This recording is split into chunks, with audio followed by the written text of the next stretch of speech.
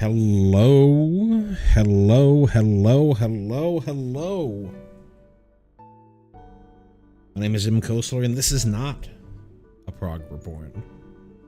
It hasn't been a Prog Reborn for many months.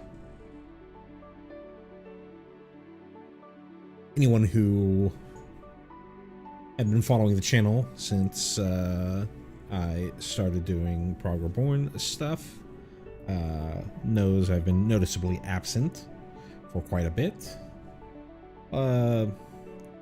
Ended up finding a job, also ended up sort of getting burnt out on Final Fantasy as a whole. Final Fantasy 14 specifically as a whole. But one obsession was replaced with another. I have been a long-time Magic the Gathering player, off and on throughout the years, starting in the early 2000s with Onslaught. Took a break, came back for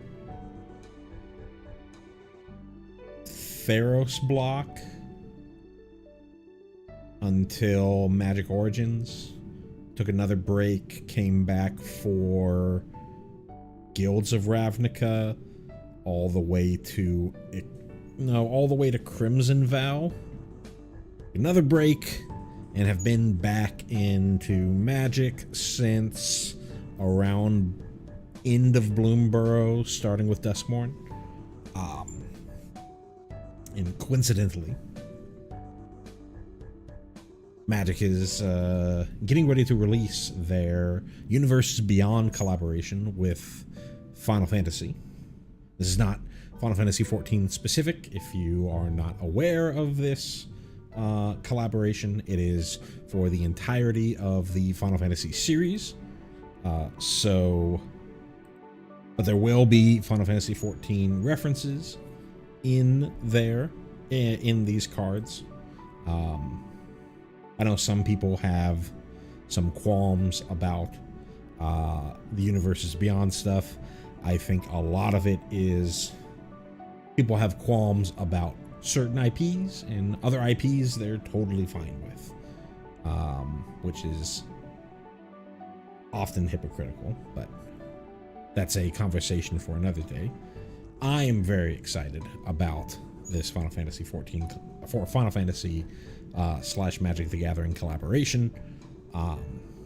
And way back in the day when I was on one of my other obsessions, speedrunning, it coincided with me being into and speaking of, I need to just realize that I had Arena still open, so let me go ahead and close that out real quick.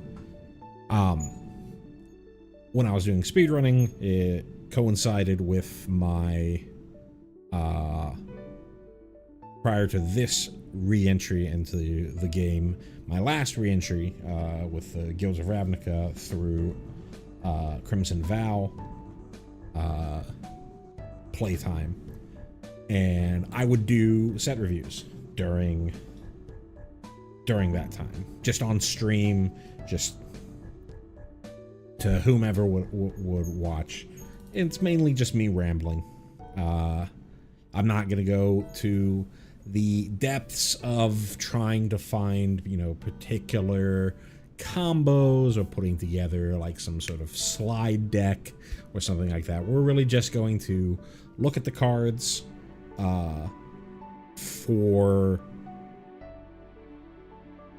that have been revealed so far, and think about their application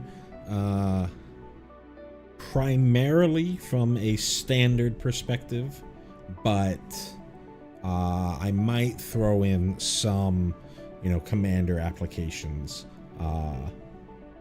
as I see them, especially when it comes to the commander specific cards.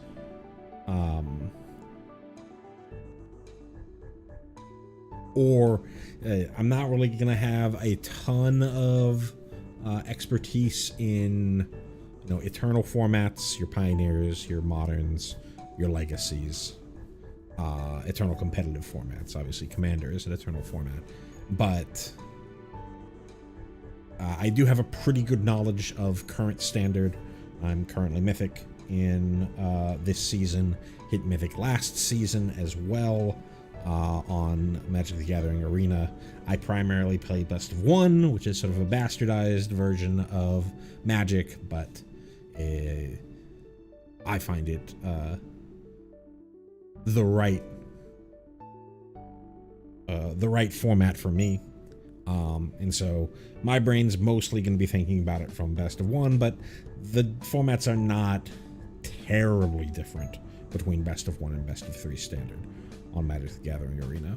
So that's going to be my perspective on these.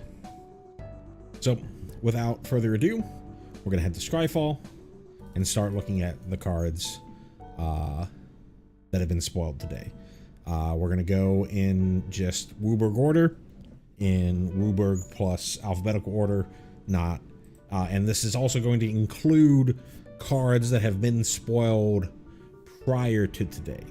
I haven't done any sort of set review. I don't believe I have done any sort of set review for any of the cards before this.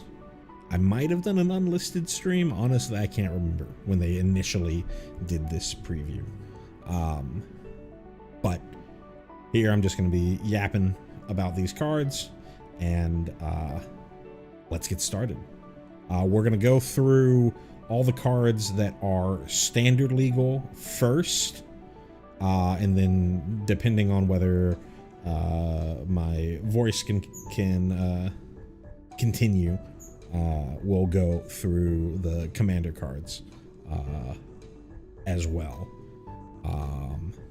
Probably not going to look at the through the ages reprints, as they are just reprints that are, different alt arts for cards that already exist and are not getting introduced to standard as a reprint, but are just there for collectors, essentially. Let's start with Aerith Gainsborough. Again, this is not a Final Fantasy XIV specific collaboration. This is for all Final Fantasies, and so they're going to be hitting a lot of the different, main characters from the mainline Final Fantasies. I do know that they specifically said that the cards are going to be coming from the mainline Final Fantasy games. So that means the numbered games, and that does not include things like X2 or the Final Fantasy 13, Lightning Returns, and I forget what the 13.2 was called. Does not include Mystic Quest or Tactics or Dirge of Cerberus, or even what's the one with Jack, Strangest Paradise. Doesn't include any of that stuff that are specifically related to that stuff. Obviously, Dirge of Cerberus is a Final Fantasy VII spinoff, so there might be a Vincent Valentine, but there's probably not going to be anything specific to Dirge of Cerberus, or anything like, there's not going to be like a Pain card for X2. So anyways, back to this. We have Aerith Gainsborough. For 2 and a white, we get a legendary human cleric at rare. She is a 2/2 with lifelink, so a gray ogre with lifelink, pretty understated for today's standard. But whenever you gain life, put a +1/+1 counter on Aerith Gainsborough. And then when Aerith Gainsborough dies, put X +1/+1 counters on each legendary creature you control, where X is the number of +1/+1 counters on Aerith Gainsborough. So, a little weird flicker on my screen, but it's no big deal. So basically an overcosted Ajani's Pridemate. There are a couple of Ajani's Pridemate variants in Standard right now. Essence Warden is a 2/1 bat that has this Ajani's Pridemate trigger. That has a couple of other things that only costs 2 mana. Then there's just Ajani's Pridemate itself was printed in Foundations. There are also a couple of Soul Sister effects in Standard right now. There's, I think it's called Hinterland Sanctifier. It's a 1 mana 1/2 rabbit that whenever another creature you control enters the battlefield, you gain life. There's also Case of the Uneaten Feast, which is that same effect, but on an enchantment. Case has some other effects. If you gain 5 or more life in a single turn, you can do some other things with it. But as it's relevant to Aerith, that's the big thing there.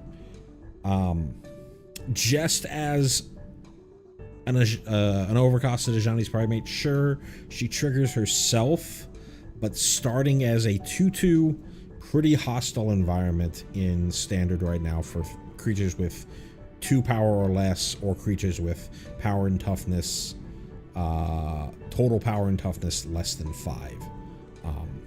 Obviously, if you have a Case of the Uneaten Feast or a Hinterland Sanctifier in play, then she immediately becomes a 3/3 on turn 3 with lifelink, which is decent.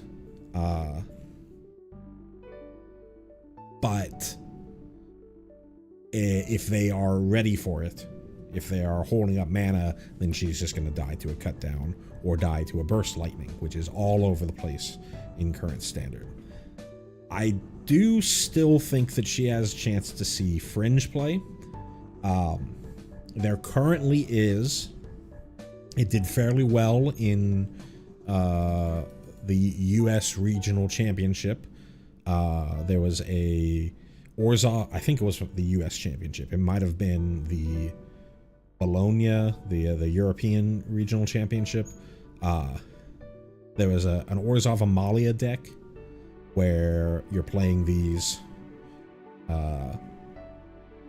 you're playing all these, Soul Sister effects to try and grow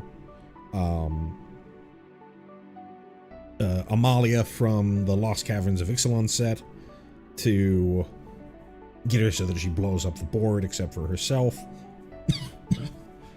And that deck plays at least Amalia and Ellis Ilkor, which are both legendary creatures.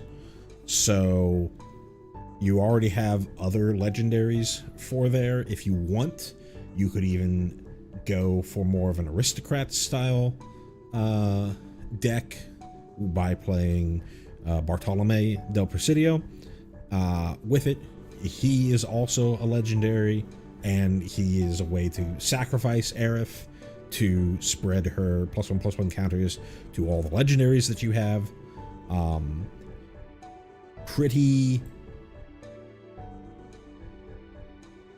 That's a pretty neat effect. There is as well, I don't remember its name, but it's for 3 mana. It's an Orzhov bat that is a legendary that you can pay like a white and a black and maybe 2 life or something to bring something back from the graveyard that's 3 mana value or less when it attacks.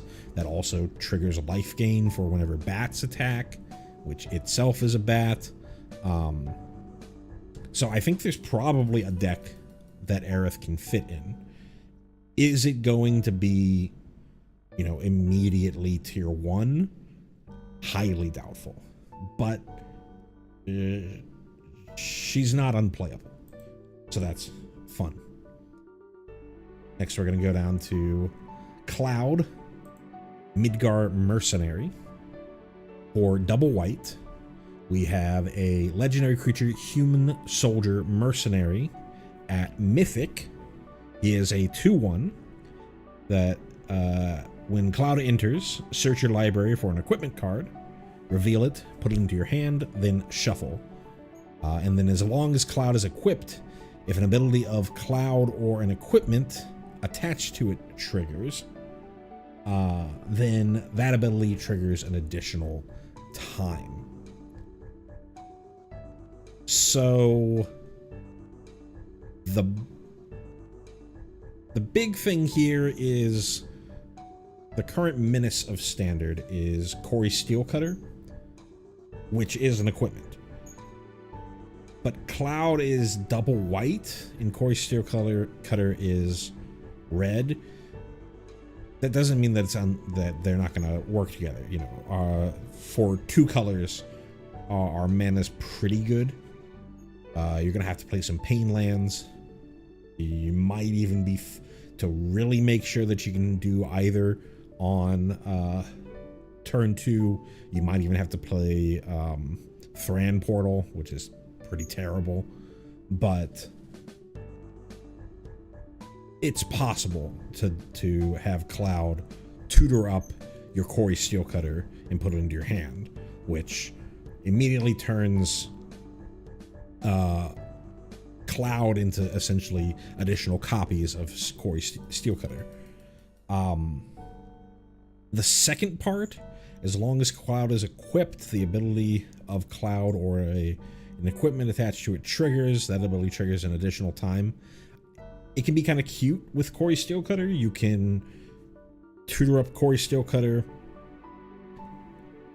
cast Corey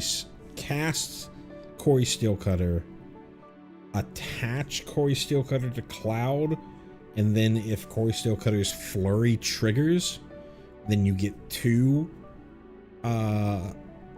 monk creature tokens. Only one of them would end up getting haste because the Corey Steelcutter is the thing that gives it haste, and you have to attach it to one of the monk tokens that gets generated. But that's kind of cute. I think most of the time you're not really going to do that whole play. You would probably are just using Cloud as a way to tutor Corey Steelcutter. Other equipment in standard, I'm trying to really think. I know some of the Bright Glass Gearhulk decks play some copies of Basilisk Collar, but they're really just playing it because it's a one drop that they can tutor, and so, you know, just having one of them in your deck, put that lifelink Death Touch on your Bright Glass Gearhulk to fight against aggro, you know, that kind of stuff, right? It doesn't necessarily mean that Basilisk Collar is like a very playable standard card. It's just that it's a decent enough option as a tutor target for Bright Glass Gearhulk. Sure, it can also be a tutor target for Cloud, but is it good enough for Cloud? Bright Glass Gearhulk having First Strike and Trample already makes the Basilisk Collar significantly better. Cloud would just have the Death Strike or the Lifelink and Trample, or sorry, the Lifelink and Death Touch. Don't really know. And I can't really think of other equipment that generally gets played. There's a lot of 4 Mirrodin cards that were played.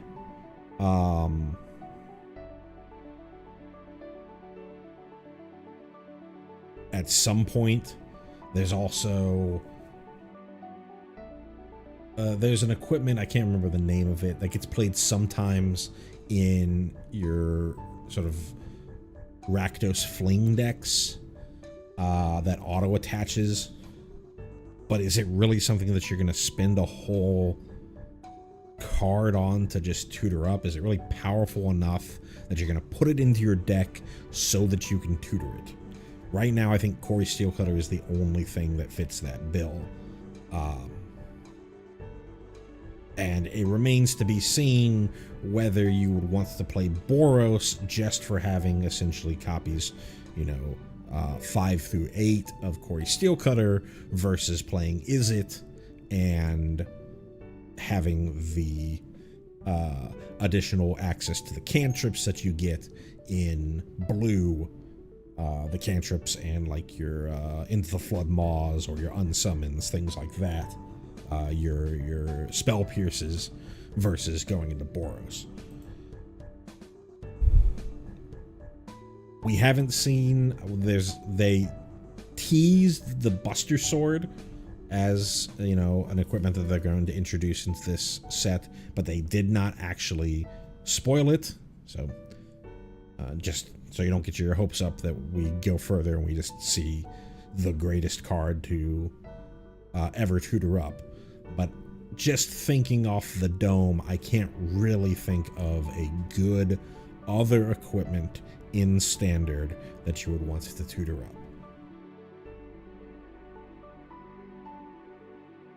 We do have, immediately following Cloud, we do have, let's see if I can center this a little bit better. Oh yeah, there we go. We do have Dragoon's Lance. For 1 and a white, we get an artifact equipment at uncommon.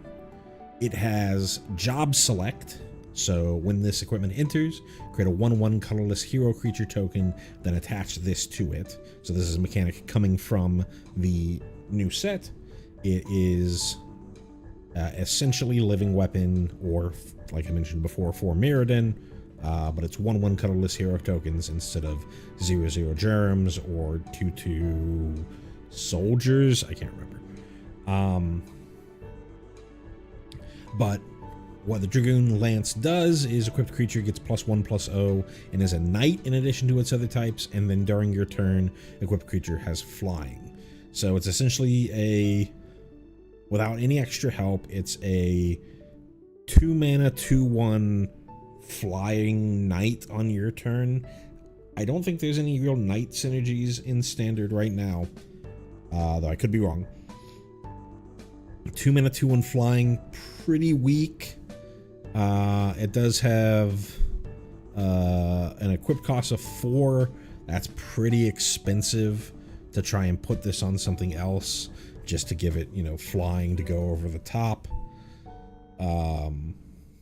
If you're looking for that effect in white, there's already Feather of Flight, which is an aura that gives flying that also cycles.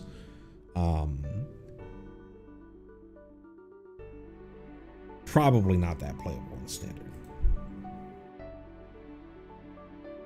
Next up, we have Side Quest, Catch a Fish. This is one of the cards that had been previewed a while ago, but as we're going to go over all that stuff, let's look at this one here.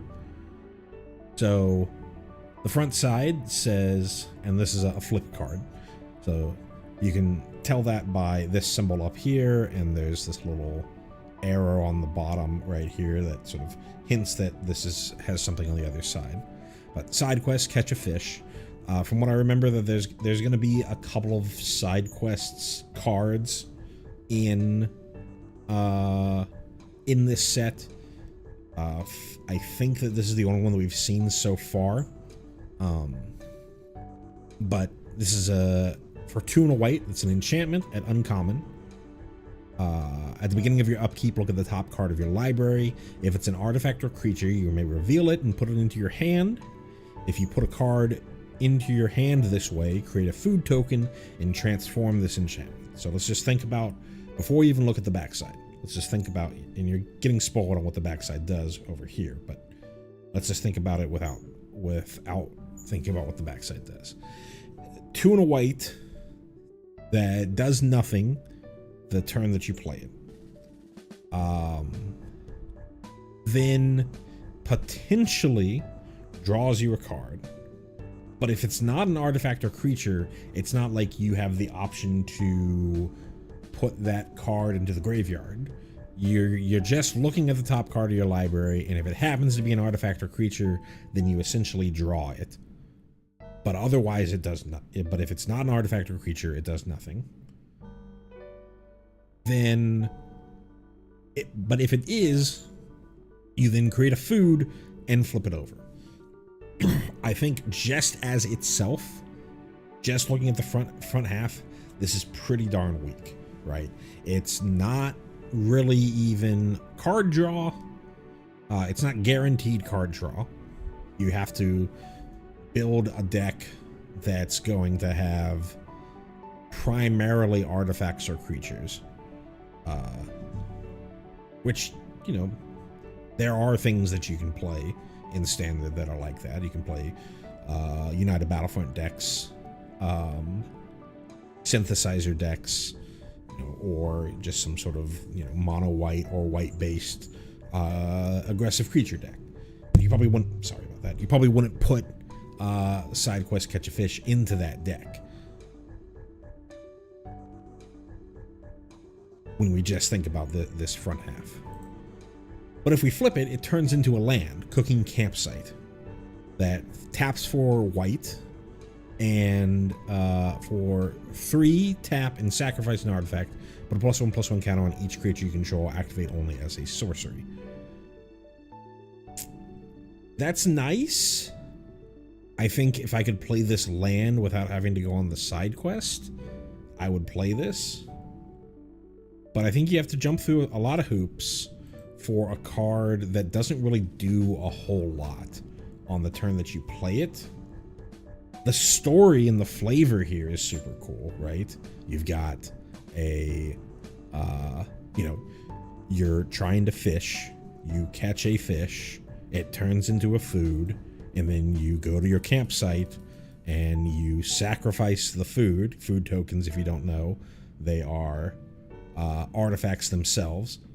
So you sacrifice that food to sort of pump your team, right? They're replenished by the food that they ate. But outside of the story, let me let this train go by real quick.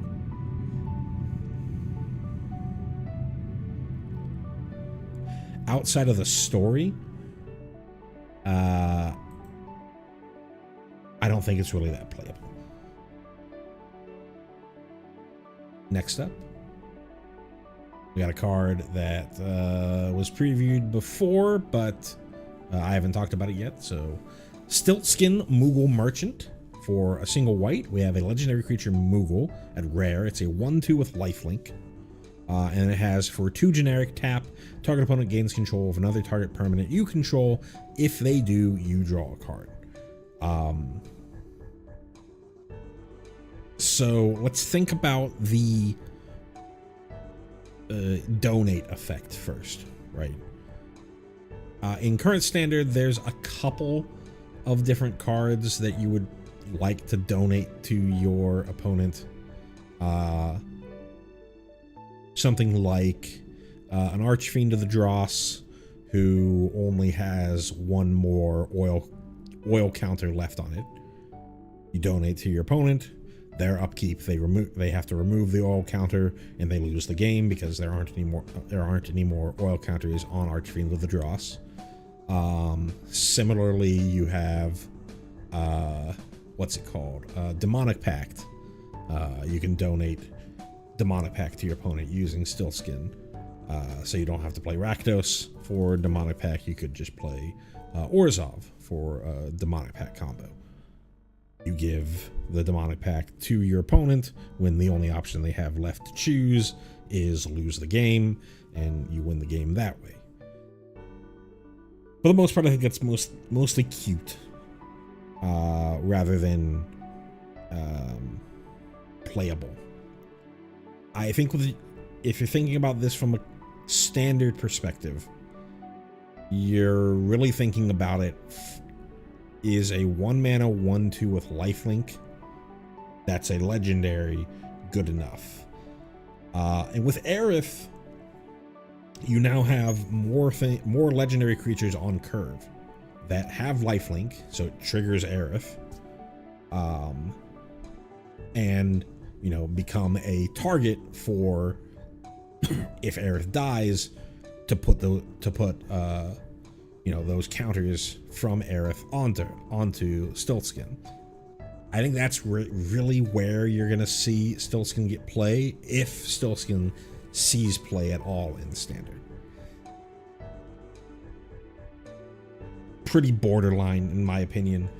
1 mana 1/2 is a fine stat line, but it's not really an aggressive creature.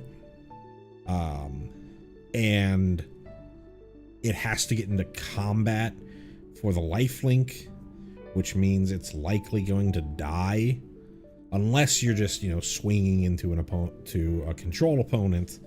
Sure, you can get a couple of triggers on there, but if it ever has to get into creature combat, then it's not really doing too much there. Maybe get 1 trigger off of it. And even in some sort of raise the pass style deck, you would really like for Stillskin to have some sort of ETB effect when it comes back. Instead, it's just a 1 mana 1/2 with lifelink. So I'm not convinced that it's going to see a ton of play. Next up, we have the Crystal's Chosen for 5 white, 7 total mana.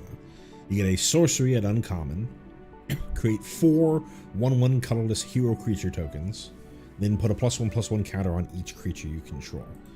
Pretty straightforward spell. Excuse me.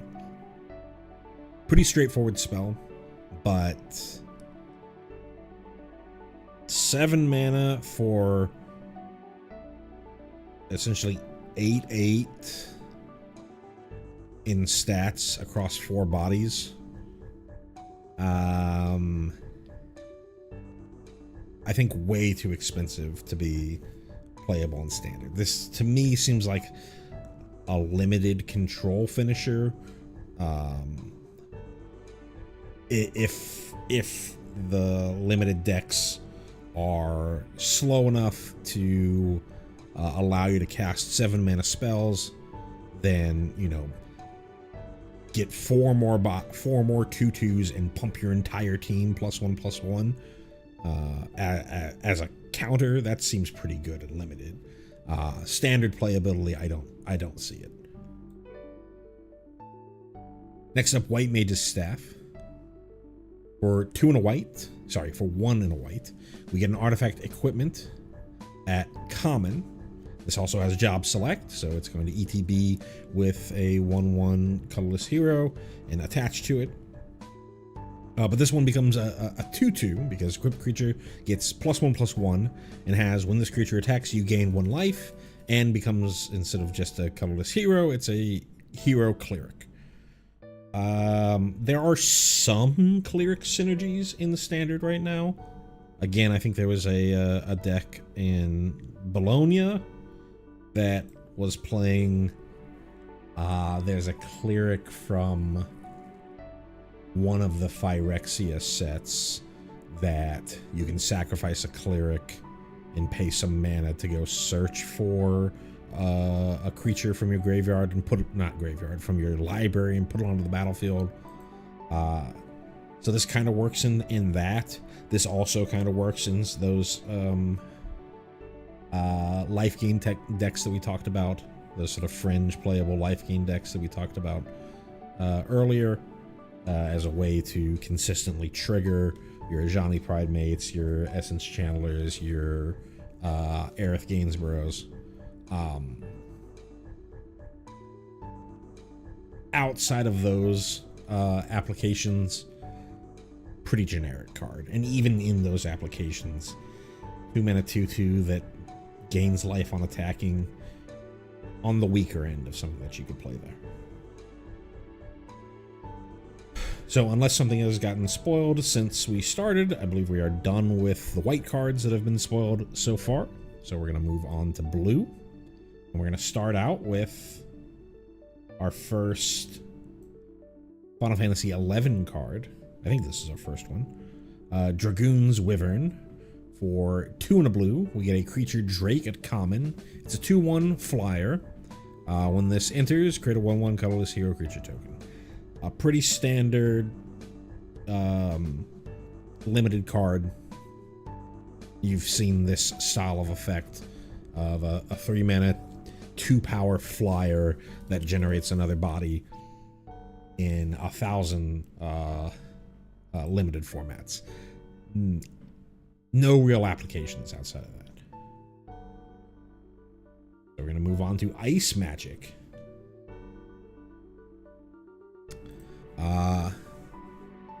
This is our first instance of the tiered mechanic coming from this set. So what Ice Magic is for 1 in the blue, we get an instant at common, and it has tiered. Choose 1 additional cost. And when we read it, if you have any familiarity with Final Fantasy, you'll understand exactly what they're trying to represent here. You can cast either Blizzard, so for 0 additional mana, you can just instant speed, unsummon. Unsummon already is instant speed, and it only costs a single blue, so that's pretty weak. So what if we instead cast Blizzara? So for a total of 3 in a blue, target creature's owner puts it on their choice of the top or bottom of their library. I can't remember what the name of that card is, but that's an effect that's been around for a while. Sort of blues removal. You're putting instant speed, you're making it so that either it's essentially a full removal if they decide to put that creature on the bottom of their library, or it's sort of the same it's similar to just bouncing it to their hand, but they can't replay it that turn, and it turns their next draw step into a card that they already know about. So if they're really searching for something to get them out of a pickle, then they don't really want to put it on top of their deck. And so finally, Ice 3 Blizzaga for a total of 6 blue, so 8 total mana. Target creature's owner shuffles it into their library. So that's very permanent removal. Essentially permanent removal. You can kind of think of it as your opponent just happened to draw another copy of that creature from their deck, if they do happen to get it out again. But that's 8 mana. Sure. If you really need to get rid of something, you have that option, and you don't really want them to be able to cast it again. You have that option. That is really expensive for that effect. It's pretty much a limited card. Don't really see a ton of applications for this in standard. We already have Into the Flood Maw. We already even have Unsummon. You would really have the only point where you would think that, hey, I want this card is if you think that Blizzara is good enough, but I don't think that 4 mana for that effect is a standard playable effect. So our first Final Fantasy 16 card, Jill Shiva's Dominant. For 2 in a blue, we get a legendary creature, Human Noble Warrior. At rare, she is a 2/2. And when Jill enters, return up to 1 other target non-land permanent to its owner's hand. So, sort of Man of War, Reflector Mage, Expulsion Mage, I think is the name of the one that I'm actually thinking of. And then for 3 blue, and tap, you can exile Jill and return it to the battlefield, transformed under its owner's control, activate only as a sorcery. So you can already see a little bit of what's going to happen. But let's just think about the front half of Jill first. Hill Giant stats, so 2 in blue for 2/2. We already talked about before how 2 power creatures are, or sorry, 2 toughness creatures are pretty poor in this format that is playing a ton of main deck burst lightnings and main deck cutdowns. So pretty weak on stats, but it does have an ETB, so it'll at least do something when you play it. Return up to 1 to target other target non-land permanent to its owner's hand. That's can be pretty powerful, right? Bounce a token is essentially removal. You know, you can bounce a temporary lockdown to get back your Corey Steelcutters that were locked down the turn before. You can, and it doesn't say opponent only, so you can, you know, bounce back your own Storm Chaser's talent to replay it at a later turn so that you have an additional spell for your own Corey Steelcutter, or just to get another 1/1 prowess otter token, or to like you see a lot with this town ain't big enough, just as a way to reset the level up of the Storm Chaser's talent effect. So there are some, you know, some nice things that you can do here, but stat-wise, I think on the weaker end. But she does have the flip side, so there's the flip side push her over the top. 5 mana, tap, exile only as a sorcery. Turns into, this is our first instance of seeing a creature saga, which is another mechanic that's introduced in this set. So sagas have been around for a while.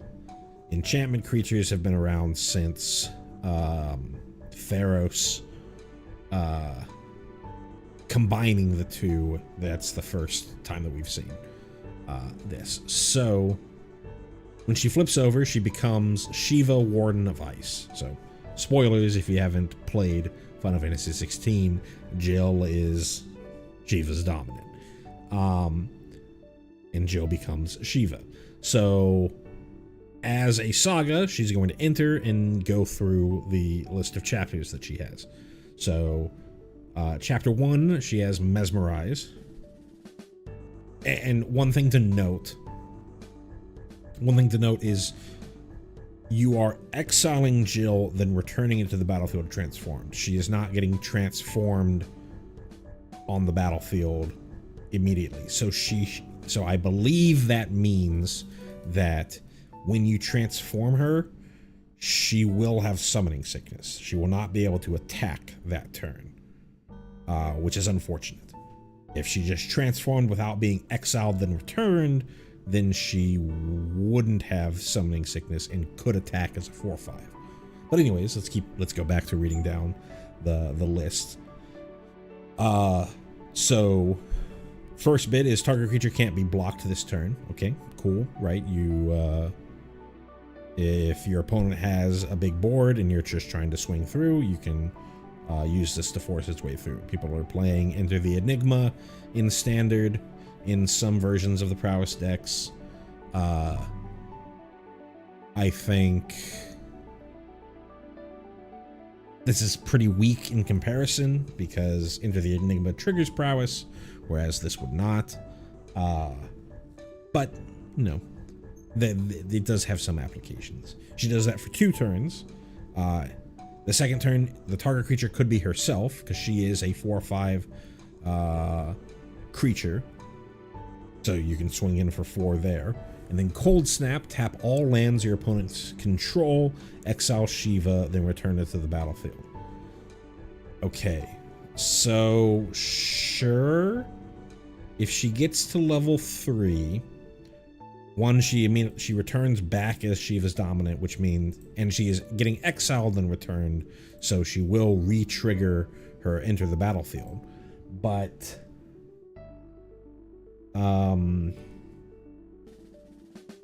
This really only does something for if your opponent was holding up mana but didn't read chapter 3.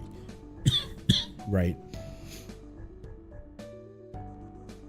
Because the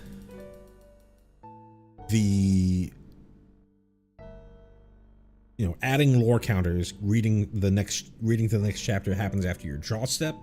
So the opponent could just be like, all right, I want to see. They can go to your upkeep and shoot Shiva with whatever and not have to worry about this effect getting triggered. They could have shot Shiva at any point and not have to worry about it getting triggered. But even then, they have all the way through your upkeep to decide if they want to shoot Shiva. And then it's not like they tap the lands and put stun counters on them. Like, it's not like it's a huge effect that cuts down their mana for a whole turn. It's just, hey, if your opponent is holding up counter magic, then this means that, hey, you'll be able to sneak in something past counter magic, because it's going to go to your draw step. When this happens, sure, they could float their mana, but then it's going to go to your main phase, and all that mana that they floated would disappear.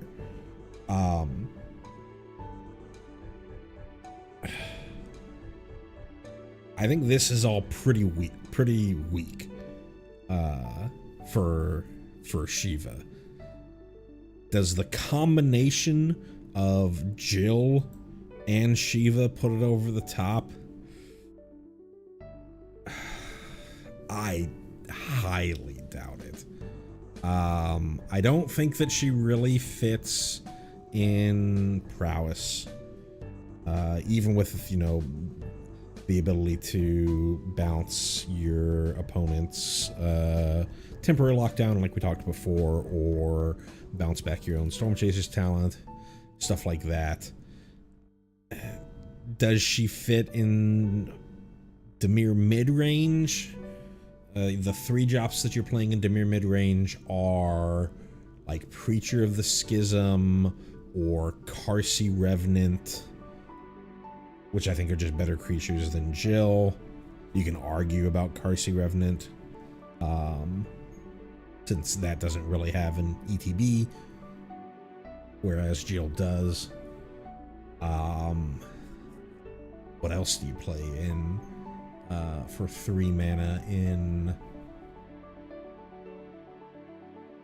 Dimir mid-range? I don't think a ton. Maybe. No, you're not really playing stock ups in there. Kaito is kind of a 3-drop in Dimir mid-range, because you're ninjutsuing for 3, but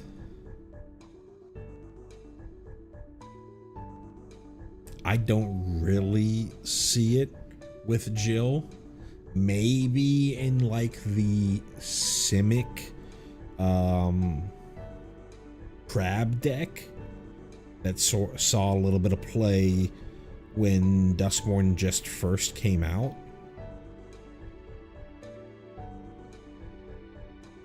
But I think anyone who's still playing that just decided to switch to Izzet Prowess.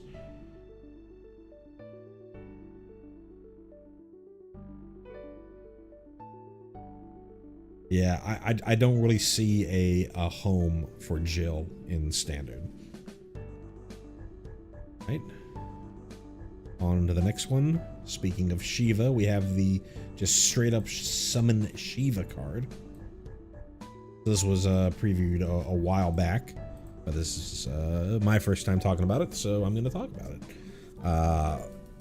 Summon Shiva for 3 blue, and this is specifically the Final Fantasy X version of Shiva. For 3 blue, we get a enchantment creature saga elemental. So it's a 4/5. It's another one of these sagas. All of the summon cards are going to be like this.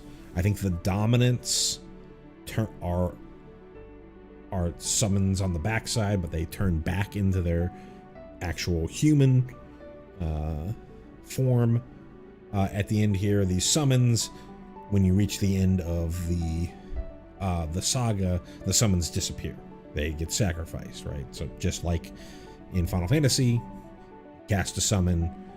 It's not like a pet. It's there for a big effect, or it's like in 10 specifically. You know, you get a couple of attacks and then it's overdrive or something, right? So, what does Shiva have? Her chapters 1 and 2 are Heavenly Strike. Tap target creature an opponent controls, put a stun counter on it. So stun counters are if permanent with a stun counter would become untapped. Instead, you remove the stun counter. So it stays tapped for as long as there are stun counters left on the creature. So that does it twice. So she ETBs, stuns something, which is pretty decent. Sort of semi-removal-ish.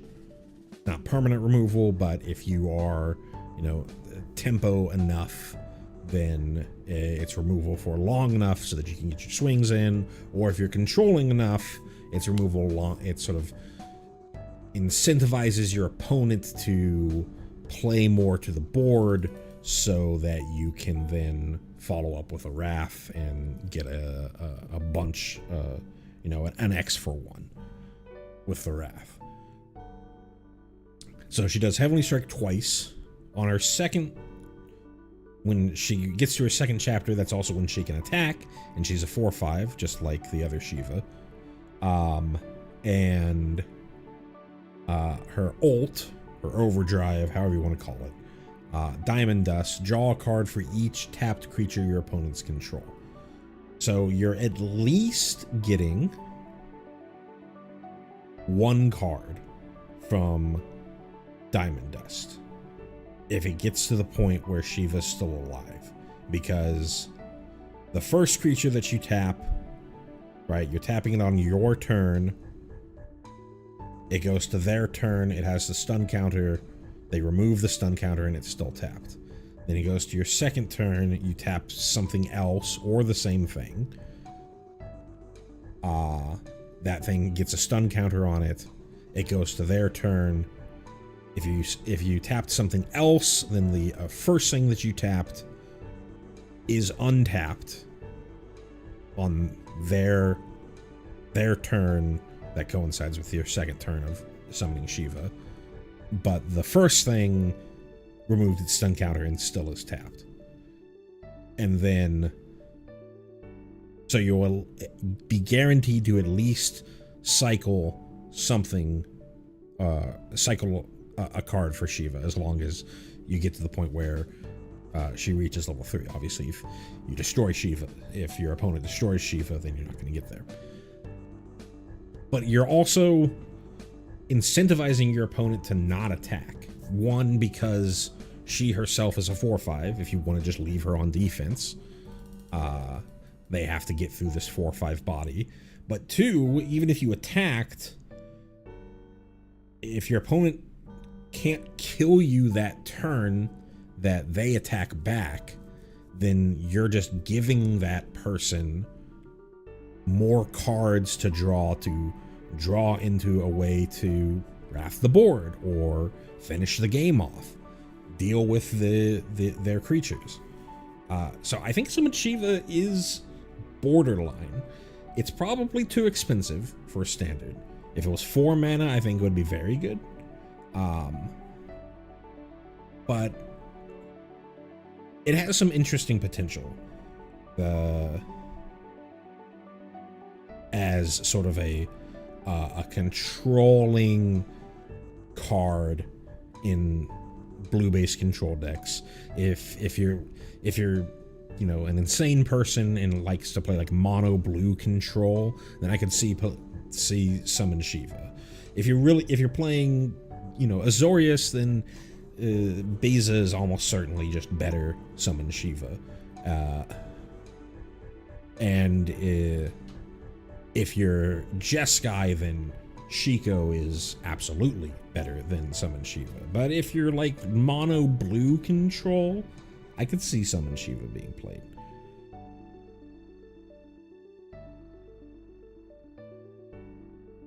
Next up, I think it's our last blue card. We have Ishtolo Rule, so our first Final Fantasy XIV card that we've seen so far. For 4 blue, we get a legendary creature, Cat Druid, at Mythic, and she is a 3/4. And she has, at the beginning of your instep, exile target creature you control, then return it to the battlefield under its owner's control. Then if it's the first instep of the turn, there is an additional instep after this step.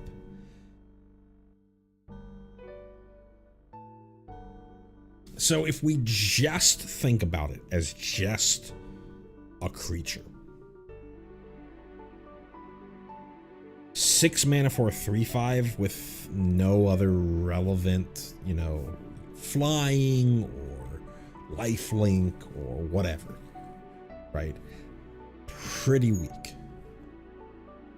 And this is from standard application, right? So you really have to build into her effect.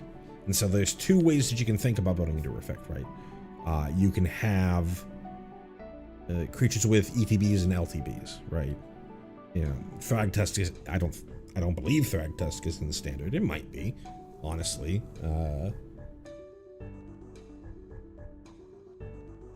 I don't remember if it was reprinted in Foundations. I know Obstinate Baloth is. Maybe I'm confusing the 2.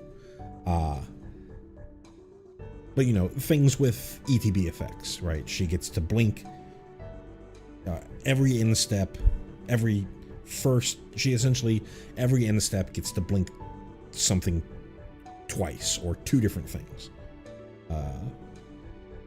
Because you get an additional instep. The next thing would be to think about, okay, what are things that have instep triggers? And I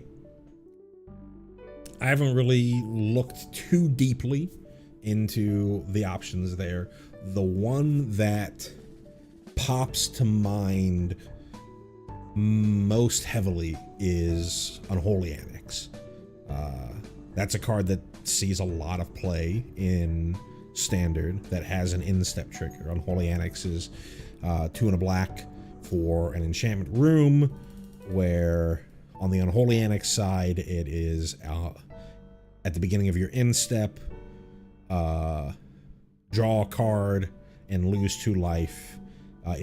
If you control a demon, instead draw a card, gain 2 life, and your opponent loses 2 life.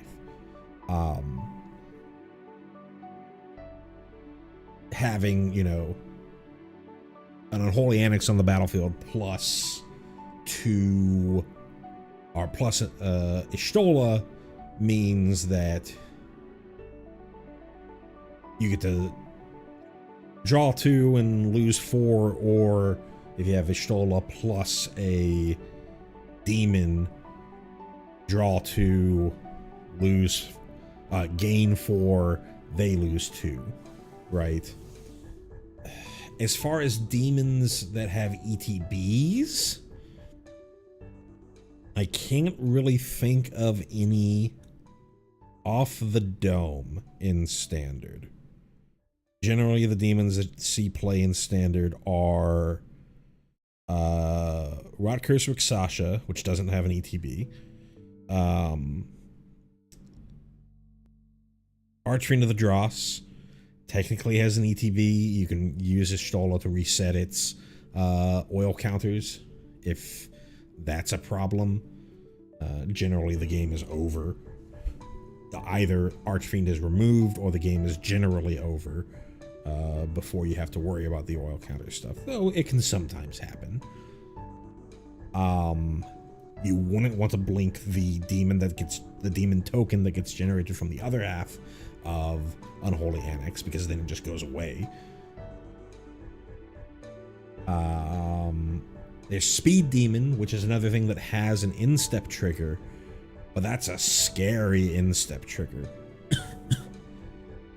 The Speed Demon's instep trigger is at the beginning of your instep, draw a card and lose a life for whatever level of speed that you have. So sure, you can draw like 1 billion cards, but you're also going to lose 1 billion life. Sure, you could have Shieldred, but now we're starting to talk about, like, I've already got this board state that's probably going to win. Is Y'shtola doing much else?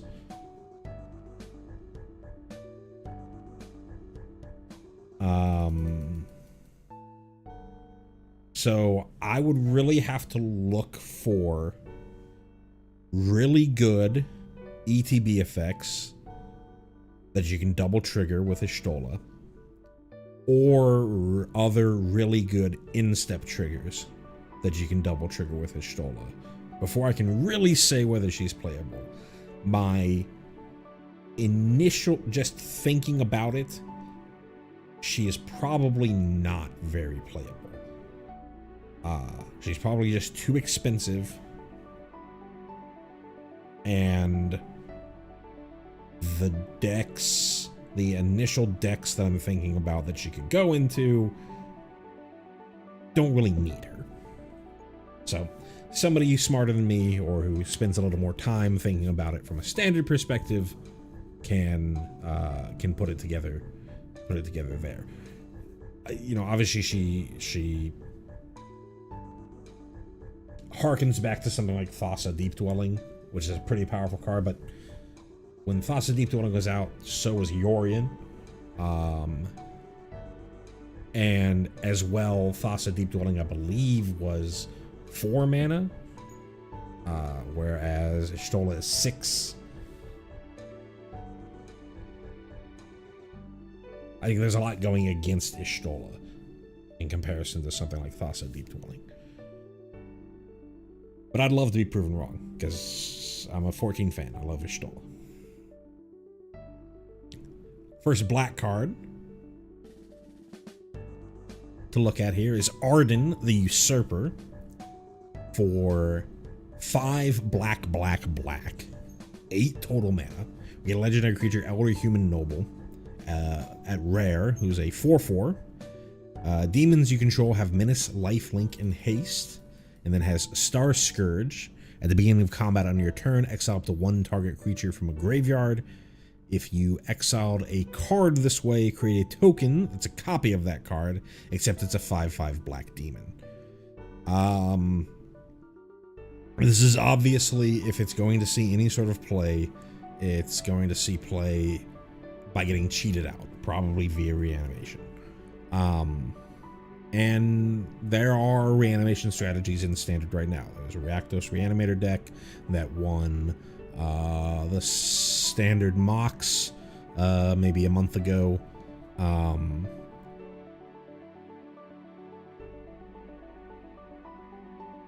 Zombify is in Standard. Valgoth's Faithful is in Standard. Ride of the Moth is in Standard. Rakdos Joins Up is in Standard. There's all sorts of reanimation things in Standard right now. We also just talked about, we briefly mentioned the Cleric deck that did decent in Bologna, that you can use to cheat this out, I think, if I remember correctly.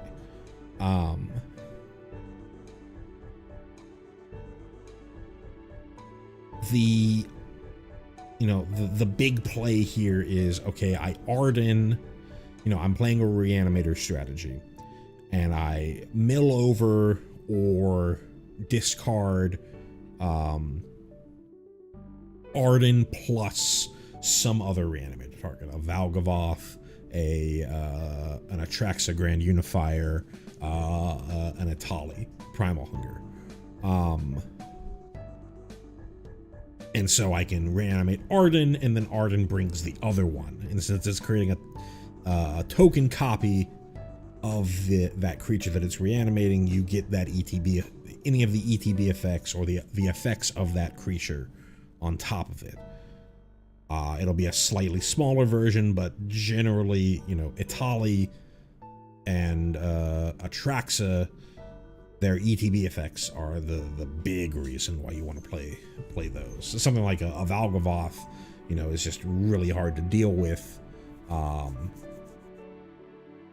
generically hoses some other strategies like Azorius Omniscience or Jeskai Oculus, and it's just a 9/9 lifelinker. But in this case, it would be a 5/5 lifelinker. But the problem there is Arden doesn't really have an ETB. Arden has a beginning of combat, so you do get an effect.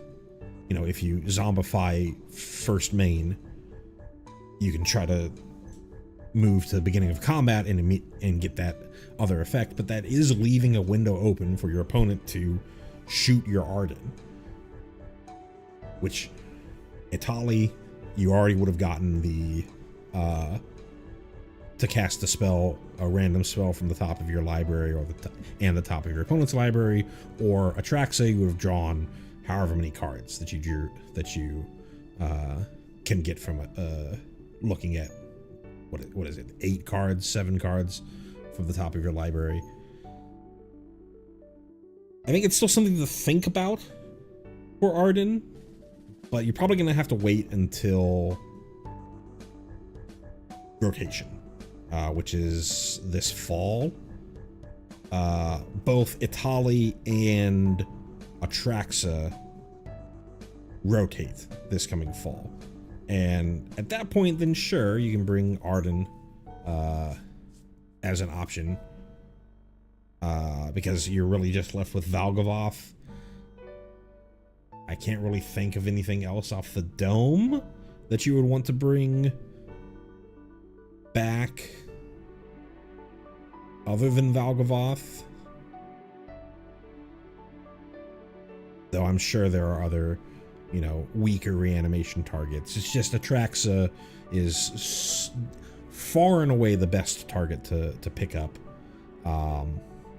And Itali or Valgavoth are number 2 and 3 in whatever order you think. And this would definitely be number 4. And I don't know if you need 4 different targets in your deck in a reanimation strategy. So that's my 2 cents.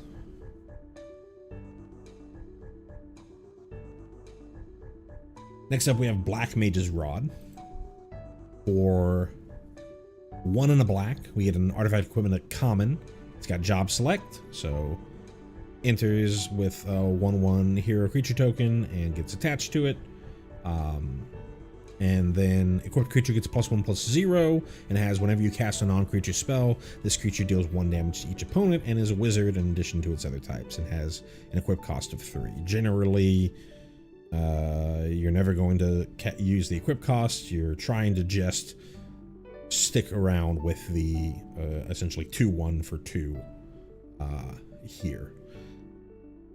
I think this is borderline playable if, for whatever reason, you want to be a Corey Steelcutter deck that is not playing blue at all.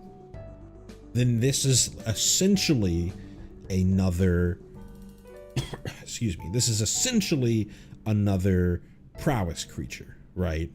Every time that you cast a spell, instead of getting +1/+1, it's just dealing the damage directly, so you don't have to get into creature combat and, you know, play the game of, oh, am I going to play the Monstrous Rage on this thing or not? You don't even have to have the Monstrous Rage in hand. So if you're trying to play a Corey Steelcutter deck and you don't want to be in blue for whatever reason, then this is an option. I would highly recommend that you just play blue or just play red.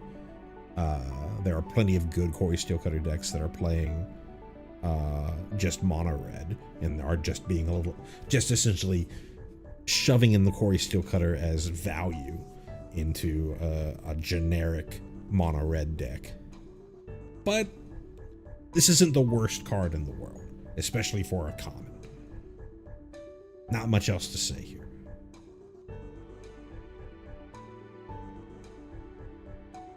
Next up, we have Sissel. Cecil or Cecil. I'm going to say Cecil. Dark Knight.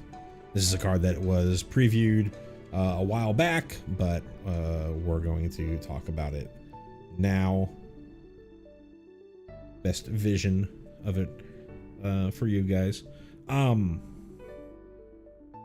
So for Cecil Dark Knight, for a single black, we get a 2/3 legendary creature human knight at rare. 1 mana 2/3, obviously insane stats. 1 mana 2/3 death touch, insane stats. It has darkness. Whenever Cecil deals damage, you lose that much life.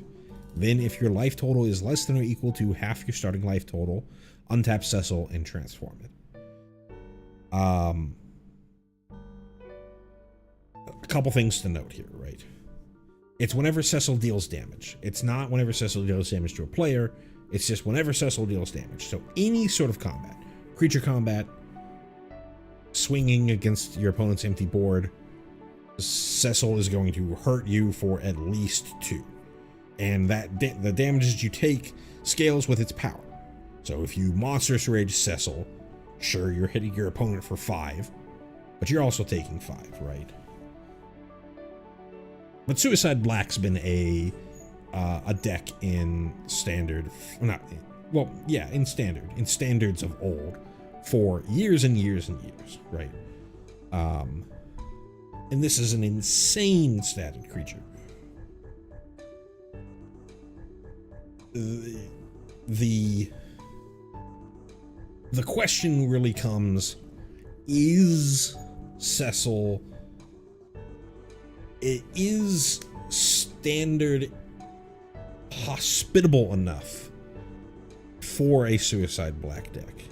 If Suicide Black is the main aggressive deck in the format, then sure, because your opponent is not being that aggressive. But aggression is the name of the game for, especially in best of one. Aggression is the name of the game. Either is it prowess or mono red aggro is the most played, the most represented, and likely the best deck in standard right now. So you're really just helping them along the way. And so it's a question of, can you be fast enough that either you can flip Cecil, which we haven't even talked about the other side yet, but can you be fast enough so that you can flip Cecil and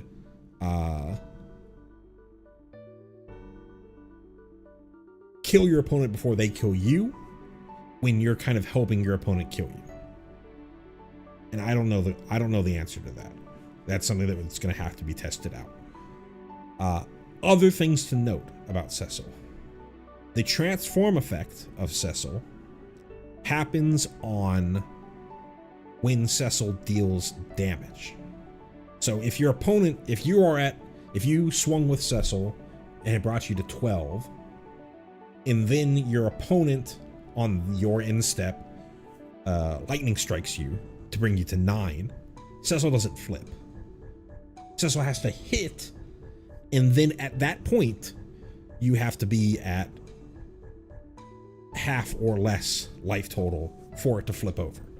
It's not just, hey, as soon as you hit 10 or less in the standard, Cecil flips. It's on the trigger of darkness. That also means if your opponent is playing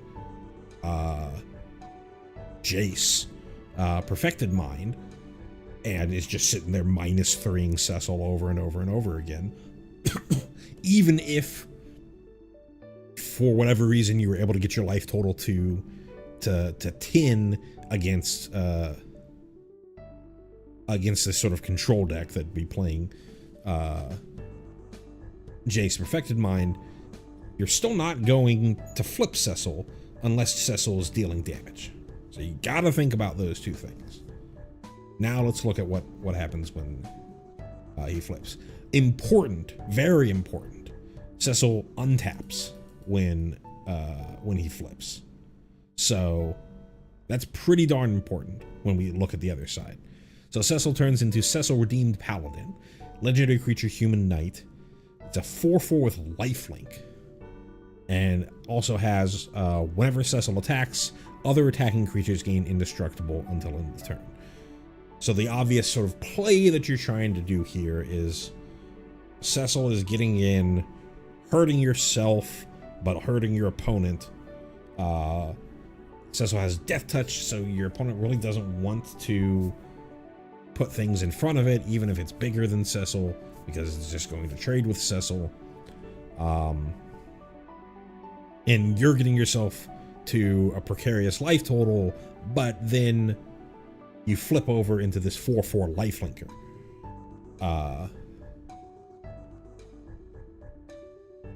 And because it untaps, you know, if you attacked and the attack and the damage brought you to 10 life, then you're also there to defend you on your opponent's backswing.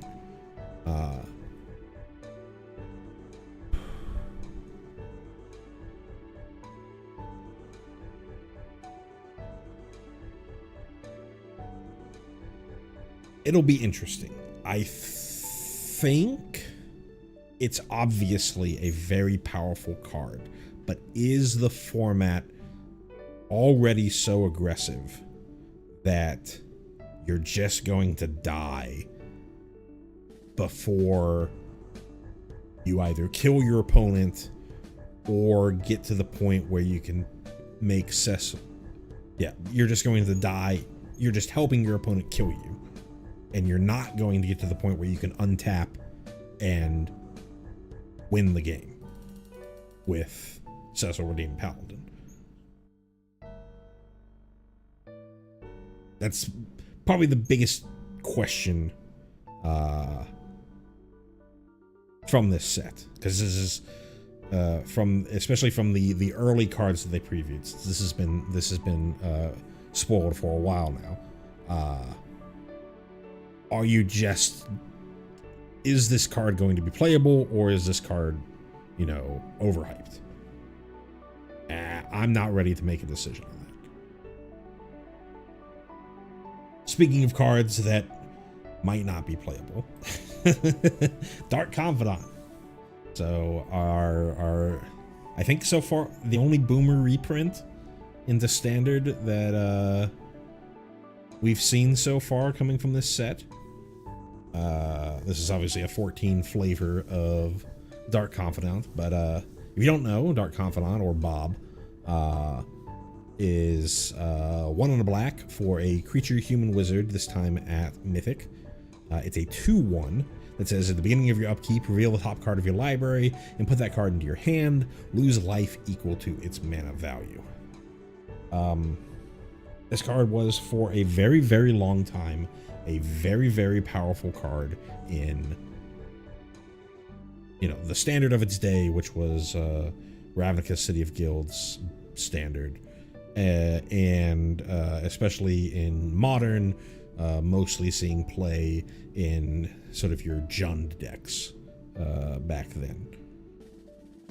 You know, your Tarmogoyf, Liliana of the Veil, Lightning Bolt piles.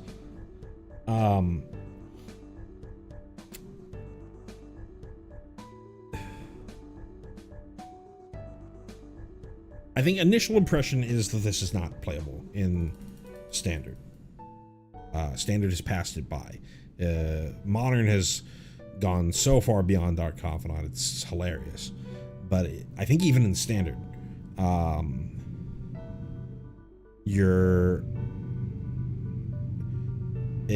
it's gonna be interesting. So it obviously compares. The obvious comparison is there are many Dark Confidant-esque cards in the standard right now. There's Caustic Bronco, which when it attacks, look at the top card of your library, or reveal the top card of your library. put it into your hand, lose life equal to its mana value. But if you saddle the Caustic Bronco, which I think takes 2, then your opponent takes the damage instead of you. That saw play for a little bit in Golgari decks, but it doesn't see a ton of play now because there's also Dark Star Augur from Bloomburrow, which is a 3-mana 2/1 flyer, so 2 and a black or 2/1 flyer that has, I think, the exact same wording as Dark Confidant, but it also has Offspring for 1 mana, and Offspring is if you pay the additional 1 mana, then you create a token copy of the card that you're offspringing, except it's a 1/1 version of it instead of whatever stats it was on the main card. And that doesn't really see play at all. The one that really sees some play, we talked about it briefly earlier, is Unholy Annex.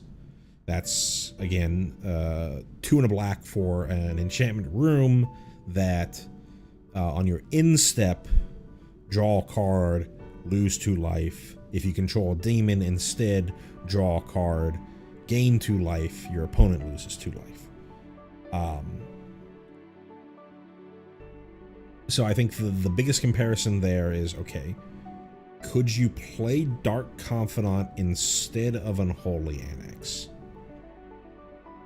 And if you could, would you play Dark Conf? Why aren't people playing Caustic Bronco?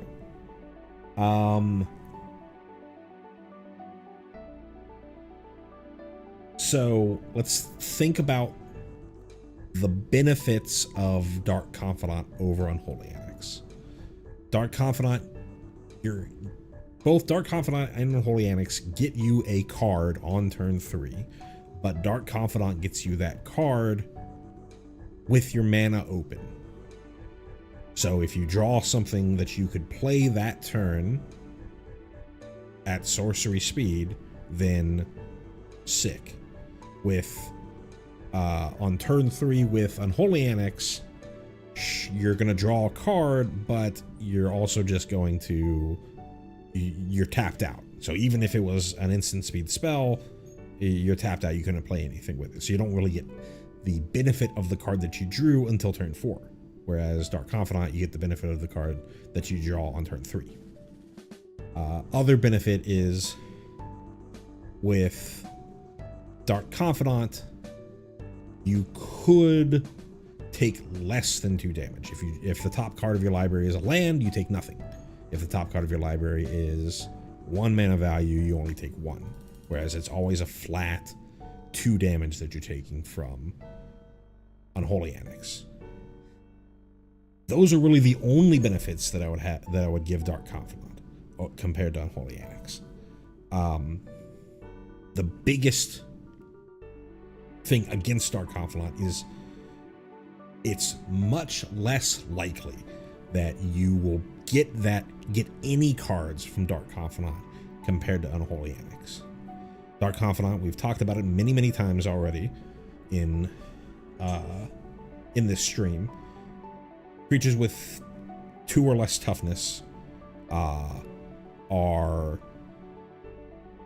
need to be incredible to see play, given the prevalence of Burst Lightning, Torch the Tower, even Shock, Cut Down. You know, it's a very hostile environment for creatures with 2 toughness or less.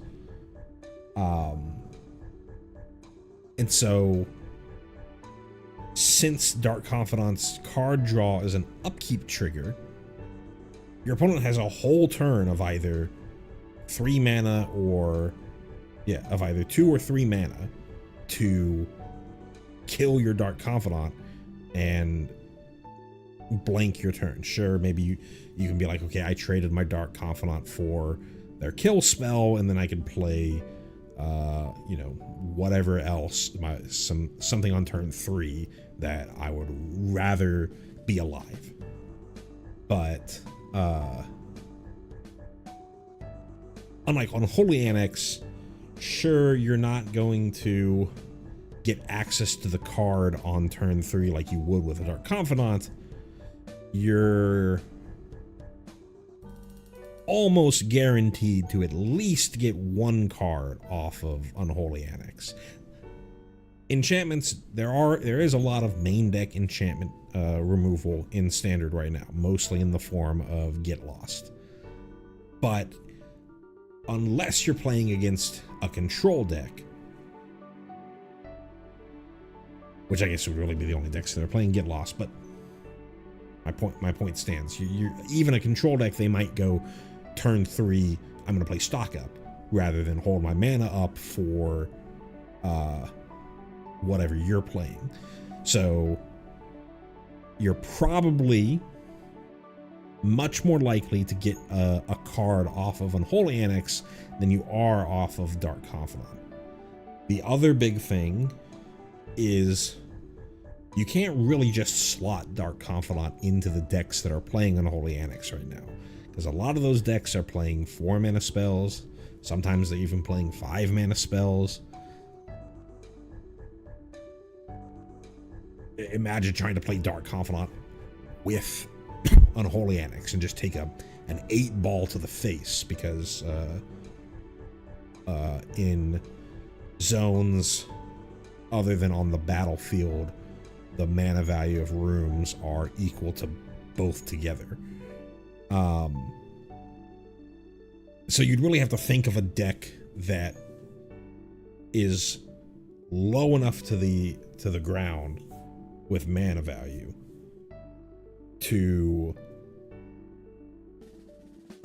that would play Dark Confidant. And there aren't really a ton of decks that do that. You couldn't, like I said, you couldn't just put it into the existing black-based mid-range decks because they're playing too high of a mana curve. You could probably play some kind of mono-black discard deck. There's a lot of cheap, good discard spells in Standard. Duress is in Standard. Dreams of Steel and Oil. Intimidation Tactics. There's the Flashback one that I think is from Bloomburrow. There's Hopeless Nightmare. There's Tiny Bones joins up.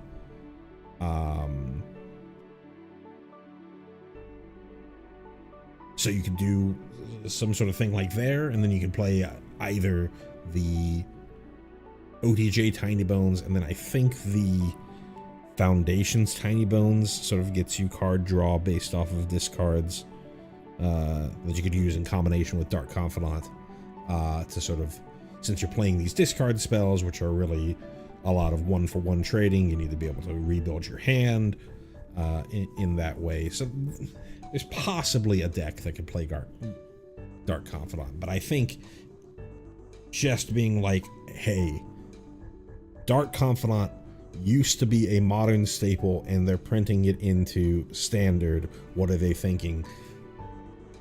I think it's going to be fine, possibly just not even played.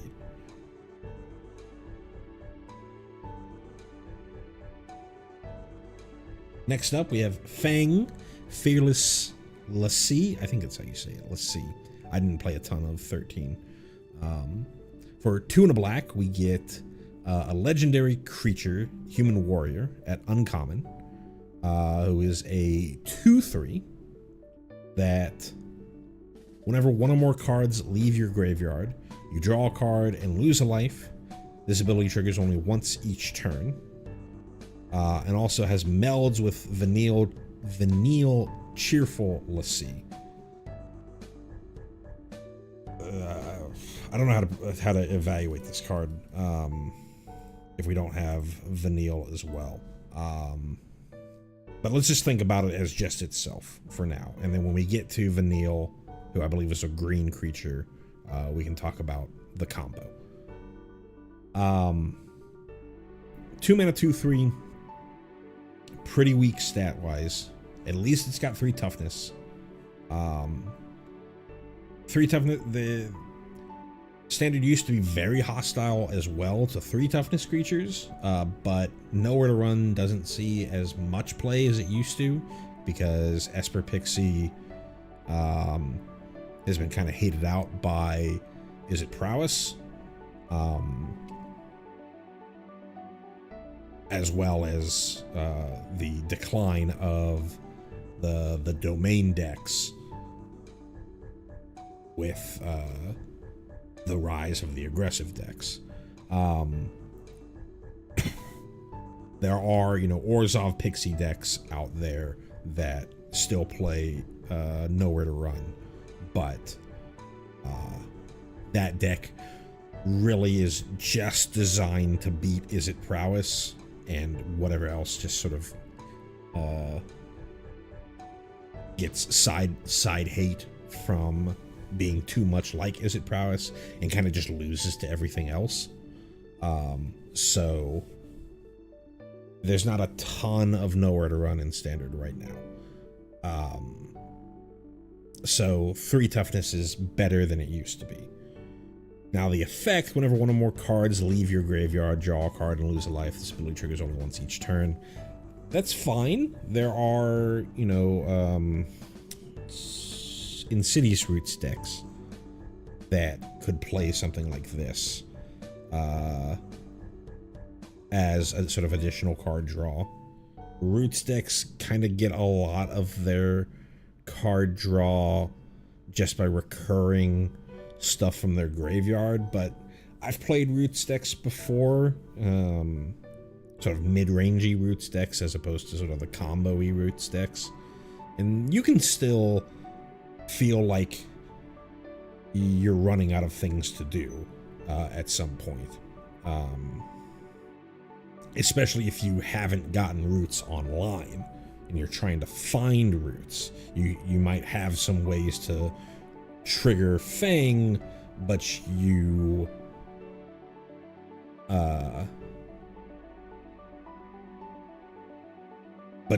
would normally be in this weird position of, I don't really want to trigger things that would trigger Roots because I haven't found Roots yet, but I need to find Roots, and at least Fang would allow you to find Roots quicker.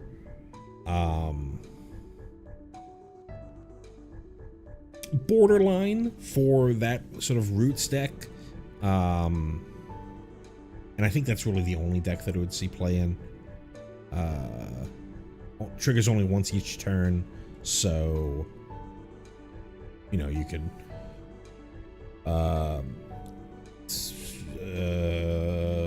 Overlord of the Baelmerk on your turn, and then Great Russian City on your opponent's turn, that kind of stuff. But I don't really think that there's anything else that any other deck out there that would play Fang. Doesn't really work in Raise the Past decks. Like, it technically works in Raise the Past, in that a Raise the Past would trigger Fang. I suppose there's that dragon, that Sultai dragon. But I think you have to have, I think that just triggers off of cards leaving your graveyard. It's not something that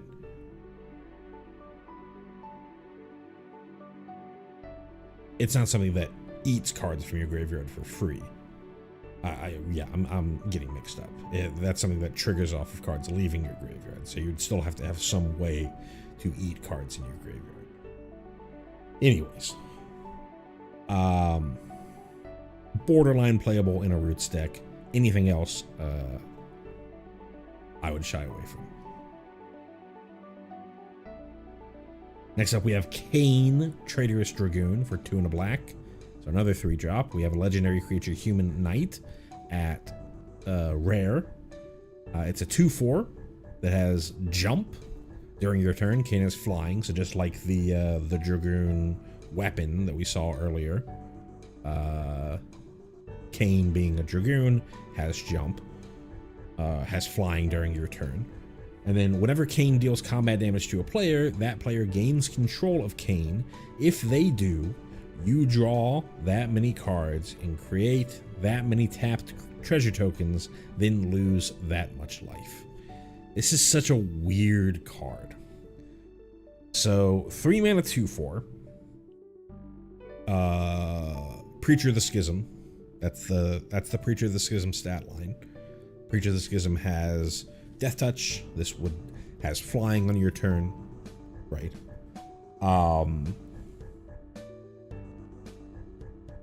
Whenever it deals combat damage to a player, that player gains control of Kain. If they do, you draw that many cards. I have to assume that the U always becomes the controller. Otherwise, this card's ridiculous. And giving your opponent a 2/4, is that fine? Is the benefit that you get, because sure, it's tapped treasures and stuff, but you're going to get the benefit of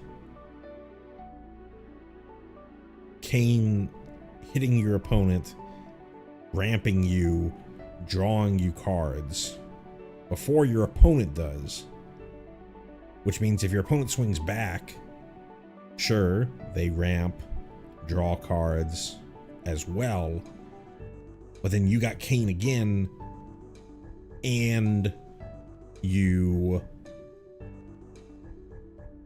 have all the cards that he gave you, plus the treasure tokens are now accessible.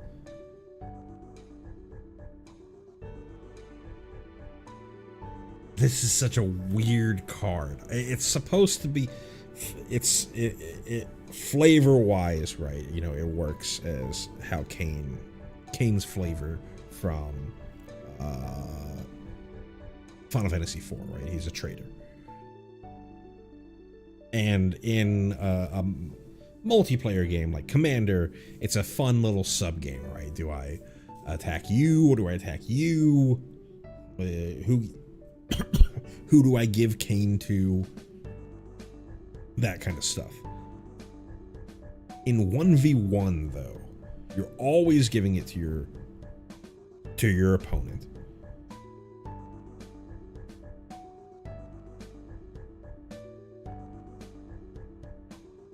Is the benefit that you're going to get from the cards that you drew and the ramp that you got gonna overcome both you losing the card that you just spent 3 mana on and potentially giving your opponent that same advantage? I don't know if that's gonna be enough. Even you getting first access to it, I don't know if that's gonna be enough to essentially pay 3 mana to give your opponent something.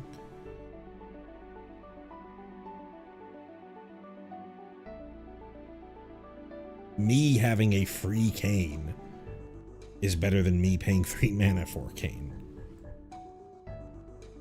This is gonna be tough.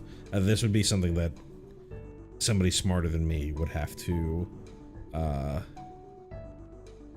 play test. I'm probably just keeping Preacher the Schism in my red decks. Not my red decks, my black based mid-range decks rather than Kain.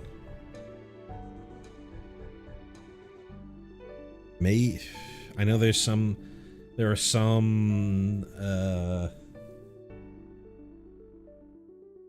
there's that black affinity for artifacts card from Aether Drift. You know, you could use the fact that you have these at least 2 treasure tokens to cheat out something, even though you can't actually have access to the mana from the treasure tokens until your next untap. Someone smarter than me is going to have to break Kain. To me, I think that the benefit that you get from Kane does not overcome the fact that you spent 3 mana to give your opponent this card later.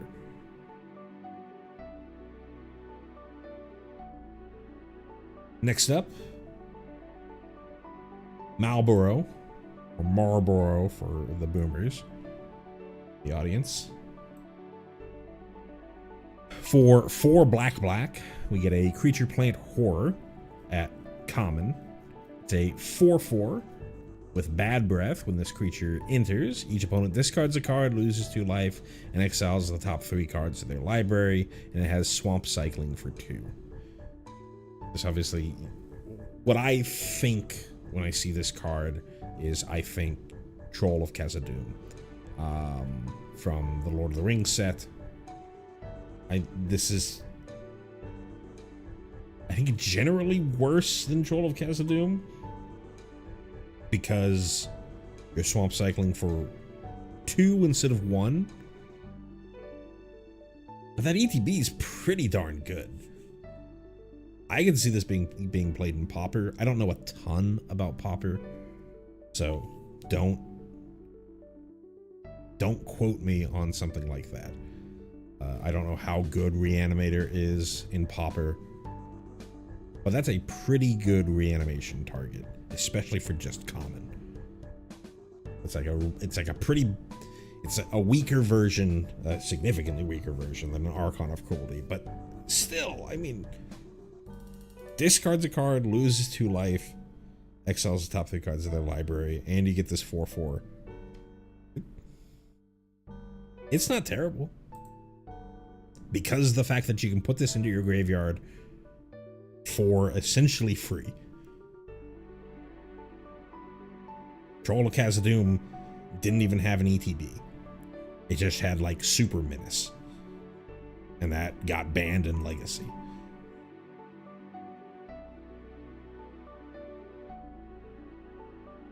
Not much else to say about this card. It's really just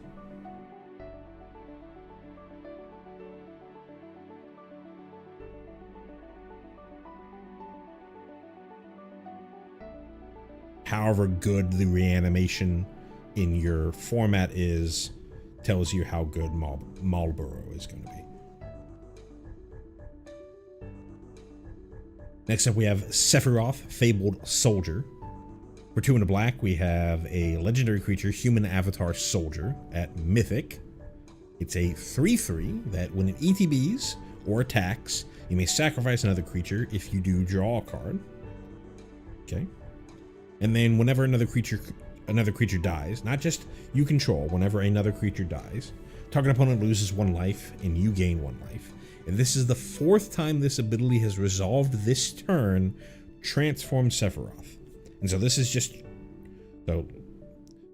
transform, unlike something like we saw with Jill, Shiva's Dominant, which exiled then transformed upon returning. So Sephiroth would still be able to attack the same turn that it transformed, whereas Jill gets Summoning Sickness.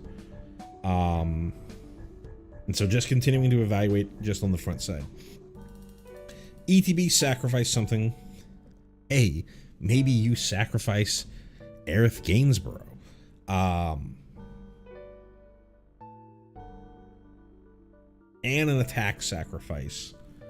There's Felithar from the current set, which is 4 mana that has an ETB and an attack sacrifice. That's sort of like a big team pumper type of thing. This is obviously more for drawing cards, but you know, free sack outlet. It's not endlessly repeatable, but it's still a free sack outlet for your aristocrats style nonsense. And turning into other cardboard is decent. Plop this into Raise the Past style deck alongside Bartolome, or just put Sephiroth in a deck that has Xenos, or that has some sort of one-sided board wipe, or some sort of board wipe that doesn't kill Sephiroth, right? -2/-2 to everything, Harvester of Misery, stuff like that, to get the quick flip. The fact that it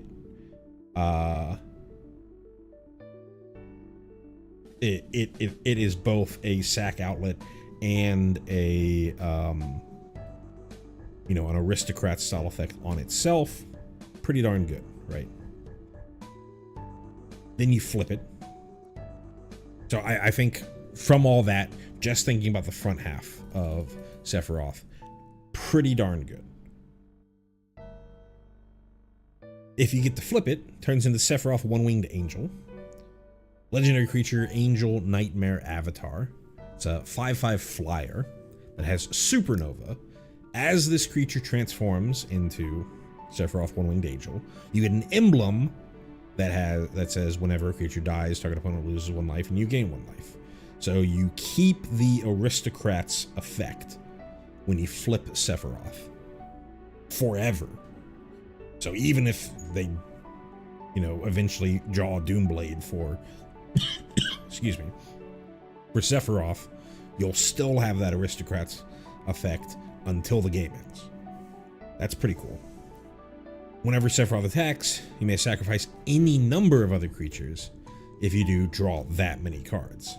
So, mass sacrifice fodder on attack here.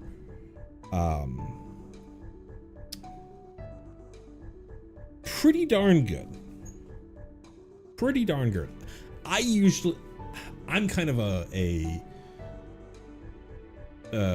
aristocrats hater. I think that deck is more cute and more people want to feel like they're smart playing that deck than it's actually that great. I know we talked about the Orzhov Amalia deck way back when we talked about Aerith, that had a decent showing at one of the regional championships. But I think in general, that type of deck, it's like you have to assemble this brittle combo, and then your opponent deals with it, and then you have to draw the Raise the Past as well to really get in there.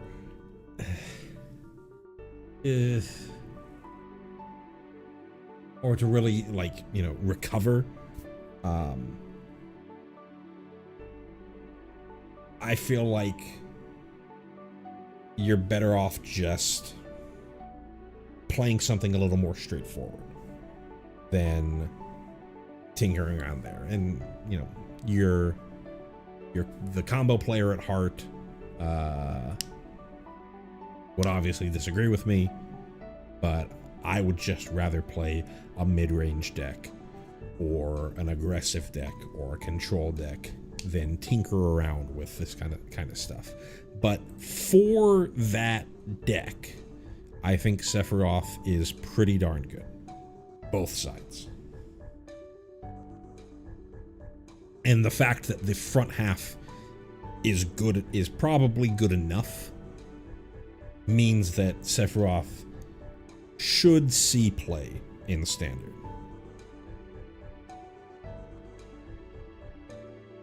So I think we're at the end of that page.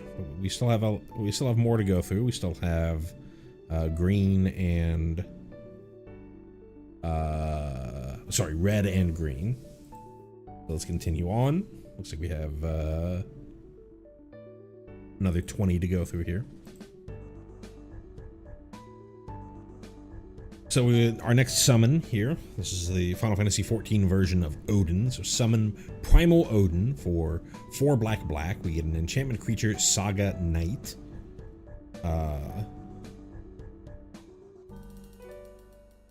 know how to say the second one. I don't know how to say the first one. Gungnir for chapter 1. Destroy target creature an opponent controls. Oh, and Odin's a 5/3. So ETB, shoot something for 6. It's fine. 6 is a little expensive for a 5/3, but you know, Ravenous Chupacabra effect, totally fine. Then Zentetsukin for chapter 2. This creature gains, whenever this creature deals combat damage to a player, that player loses the game. Pretty on flavor for Odin in Zentetsukin, especially in Final Fantasy XIV, right? The Enrage for Odin in the trial, and I think also in the Fate is Zentetsukin, and if he gets to cast it, then the party wipes. And then chapter 3, Hall of Sorrow. Hall of Sorrow? Weird. Draw 2 cards, each player loses 2 life. So you get sort of 1 punch here as a 5/3.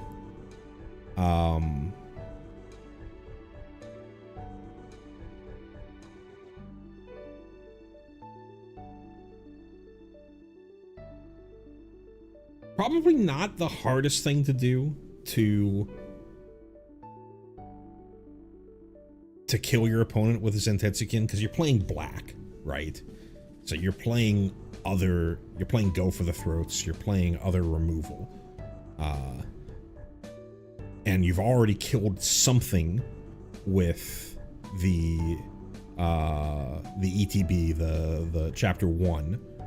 So unless your opponent has tons of stuff, then if they're just hoping to chump Odin,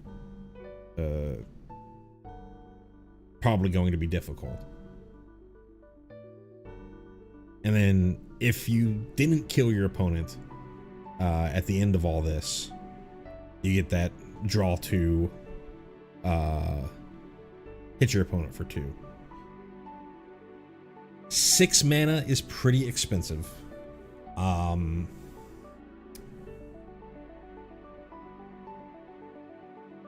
It being an enchantment, you could Abuelos it to get it out on turn 4, and then it has flying. That's pretty fun. Though if you're playing Abuelos, just play Azorius Omniscience. If this would really be like, I want to be cute and do something else rather than do Azorius Omniscience. It is a creature, even though it is a saga, it is a creature, so you could reanimate this. This is a reanimation target that ETBs shoots something of your opponent. So you could put this into your graveyard for, yeah, I was thinking Abuelos specifically, but it doesn't have to be an enchantment reanimation. It still is a creature, so you could just zombify this.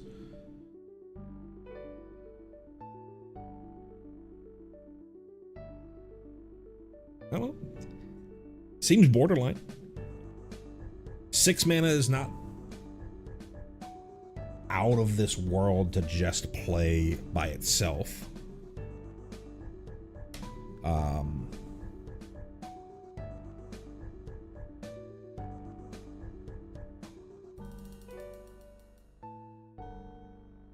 And I think if you can cheat this, if you can somehow cheat this in earlier, then it gets really, really scary. Obviously, the argument dies to Doomblade, but you at least got a Ravenous Chupacabra off of it. I think it's totally fine. What do we got next? Trying to find the scroll wheel. There we are. Scroll bar. scroll wheel is not going to line it up good enough for my little window here. The Darkness Crystal for 2 black. We get a legendary artifact at rare, and from what I remember from the panel, the PAX panel, is there's gonna be 5 crystals in the set, and this is the only one that they've shown off, the black one here. So they're probably all gonna have, well, I shouldn't say they're all gonna have be like this. My guess is they'll all have some version of that of the first ability that we see here, but I don't know for certain. But anyways, let's actually read the ability. Black spells you cast cost 1 less to cast, so a little bit of mana ramp. If a non-token creature an opponent controls would die, exile it instead and you gain 2 life. Okay, so sort of incidental hate on things like Heartfire Hero or the Phyrexian Goblin, anything that has dies triggers, right? And then for 4 black, put target creature card exiled with the Darkness Crystal onto the battlefield tapped under your control with 2 additional +1/+1 counters on it. This doesn't say sorcery activate only as a sorcery, so you can, you know, hold this up for in some sort of blue-black control deck. You've just been sitting there shooting your opponent's stuff or board wiping their stuff. You hold up a counter spell, your opponent, you know, is out of stuff to do, and you can reanimate one of the things that they had that you killed earlier. Not terrible.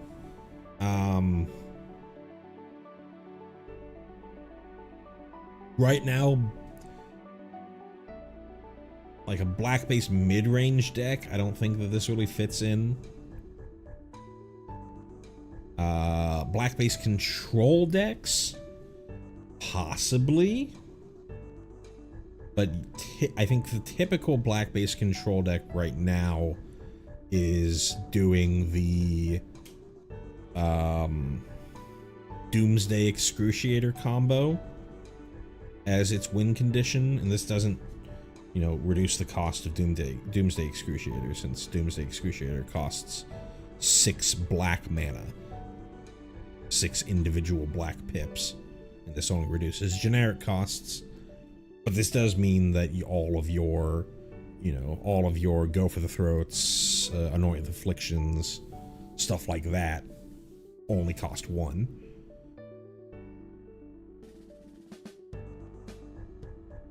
This is probably a fun build around for a control deck. Don't think that it would be the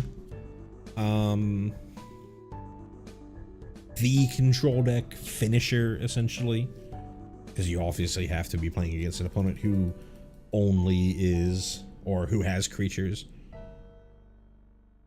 You could play this alongside like Restless Reefs and stuff if you're worried that you're going into Control Mirror. This isn't really good for Control Mirror, but you know, maybe you play this as a sideboard card in your black-based control deck against an aggressive opponent. An interesting enough card. Fun little build around. Next up we have Tonberry. This is another card that's been previewed for a while. This is my first time talking about this stuff, so we're going to go to our Tonberry friend here. For a single black, we get a creature Salamander Horror at uncommon. It's a 2/1. This creature enters tapped with a stun counter on it. And then during your turn, this creature has first strike and death touch. So without help, this is, you play this on turn 1. It doesn't untap on turn 2. The first time that you actually get to hit is on turn 3. That's way, way, way too slow.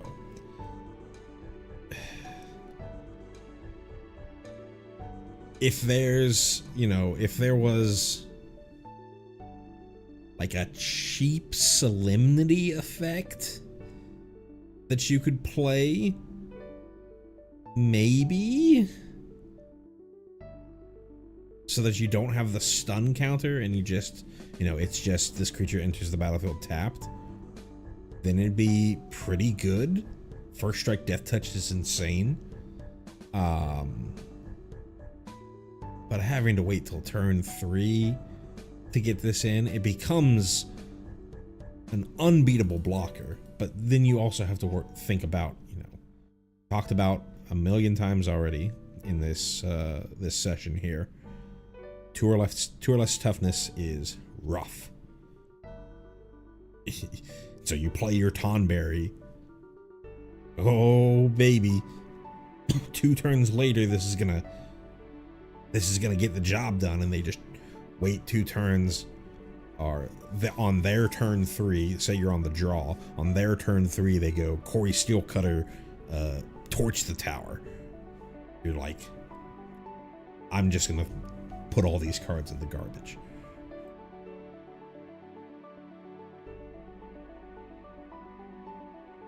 So we brought up Xenos EA Galvis earlier. I kind of forgot that we hadn't talked about it yet when I was talking about Sephiroth. But here is the actual card. Xenos EA Galvis. For 3 black, we get a legendary creature, human noble warrior at rare.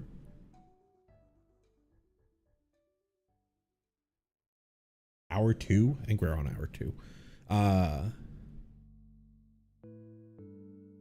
Second, the Besaid background loop ended, and it's in an hour video.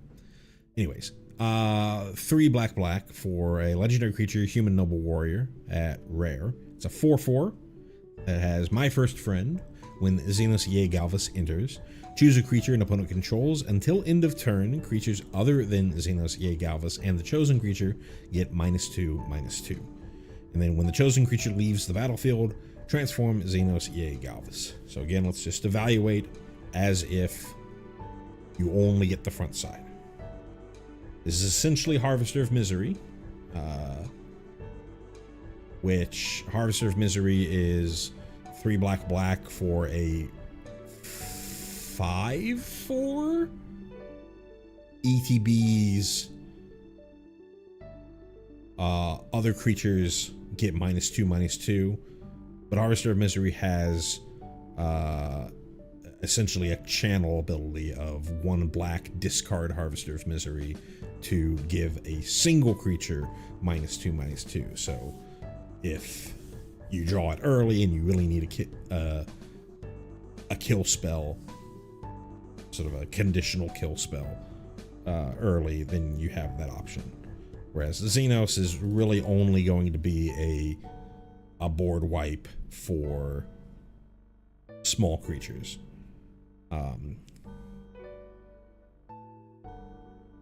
Just as, you know, just comparing it with Harvester of Misery, I think it's Harvester of Misery eats its lunch.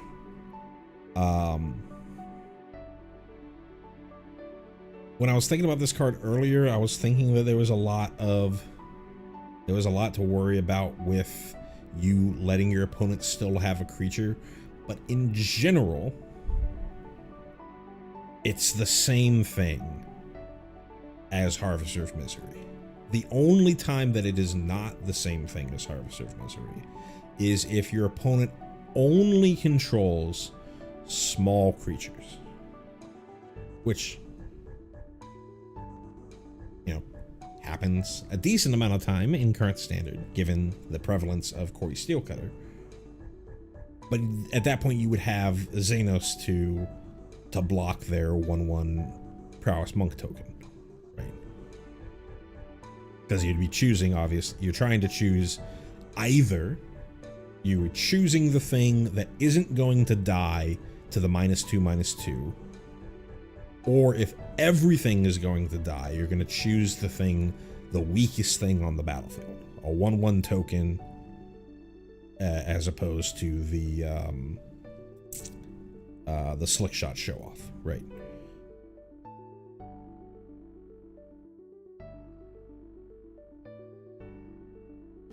And things that weren't going to die to the -2/-2 also wouldn't die to the Harvester of Misery. Now you can argue that, okay, what if I have a Harvester of Misery plus a cut down? And I go, all right, Harvester of Misery will wipe everything except for my opponent's Screaming Nemesis, and then I cut down the Screaming Nemesis, right? You know, I'm just trying to think about it on a one card to one card scenario. And in general, it's going to be the same effect. So now what happens if you are able to kill that creature, that other creature? In the scenario that we're talking about with, you know, you having a cut down, 6 mana and a cut down, you can do the same thing, except choose one of the things that would have died to the -2/-2, and then use the cut down on that thing to flip Xenos immediately into Shinryu Transcendent Rival, which is a legendary dragon, 8/8, flying. As this creature transforms into Shinryu, choose an opponent. When the chosen player loses the game, you win the game. In Standard, that effect is irrelevant, right? The chosen player loses the game, you win the game. That's already true, right? That's obviously something that's there for Commander, right? You choose an opponent that you think that you can beat, is super weak, something like that, and so you can just focus down that person to win the entire game. But in Standard, this is really, okay, I kill that thing, and then I played a 5/5 or a 5 mana 8/8 flying dragon. 8/8 flying dragon gonna end the game pretty quickly. Is you potentially, the question really is you potentially getting a 8/8 flying dragon better than you having a early game relatively cheap removal spell from Harvester of Misery? And I think the Harvester of Misery wins out, because I think more often than not, especially in current Standard where you need to be doing things early, having that extra kill spell to have access to beats out this big threat, this big chunky boy. And I think if you got to the point where you flipped to Shinryu, you're probably already in a pretty good situation. Getting an 8/8 on top of that, maybe it reduces the clock enough that your opponent's not going to be able to draw out of it, but I still think that stabilizing the early game overpowers the 8/8 flyer. I think that's our last black card. Nope, I'm sorry, we got one more. Look away for Final Fantasy XIV spoilers. We have Zodiark Umbral God for black, black, black, black, black. So 5 total black. We have a legendary creature, God. It's at rare. It's a 5/5 indestructible. A 5/5 indestructible. Pretty good. Trying to think in current Standard. Indestructible is not like the safest thing out there. Ride's End saw play a lot more. Ride's End saw play a lot more when Up the Beanstalk decks were seeing more play, though there isn't a ton of Up the Beanstalk in the current meta.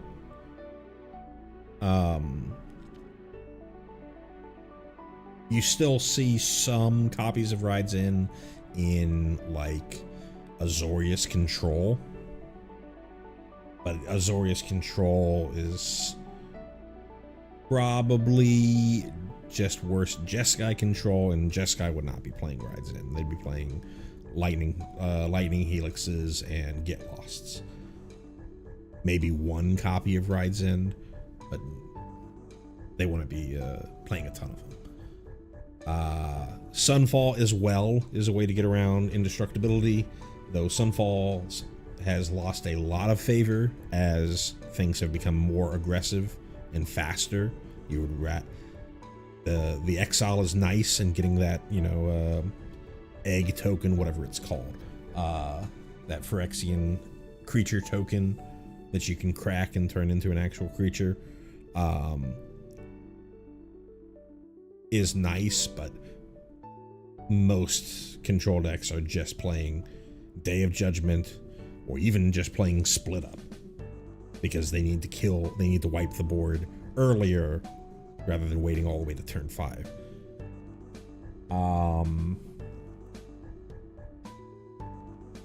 Edict effects. There's not a ton of Blasphemous Edict seeing any play. Most people are playing, if they're playing black-based sweepers, they're playing Deadly Cover-Up. Is that what that's called? Yeah, that's what it's called. And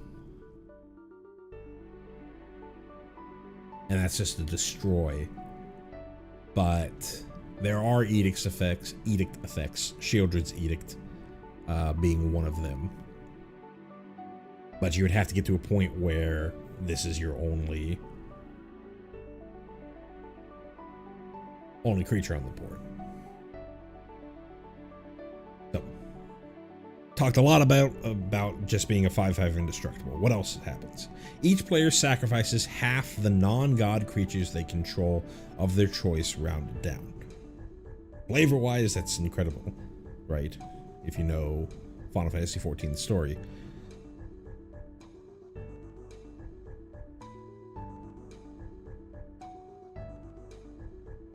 A half board wipe? I don't know, man. That doesn't really do enough for me.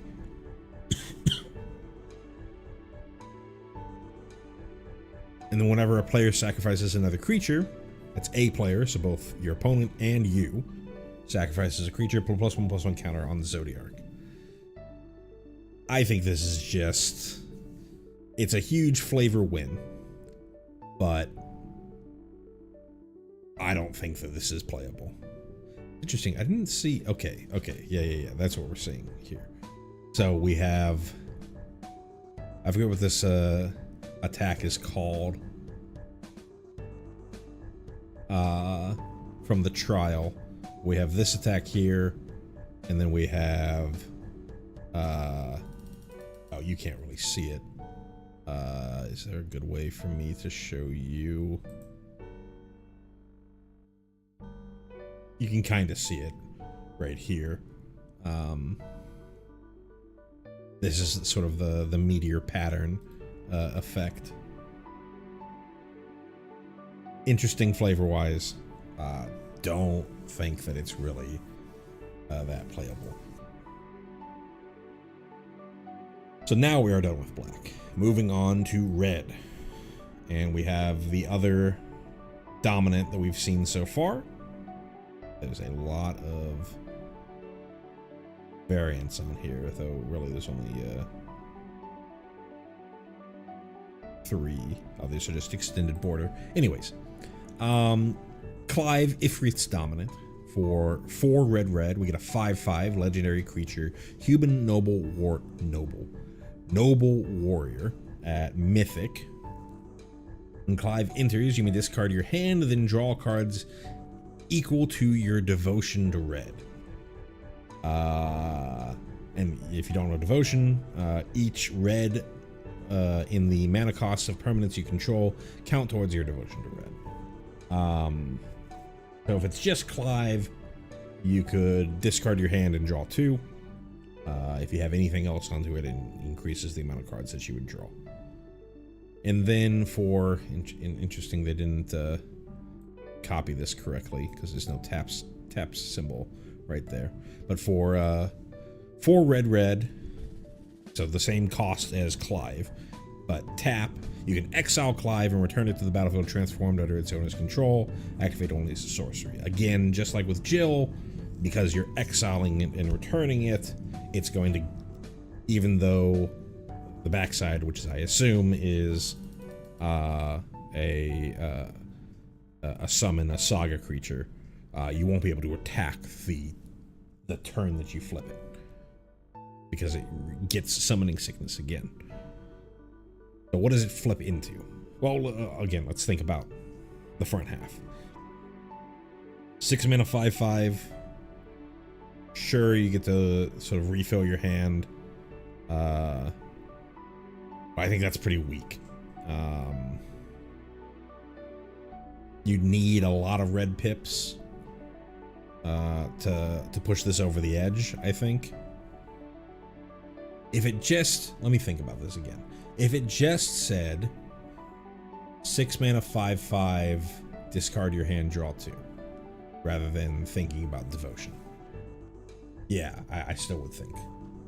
Too expensive.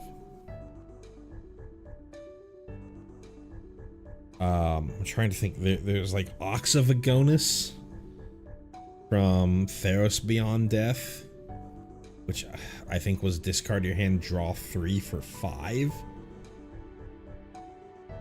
That also had like escape. Maybe I'm misremembering Ox of Agonis. Anyways, now we'll think about the other half. So I think just on its face, probably not good enough. So let's think about, okay, if we got to transform it. Ifrit, Warden of Inferno. So it's a 9/9 legendary enchantment creature, Saga Demon. Demon's interesting. As Lunge. Ifrit fights up to one other target creature. Okay, so ETBs, or essentially ETBs, and it likely removes a creature. 9/9, gonna kill basically everything.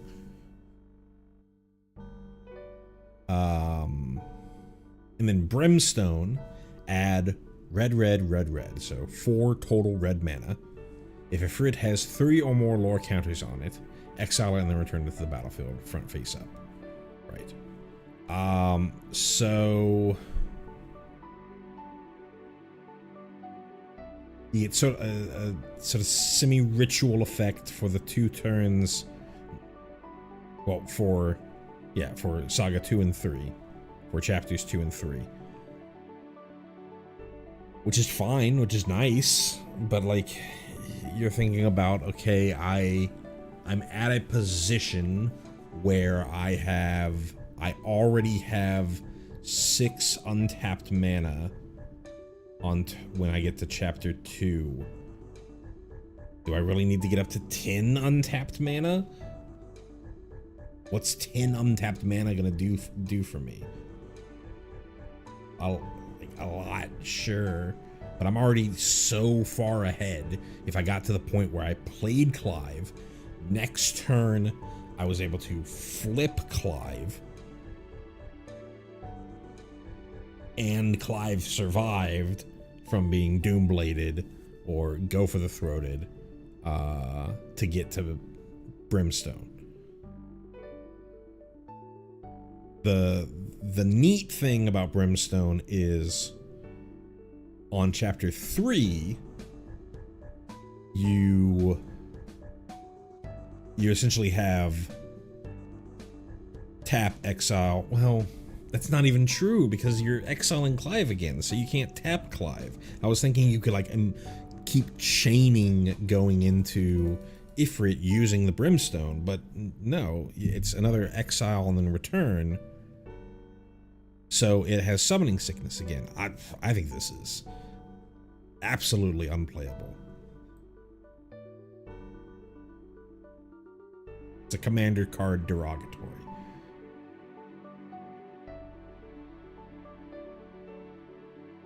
Next up, Fire Mage. Sorry, Fire Magic. For a single red, we get an instant uncommon, and this is our second instance of tiered. I think these are the only two tiered spells we have, but we're probably going to see holies. We're probably going to see white magic. We're probably going to see lightning magic.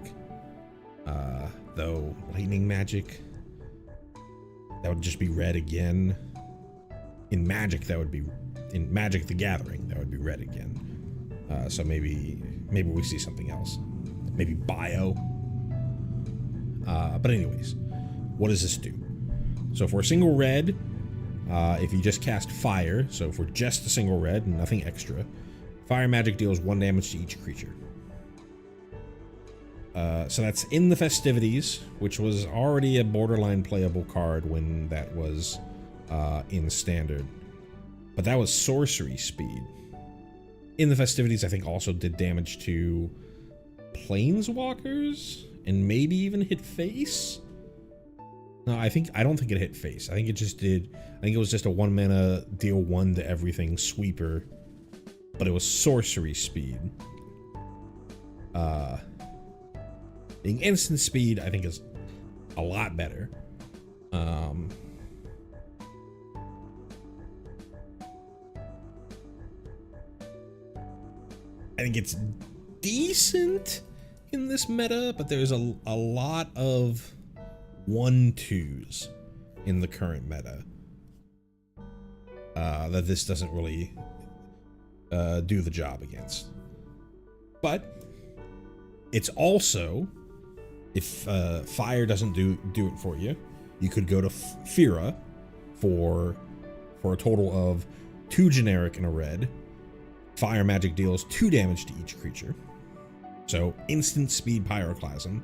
That's been that's been playable, or that's been printed in various forms. I shouldn't say playable. It's been printed in various forms. A lot of the times it's sort of like a everything without flying sweeper like that. Currently there's sorcery speed for 3 mana. There's Brotherhood's End, which is 3 damage to each creature, but that is sorcery speed.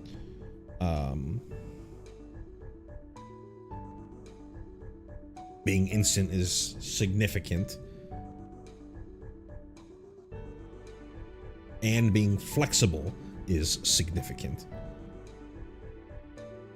And if that finally doesn't do enough for you, you can go all the way up to Firaga for 5 in a red. Fire Magic deals 3 damage to each creature. So there, you know, that's really expensive for that effect. But I think the fact that this is, you know, so flexible, right?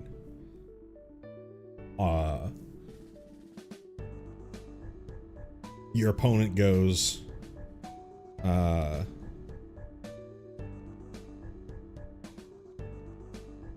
know, turn 1 Heartfire Hero, turn 2 Heartfire Hero, then attack, and they're going to be like, okay, then I'm going to cast Monstrous Rage. This kills the Heartfire Hero. You can do this in response to that. Kill the Heartfire Hero and kill the Heartfire Hero that was targeted, and kill the Heartfire Hero that on the back line, all for just 1 mana. That's insane. That's obviously like a best case scenario. Your opponent could just go turn 1 Hired Claw, and then you're like, oh my god, I wish this was a burst lightning instead of a fire magic. But I think this could see sideboard play.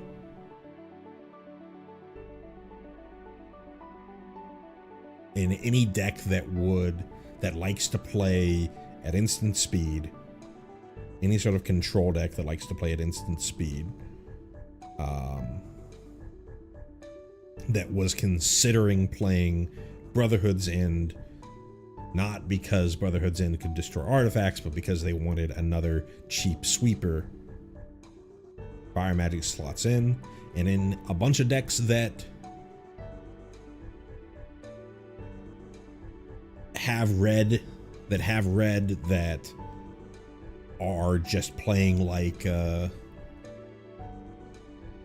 sideboard temporary lockdowns, or sideboard split ups, or sideboard brotherhoods, and could just decide to play Fire Magic instead because of the flexibility. So, interesting card. I think pretty standard playable. Next up, we have Firion, Wild Rose Warrior for 2 and a black. 2 and a red. We have a legendary creature, Human Rebel Warrior at rare. It's a 3/3. Equipped creatures you control have haste. Whenever a non-token equipment you control enters, create a token that's a copy of it, except it has this equipment's abilities cost 2 less to activate. In most cases, you're thinking about the equip cost. And then sacrifice that token at the beginning of the next end step. So when I first saw this, I thought this was like, oh my god, this is like an insane card with Kori Steelcutter, right? But really, it's not. So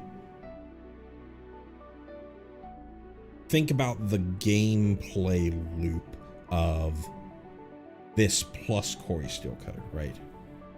If you wanted to try and trigger the Kori Steelcutter so you get a second copy of it, that second copy sacrifices at the beginning of the next upkeep. That's interesting. I didn't think about the beginning of the next upkeep, but I think it still doesn't really matter. So you're not going to have it around for long. The gameplay loop would be, I play Firion holding my Kori Steelcutter, and then I play Kori Steelcutter on turn 4. So I've already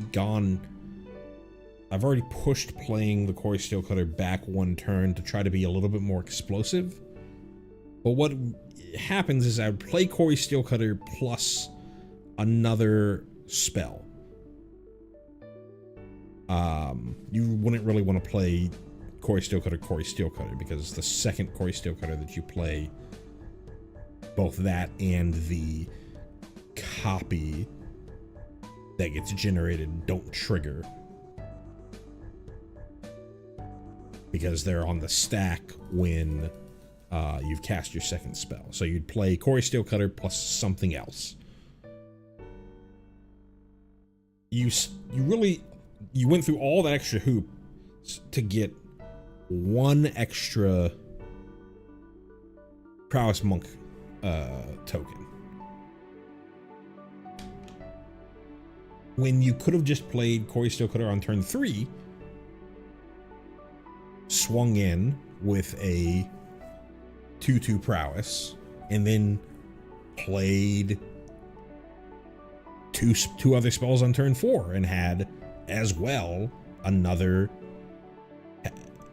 up with 2 monk tokens on turn 4 in the same way, right?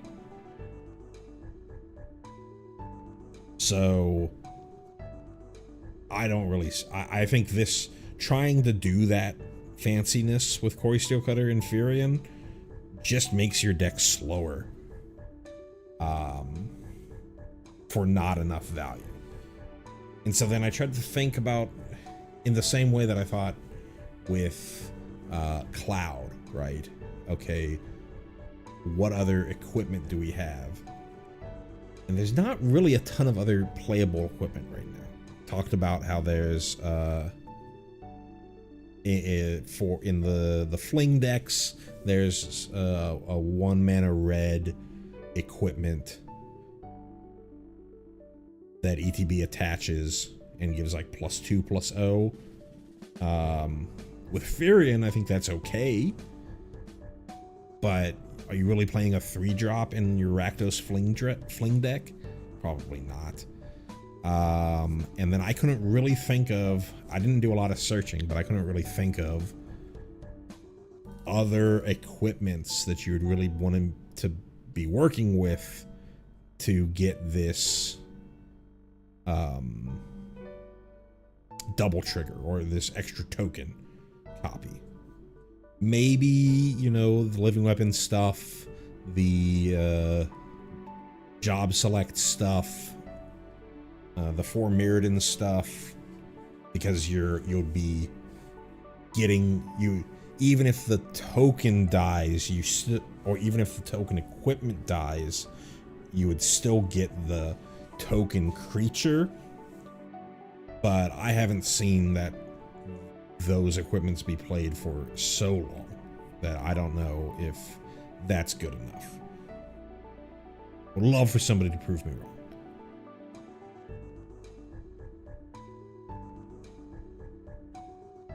But I do want to say that I don't think that this card means that Corey Steelcutter is 70% of the format.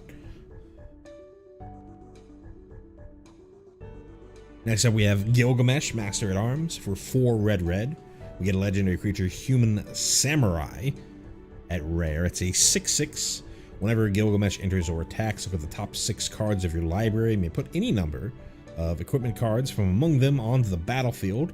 Put the rest on the bottom of your library in a random order. When you put one or more equipment onto the battlefield this way, you may attach one of them to a samurai you control. Is this just Muxus? Am I insane? Did Muxus have haste? I don't think Muxus had haste. But Muxus was like a 6/6 that did very similar, right? Obviously, with Muxus, you're getting creatures, but if we fill our deck with, like we just talked about, job select, living weapons, 4 Mirrodin cards, those are creatures, but they're on equipment, right? 6 mana is a lot, but if you can get to ramp to 6 mana in some way, this is super powerful. Like, I'm thinking Pioneer. I'm mostly thinking about Standard, but now that I'm actually thinking about this card, I initially was looking at, when I initially looked at this card, I was like, 6 mana, not good enough, right? But I'm thinking Pioneer, right? If you get to 4, you get to 7 because you have Ironcrag Feet. Did they reprint Ironcrag Feet in Foundations? I don't think so. Just trying to think.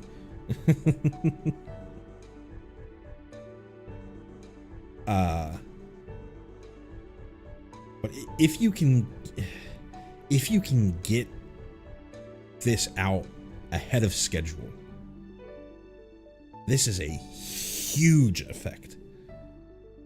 Top 6 cards, all equipment onto the battlefield. If all those things have, come with either themselves have, when they ETB, attach it to something, or come with a token that it automatically attaches to, and you can even throw in some that don't have ETB attached because the trigger puts at least one of those equipment onto Gilgamesh, who is a samurai. This could be very, very good. This could be breakable. I would keep an eye on this card.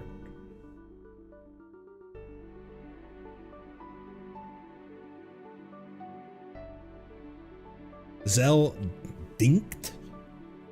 I don't know how to say his last name. This is a card that was previewed previously, but this is my first time talking about it, so we're still going to talk about it. For 2 and a red, we get a legendary creature, Human Monk, at rare. It's an 0/3. It says you may play an additional land on each of your turns. Okay, so, sort of explore effect, or exploration. That's what I'm thinking of. Exploration effect in red is interesting. And Zell gets +1/+0 for each land you control. So if you didn't cheat this out in any way, if you played this on turn 3, it's a 3/3. And then at the beginning of your end step, return a land you control to its owner's hand.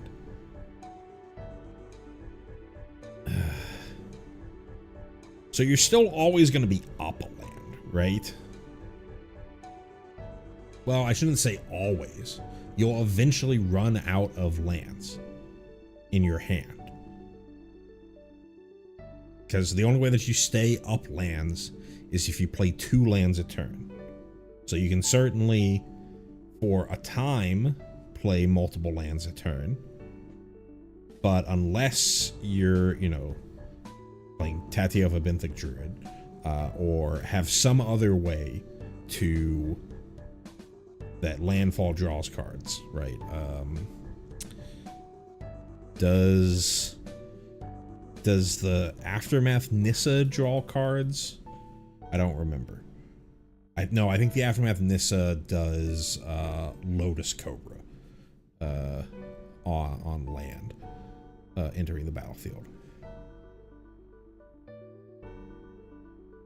I think unless you can consistently draw extra lands, this is a very aggro card, because eventually you will be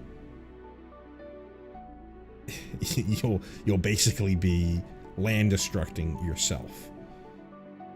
But I think it's pretty powerful.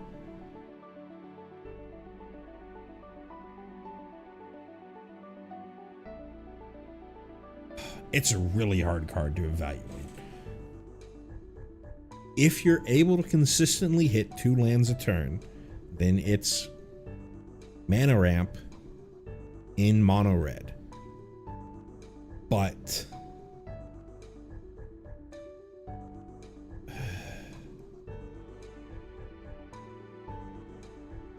I suppose you could. So there is in standard right now, there is Arid Archway, which is the colorless bounce land, ETBs, return another land you control to your hand, but it itself taps for 2 colorless. There's some other effects on it if you like return a desert or something.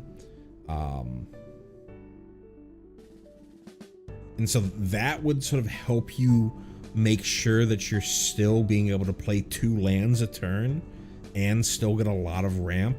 There's a lot of build around stuff going on here. I don't know how good it, if you can fight the land bounce that you're having to do enough so that you don't just get overwhelmed, or so that you don't just get stuck on 3 mana. But I guess what actually happens is, so you turn 3 hits. If you have another land in hand, you go to 4 mana. But then you go back to 3.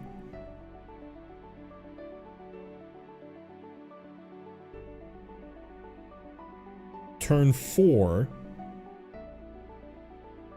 you replay the land that you picked up, plus say you had another land in hand.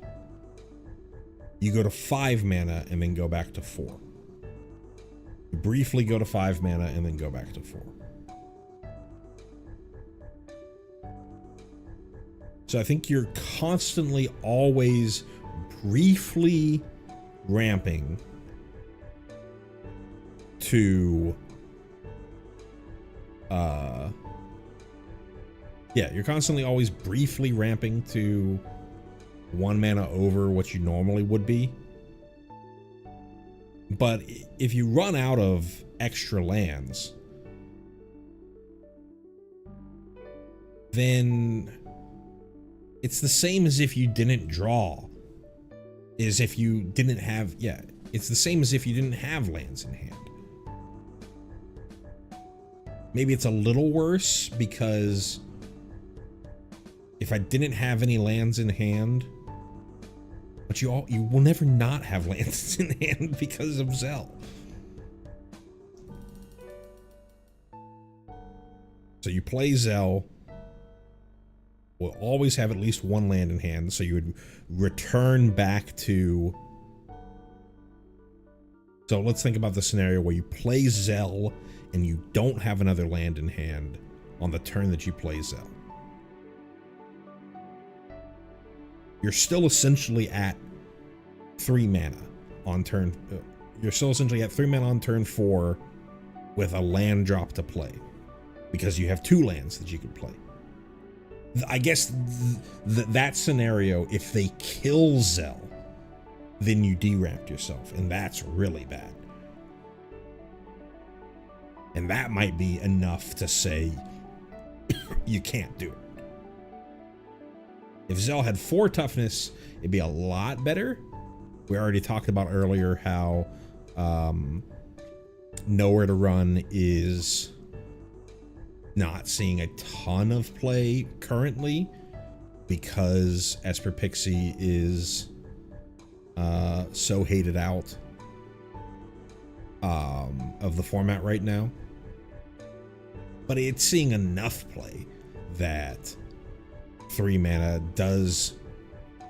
It's seeing enough play, and the fact that you... But if they kill Zell...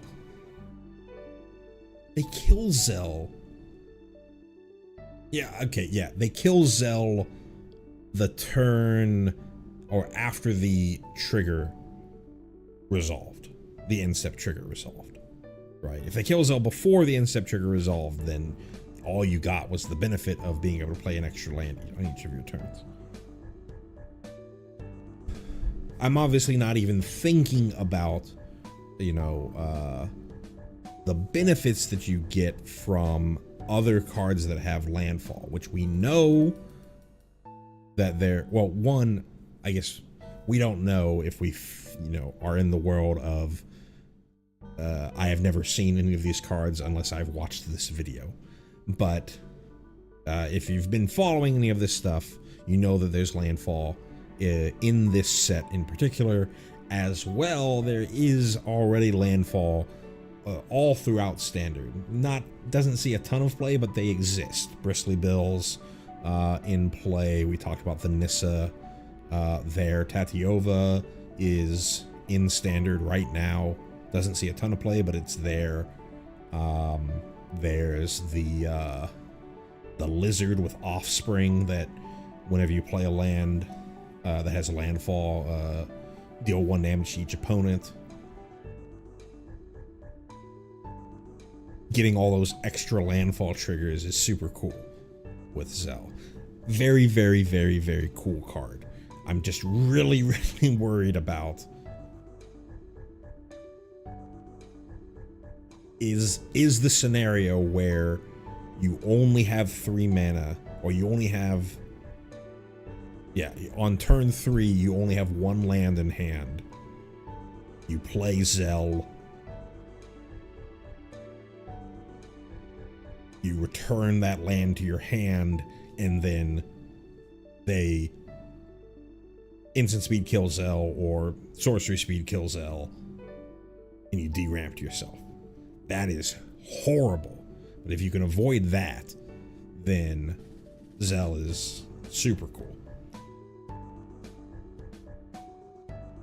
On to green. We have a Realm Reborn.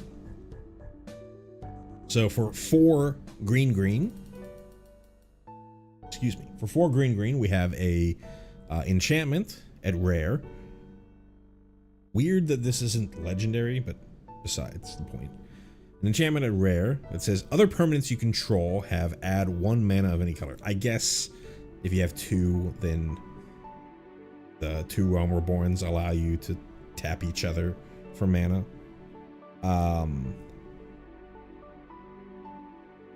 But this is the most expensive cryptolith right ever. Obviously, you know, if you're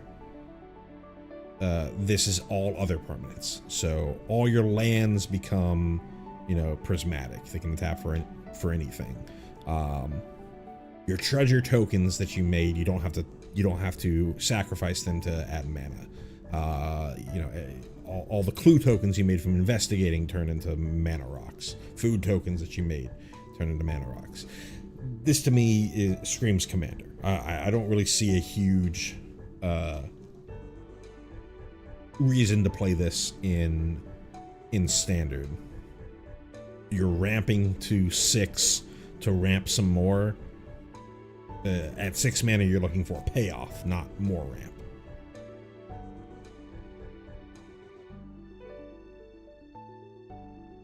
But it's a neat effect, and I like that it's Final Fantasy XIV. So this was always corny ass scene, in my opinion.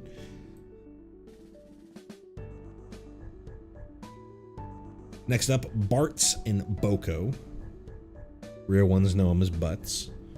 It's a legendary creature, human bird. At rare, it's a 4/3 that has affinity for birds. I believe all chocobos are birds. So any chocobo that you see, just think about how it works with Bartz.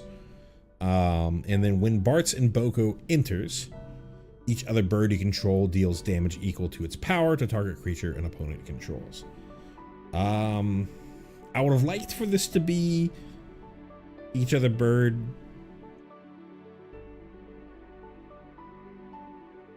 I think the way that this reads is like Case of the Uneaten, not Uneaten Feast, Case of the one in a white case where all your creatures deal 1 damage to a single creature.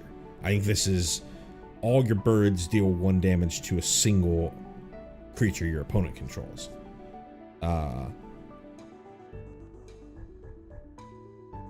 It would have been nice. Maybe it would have been too good, but it would have been nice if each bird deals damage equal to its power to a target creature of its choice. Like you could have, you know, like 3 of them shoot this thing and then 2 of them shoot that thing or whatever. Maybe that's just way too powerful.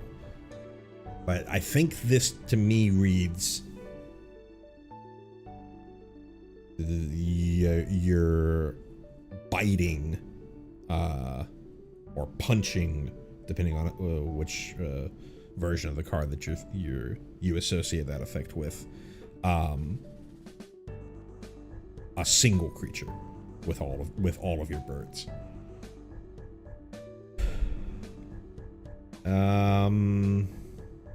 If you can get this down for 2, it's really nice, but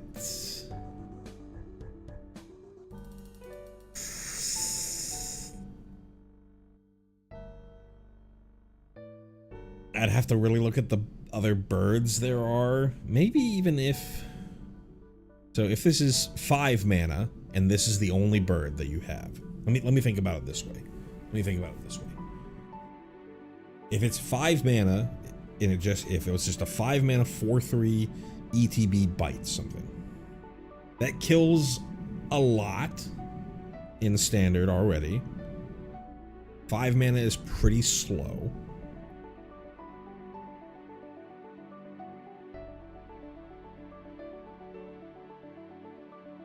Having 3 toughness, we just talked about, is difficult, annoying. Now, what if you had 1 other bird? What if they insanely print Birds of Paradise in standard?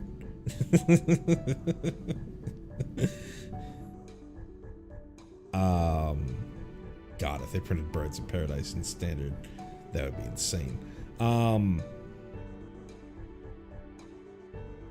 That would make it 3. So let's just say you had one other bird in play. 4 mana, 4/3, bite something.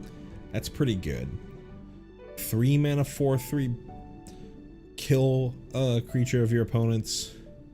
I think that's very good. That would be if they reprinted Birds of Paradise. That's essentially what would happen.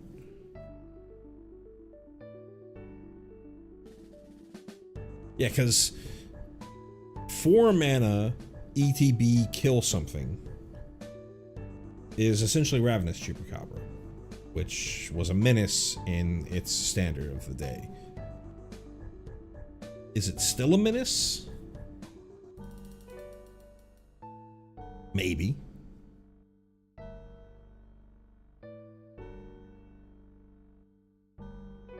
So what all can this kill just by itself? Or what can't this kill? Can't kill Oculus. Can't kill Shieldred. Can't kill Archfiend of the Dross. Can't kill Biza. Can't kill Shiko or Meringue River Regent. Can kill Tursa. Can technically kill Screaming Nemesis, but you don't really want to do that.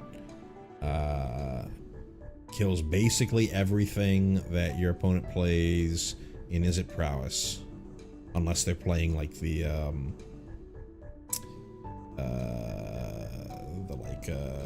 Tolarian Terror versions, right? I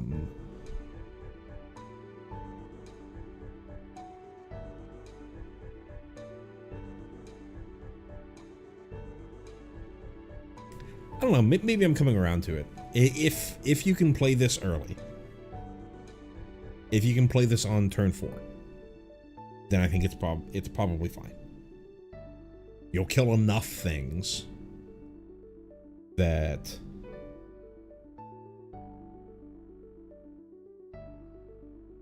it's nice.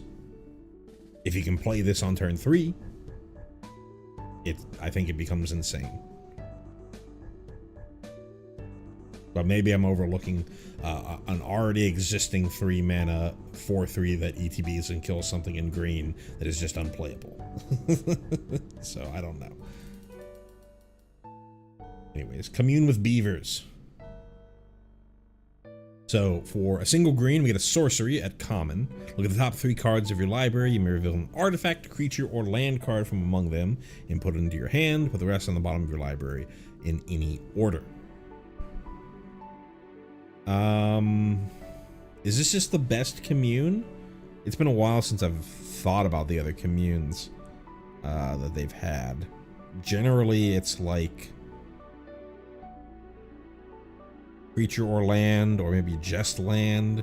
3 different things to choose from. Now, is commune playable? I don't know.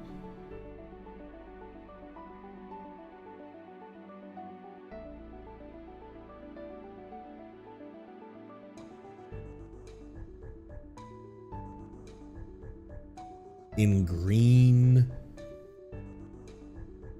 do you really need this type of card draw? If you're just mono green, would you play Commune with Beavers? Probably just playing like Herd Heirloom and trying to get your card draw later, rather than do just a single card. Sure, it's selection. Well, it's not card draw really. It's card selection, because you're not going up a card. You're turning one card into another card. Yeah, probably not playable. It's still probably the best commune that they've ever printed, but it's probably not playable. Speaking of not playable, Jumbo Cactuar. For 5 green, we got a creature plant at rare. It is a 1/7. Obviously, there has to be something else going on, and this is something that's been spoiled for a while now, but again, my first time looking at it.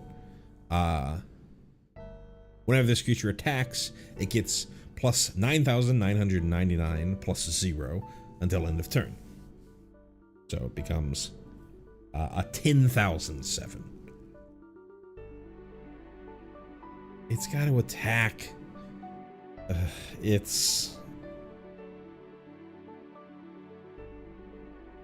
It doesn't have trample. It's a meme. It'll be fun to kill somebody with it, but just reanimate Atraxa. Just reanimate Ureni. Just reanimate Arden, or whatever his name was. Valgavoth. Itali. There's so many better options out there. It's obviously a fun card. Just reanimate something else. You know, the dream really is you jumbo Cactuar, you know, in like a multiplayer setting. You jumbo Cactuar, kill somebody with the jumbo Cactuar, and then fling it post-combat at somebody else. But like, it's a meme. It's a meme. I'm moving on. Another card that was previewed a little while ago, but first time talking about it.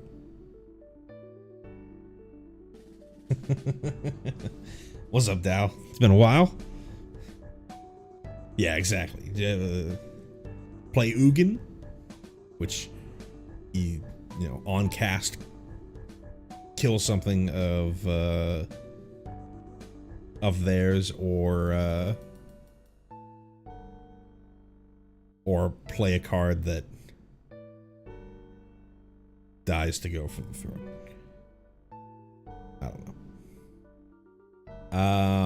Zaz's Chocobo. For a single green, we got a creature bird at uncommon. It's a 0/1. So here's another bird to go here. But it has landfall whenever a land you control enters, but a +1/+1 counter on this creature. Sneakily, I think this is a pretty good card. 1-drop scales for the rest of the game. Any sort of, there's 1,000 different hardened scales style effects in the standard right now. So any way that you can start getting those +1/+1 counters to really go off. There's not a ton of like fetch lands or whatever to do it by itself, but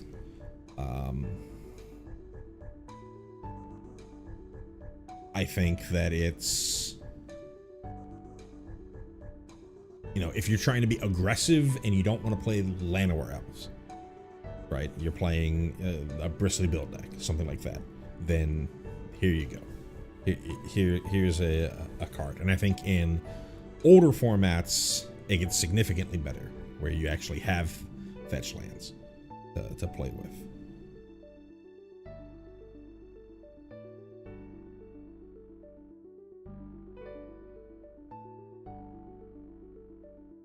Next up, Summoner's Grimoire. For 3 and a green, we get an artifact equipment at rare. Job select. Again, you create a 1/1 colorless hero creature token and attach this equipment to it. And equipped creature is a shaman in addition to its other types, and has whenever this creature attacks, you may put a creature from your hand onto the battlefield. If the card is an enchantment card, it enters tapped and attacking. I think this is pretty good. There's a lot of other effects that are similar to this in standard right now. I'm thinking Kona Rescue Beastie is one of them, is the main one that I'm thinking of. Kona is a little bit better if you're trying to just go turn 4, slap something from your hand onto the battlefield.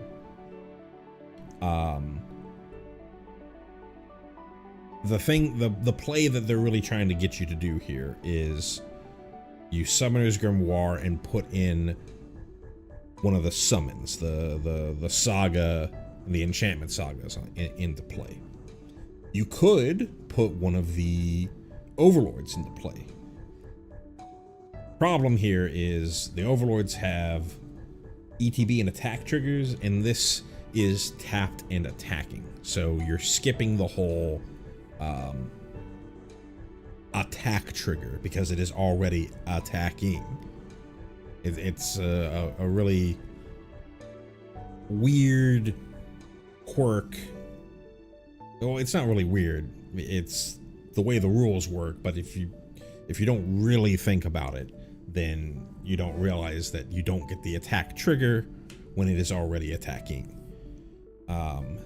So sure, you can bring those overlords and you'll like you overlord the Mistmoors, smack them for 6, but you don't get the 2/1 flyers on top of it, right?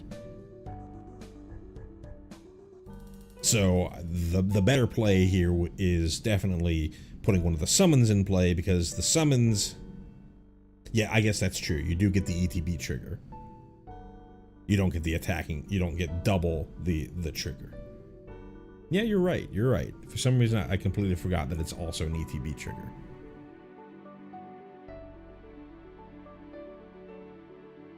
Yeah, so it works. It doesn't like extra work with the overlords, but it still works enough with the overlords that it works similarly with the summons, in that the summons you'll get the quote-unquote ETB trigger of getting the lore counter and hitting the first effect of it. Now is that playable? Compare at 3 mana. You play 3 mana to get a 1/1 with this effect that dies to everything. Sure, you can equip this to something else to, you know, pick up the book and move on or try again. But 3 equip, 3 isn't terrible. But you'd have to also have something else on the battlefield. Which maybe, I mean, you could be trying to ramp into this, so you could have an elf that to get this into play on turn 3. Maybe they kill on turn 3. Yeah, on turn 3. They kill the token that it was attached to, but then you just put it onto the elf and keep going. Maybe this is more playable than I thought.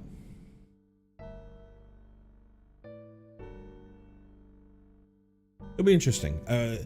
This really hinges on, we know that the overlords are good. I think it really hinges on how good are the summons. And so far in here, we've only seen Odin, which is decent, and Shiva, which is decent. So we'll have to see on what summons we have.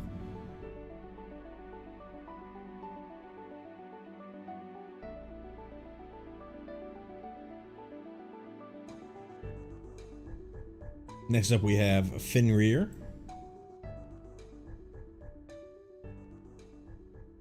So speaking of summons, for 2 and a green, we get a enchantment creature, Saga Wolf, at uncommon. It's a 3/2. That has for chapter 1, Crescent Fang. Search your library for a basic land card. Put it on the battlefield tapped, then shuffle. So 3 mana ramp. Playable in standard, you know. Overlord of the Hauntwoods is 3 mana ramp. There's in Tarkir, there's the Omen. There's the green dragon that has the Omen that cultivates only for basic forests.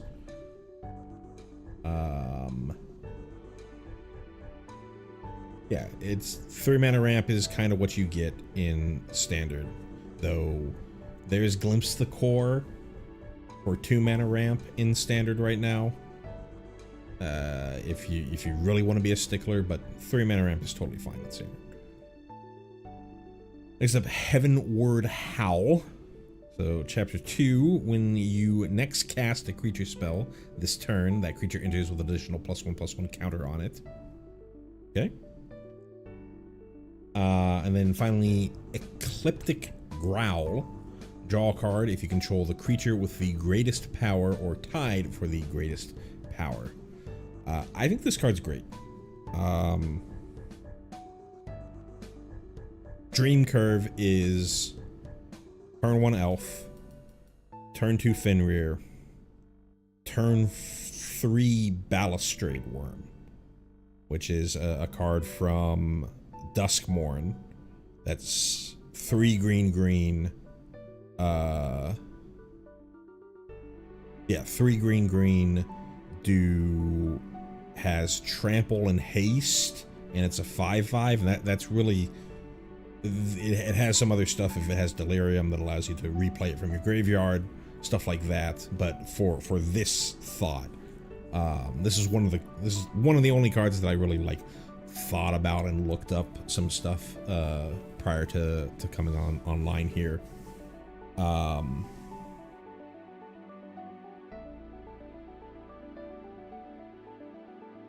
Yeah, sure. If you want to keep ramping, you could go even further.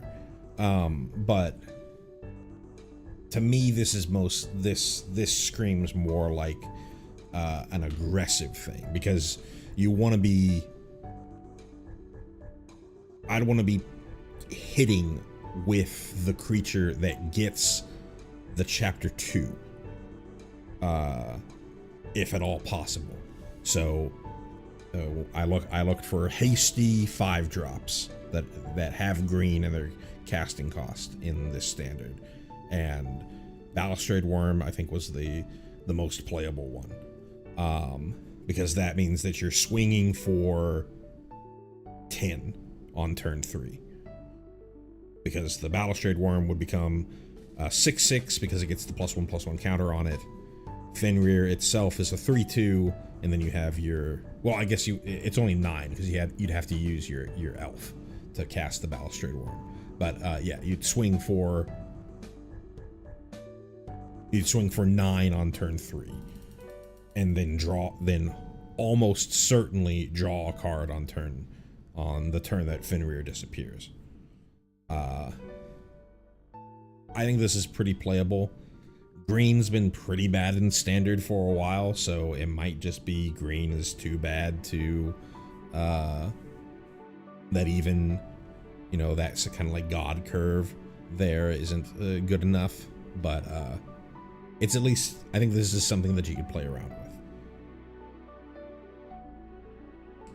Next up, Tifa Lockhart.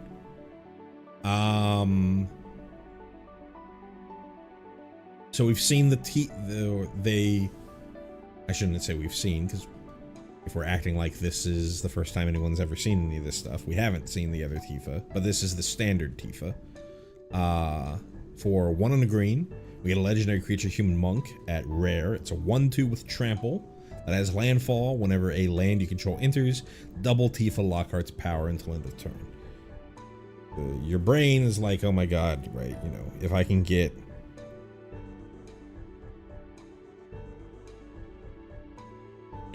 a bunch of triggers on here, then she becomes enormous. But you have to get like 1 trigger brings her to a 2/2. 2 triggers brings her to a 4/2. You have to get 3 triggers before you really start thinking about a lot going on here. Sure, you can help it out by playing like Bristly Bill, or playing pump spells prior to dropping your land.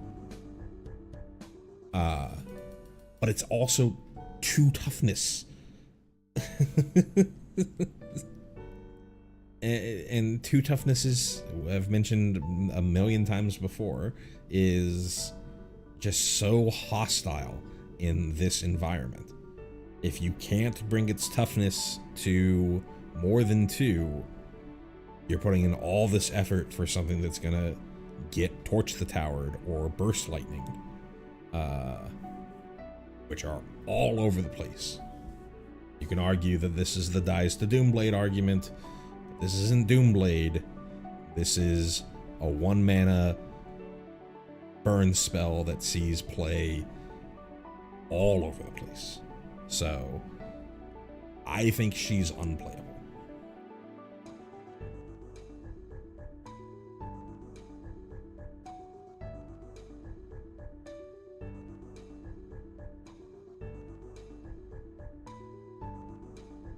Next up, Traveling Chocobo. For 2 and a green, we get a creature bird at Mythic. It is a 3/2. You may look at the top card of your library at any time. You may play lands and cast bird spells from the top of your library. If a land or bird you control entering the battlefield causes a triggered ability of a permanent you control to trigger, that ability triggers an additional time. So here's your sort. You can Panharmonicon, do whatever with landfall triggers or whatever have you, right? Anything that cares about creatures ETBing, you put this, next to a War Leader's Call or something, maybe some like Naya Birds deck, I don't even know. 2 toughness. I'm sorry, 2 toughness. Ugh. Just give it 3. I know there's stuff that hits 3, but at least it's not Burst Lightning.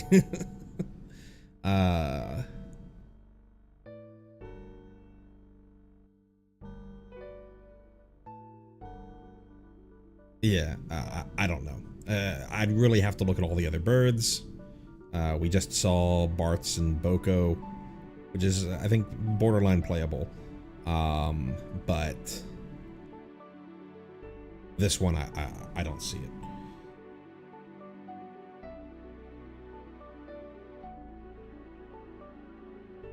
All right, so we finally got to Vanille. So I mentioned Vanille when we were talking about Fang. So let's actually see what Vanille does. So Vanille, Cheerful Lassie. For 3 and a green, we get a legendary creature, Human Cleric at uncommon. It is a 3/2, and whenever Vanille enters, mill 2 cards, then return a permanent card from your graveyard to your hand. At the beginning of your first main phase, if you both own and control Vanille and the creature named Fang, you may pay 3 black-green.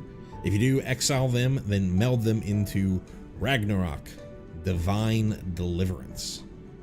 I only have the front half here, so I need to go find Vanille, Fang again. So let me go back here. Well, let's think about Vanille just by herself first. ETB. So 4 mana ETB, mill, return to permanent. We've seen that a lot. Versions of this effect a lot in standard. Golgari Findbroker from the Guilds of Ravnica block. Didn't even mill. It was just return a permanent card from your graveyard to your hand. This is current standard. There's Curious Forager, which is ETB's for it. If you forage, then return a permanent card from your graveyard to your hand. There's Acolyte of Affliction from Theros Beyond Death that did this. Got a train coming, so let's let that go by.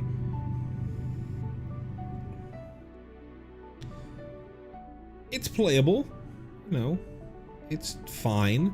4 mana's pretty expensive for that. I don't know if it's good enough for standard, but it's borderline.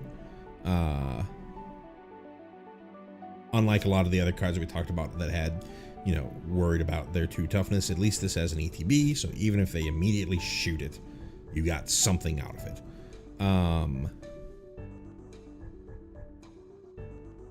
The interesting play here is you can use Vanille to get Fang that was milled or died earlier, so that you can try and meld them together. So now let's go and find Fang again. So Fang is right here. And only reason we're going to find Fang is we're trying to find what this Ragnarok card does. So when they meld together, you get a Vigilance, Menace, Trample, Reach, Haste 7/6 that when it dies, destroy target permanent and return target non-legendary permanent card from your graveyard to the battlefield. That's pretty sick. Now, and they curve out pretty well together, right? You go turn 3 Fang, turn 4 Vanille, turn 5 turn them into Ragnarok. If Fang's on the battlefield and Vanille brings something from the graveyard to your hand, then Fang triggers, so you also draw a card and lose a life. And then if you get to turn 5 with both of them still alive, this card is pretty darn good.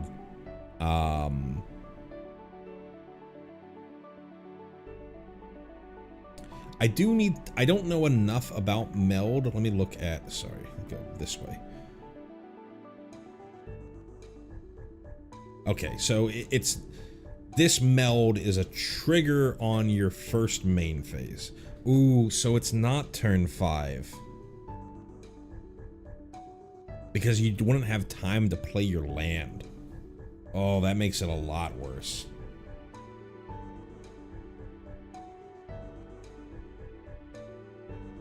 Oh, I was thinking this might just be, you know, tier 3-ish kind of thing to do, but you don't get to do this on turn 5. You have to wait till turn 6. Unless you know, obviously if you ramped earlier, then you're gonna have the ability to, you're gonna have a little more mana than you would expect. Or you might have a little more mana on turn 5 than you would expect. But not being able to go turn 5 for this. Yeah, and like Dow was mentioning in the chat here, these are both uncommon. If you could just go turn 2 or turn 3, turn 4, turn 5, that's pretty darn scary in limited. Since they're uncommon, it's not like it's going to be impossible for that to happen. But for constructed playability, not being able to just do it on turn 5 is rough.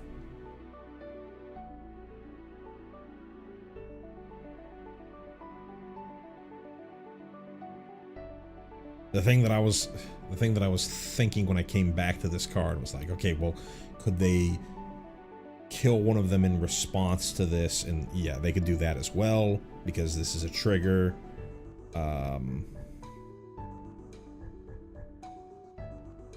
Well, no, they couldn't. They would have to kill it. Is that true? How does this trigger work? Right? So at the beginning of your first main phase, so that trigger would enter. Yeah, no, they still could, right? Because you have to pay. You have to decide to pay the 3 black, green. All that stuff doesn't just happen immediately.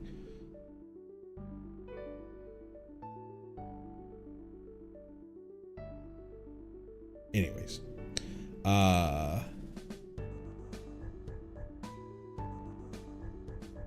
I think,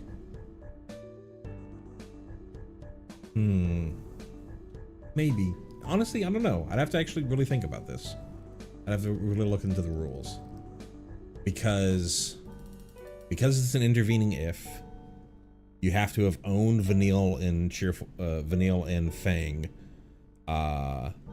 in order for the trigger to enter the stack.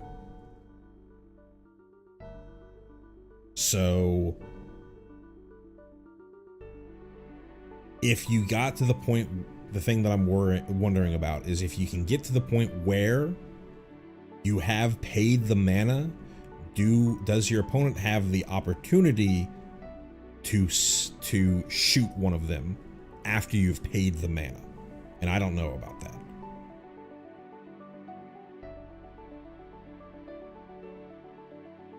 Anyways, the fact that it doesn't happen on turn 5, it really shot my excitement for the card. So we're gonna move on. Ooh, they must have just spoiled some new stuff. Let's see if we can find it.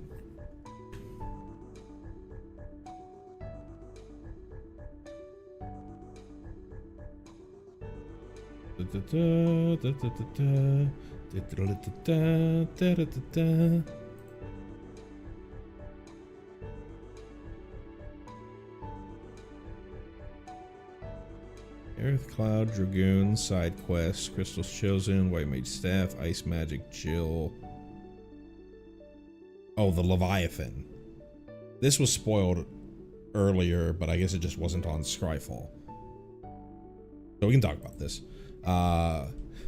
Summon Leviathan for 4 blue. We get a enchantment creature, Saga Leviathan at rare.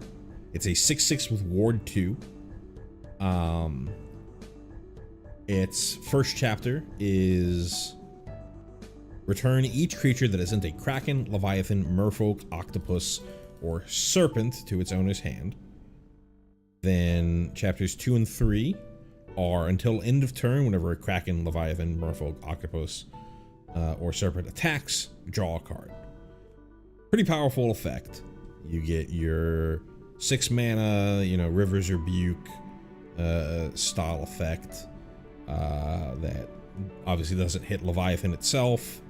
I think Serpent, I think Tolarian Terror is a Serpent. There's obviously a couple of Merfolk that are in Standard. I'm trying to think of the others. Octopus or Kraken. I know the token that Kiora makes, the Foundations Kiora makes, is a Kraken.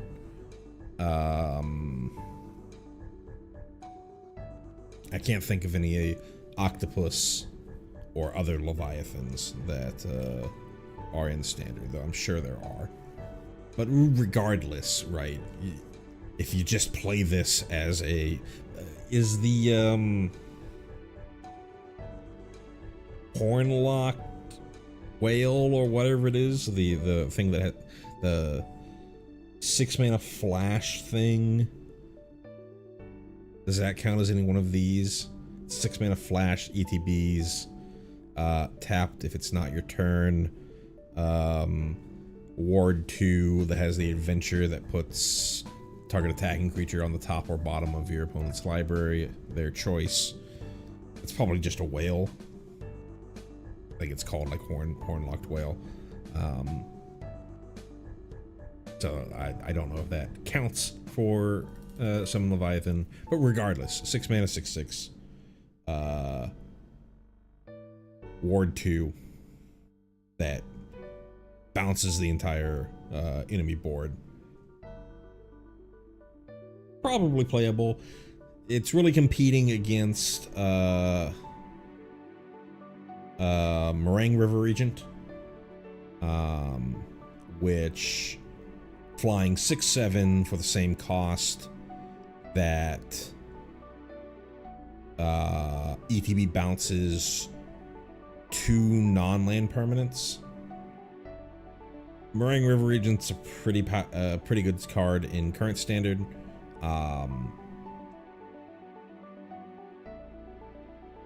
There's benefits and there's advantages to either, right? This almost certainly wipes the entire enemy board.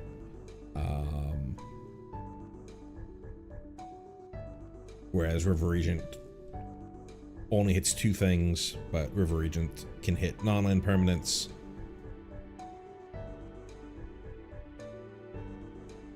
Also doesn't affect your own board unless you want to. But the benefits of the chapter 2 and 3 are pretty nice. Now, I think in most scenarios, unless you're a Merfolk specific deck, it's probably just turn 2 if you're able to hit your opponent. No, you don't even have to hit, it's just on attack. Turn 2, draw a card.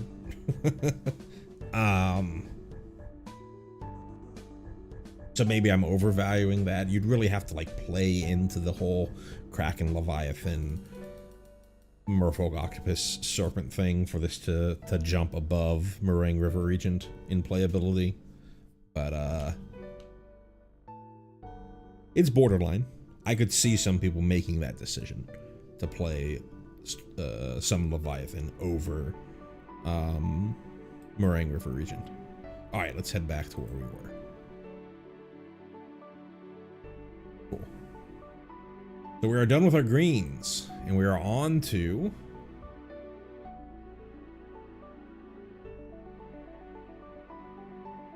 there we are. We are on to our multicolors. Our first up is Absolute Virtue for 6 white blue. We get a legendary creature, Avatar Warrior. Avatar is interesting because you can't pick it up with Overlord of the Baelmerk. It's the only thing. It's the only point here, but it is something that you can think that you might need to think about. But anyways, it's an Avatar Warrior at Mythic. It's an 8/8. This spell can't be countered. Flying, you have protection from each of your opponents. You can't be dealt damage, enchanted, targeted by anything controlled by your opponents. Is this not just Herald of Eternal Dawn or Herald of the New Dawn, whatever the Platinum Angel that was printed in Foundations? It's better and worse. Better in some ways and worse in some ways, right? So you can technically lose life while you have Absolute Virtue in play. Your opponent has to jump through a lot of hoops. They have to not be able to target you when you lose life. But if you're at 2 and your opponent plays a Shieldred, or they have an active Unholy Annex, you're still gonna die.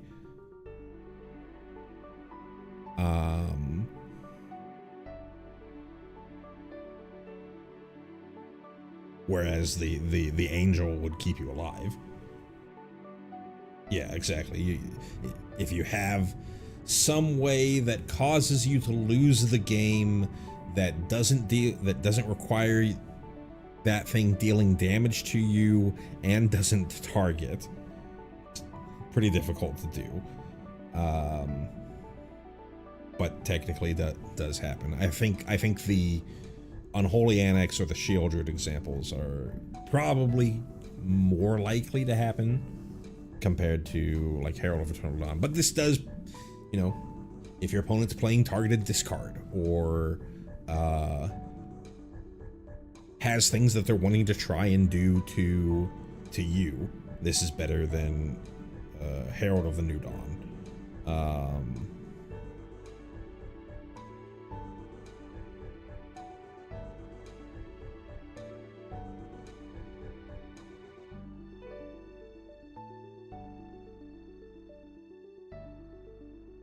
I think it's mostly a commander card.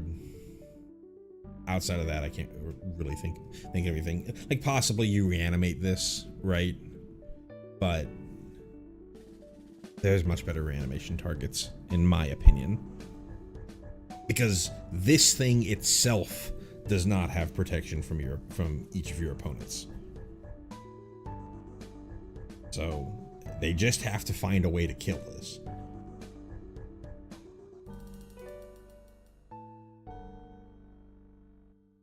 Next up, we're on to Sid, Timeless Artificer.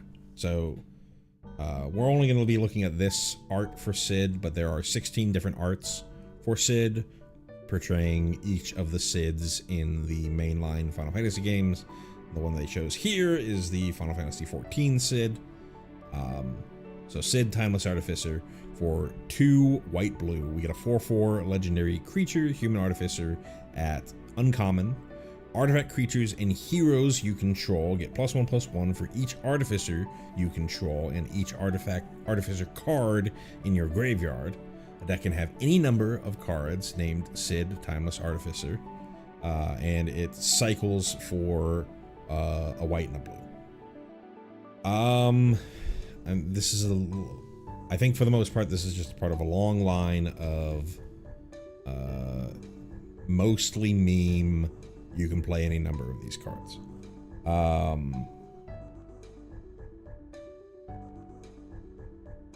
For the main annoying thing here is often those, you can play any number of these cards sort of like feed off of each other.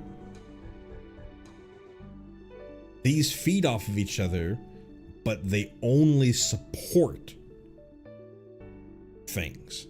Sid himself is not an artifact creature, nor is he a hero. So, if you just play a deck that's entirely Sids, you're just playing a bunch of 4-mana 4/4s. You have to be playing things other than Sid to get benefits from Sid. So it's not just like, the easy, I'm going to play 40 Heir Apparents and 20 Planes and go from there. Or I'm going to try and do the Slime Against Humanity thing. You've got to actually have like some sort of game plan going on and sort of find like a nice equilibrium with Sids. Sure. They get around the worry about the legendary because if the other ones are in your graveyard, it still counts for the +1/+1s.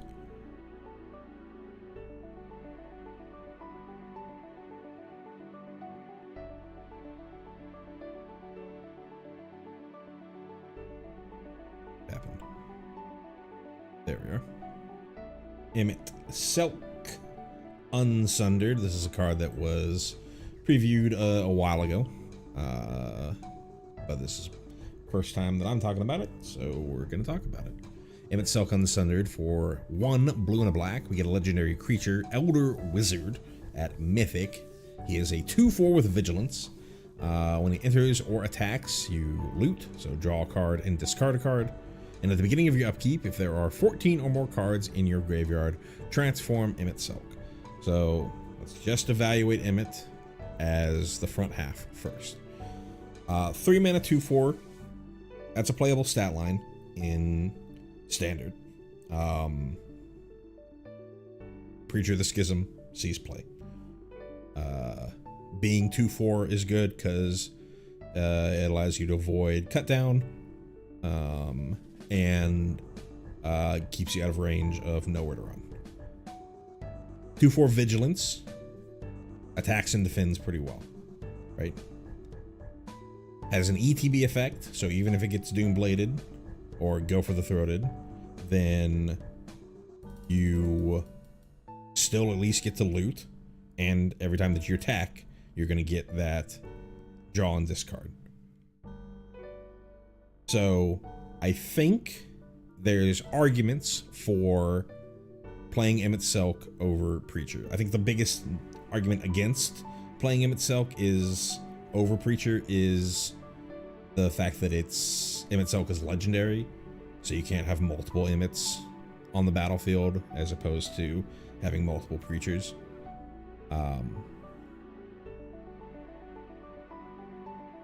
But just on the front half, there's pretty good arguments for Imit Selk. If you're playing any sort of reanimation strategy, this is a great way to get those cards into your graveyard from your hand if you happen to draw it instead of otherwise.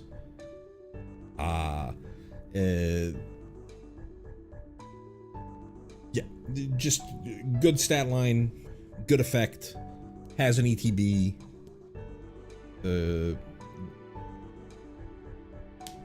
I think pretty all around playable, just on its front half. So let's look at the second half. 14 cards is a lot of cards to get into your graveyard. So I think you either have to be dedicated to doing this, which isn't terribly hard to do in standard right now. There is Picklock Prankster, where you can do the adventure side to mill yourself for 4. There's Moment of Triumph, you know, all the stuff that you might see play in either Azorius Oculus or Azorius Omniscience, to fuel your graveyard. You know, Founding of the Third Path, Balali Archaeologist, Picklock Prankster, Moment of Triumph. Tons of different ways to get things into your graveyard if you're really trying to turbo it, or you could just be like, you know, I'm just gonna play Imit as himself, the 2/4 side, decent enough, and maybe I get to the flip side. So let's see what the flip side is.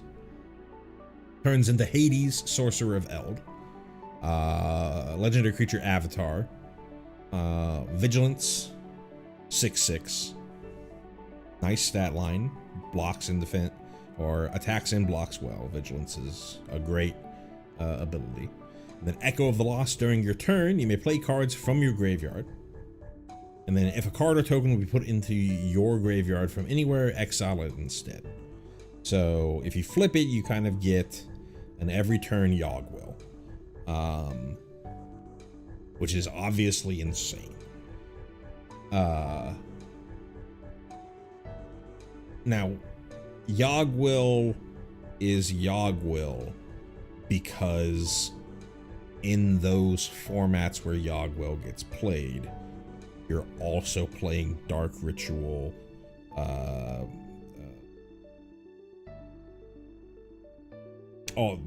the red rituals. I can't think of the name of them. The Pyretic Ritual, that kind of stuff.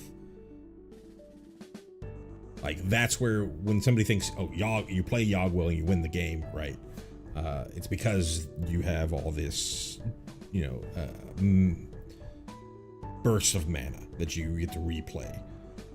But even if you don't have all that stuff, you kind of just open up a new hand that is your graveyard. You'll eventually run out. But I think, and anything that wasn't already in your graveyard, it's not like you get double access to it. If you flipped Imit and then from your hand you played Go for the Throat, you don't get to play that Go for the Throat again because it still gets exiled.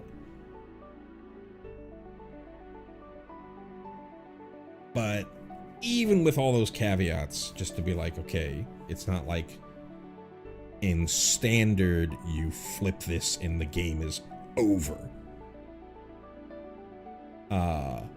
It's still great.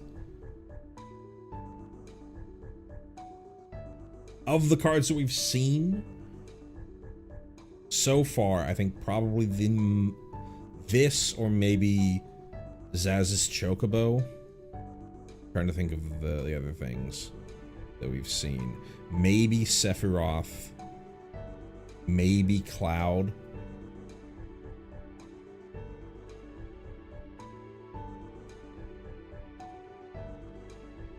Probably the most playable in standard.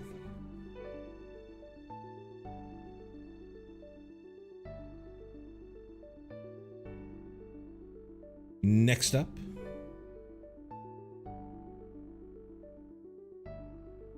we've got Sephiroth's Planet's Heir. So this is technically a standard card, but it is from the starter decks. So it's gonna be like an underpowered version of Sephiroth. We've seen the one that was specifically made for standard already, the mono black one. This one is technically standard playable, but I don't think that this, it's close, but I don't think that you should think about this as something that's going to see a lot of standard play. Let's actually read it. Sephiroth's Planet's Heir. For a blue and a black, we get a 4/4 legendary creature human avatar soldier at Mythic. It has vigilance, and when Sephiroth enters, creatures your opponent's control get -2/-2, and then whenever a creature an opponent controls dies, put a +1/+1 counter on Sephiroth. So I think the biggest hit for this card is one, we just saw Xenos. The Xenos kind of does the same thing for 1 less mana.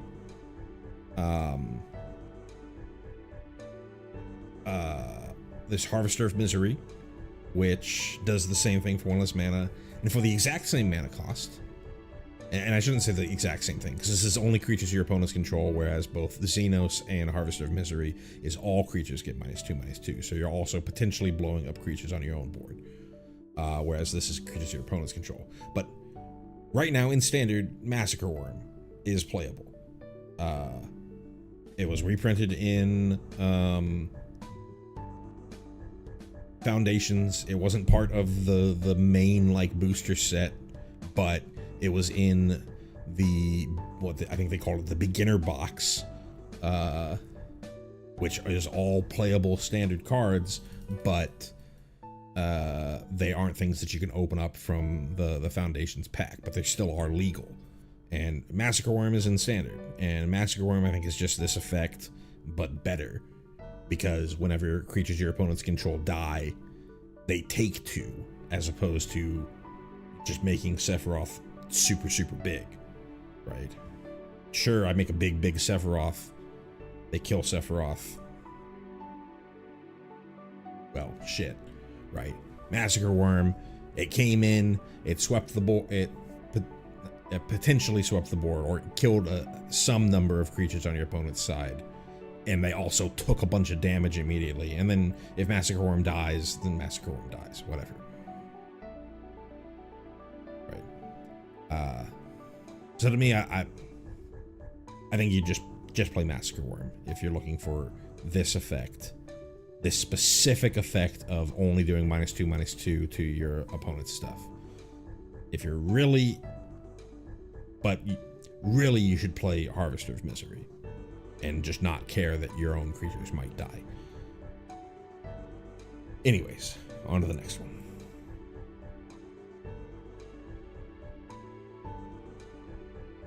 Yeah, maybe as a repeatable effect in Commander, to bring it out. But I think from a standard perspective, you're better off just playing Massacre Worm. Anyways, next up, we got Ultimacia, Time Sorceress. For 3 blue and a black, we get a legendary creature, Human Warlock at Uncommon, who is a 4/5. Whenever Ultimacia enters or attacks, you surveil 2. And then at the beginning of your end step, you may pay 4 blue, black, so 8 total mana, and exile 8 cards from your graveyard. If you do, transform Ultimacia. So let's just think about the front half before we even think about anything to do with the back half. 5 mana, 4/5. Not the greatest stat line, but it's fine, right? That's the same as Shiko if you're just thinking about mana cost and stats. Enters or attacks, Surveil 2, almost drawing a card. It's not quite drawing a card, but you know, if you squint hard enough, sure. But the Surveil is nice because it fuels her own transformation ability. If you're really just trying to turbo out to transform, then you just start dumping the top of your deck into your graveyard. Having to get all the way to 8 mana and 8 cards in your graveyard, pretty difficult. Just getting to 8 mana, sure, you're surveilling so that you'll be able to make sure that you hit your land drops, but it's a long time for your opponent to be like, all right, do I shoot it now? What about now? What about now?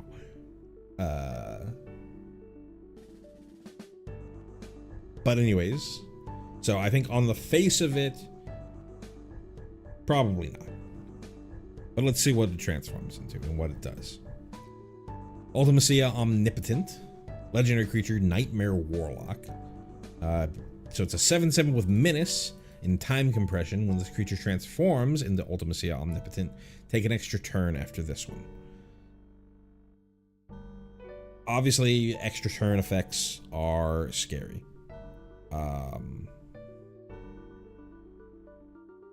I don't really think that this makes the cut. I agree. I think it's too expensive.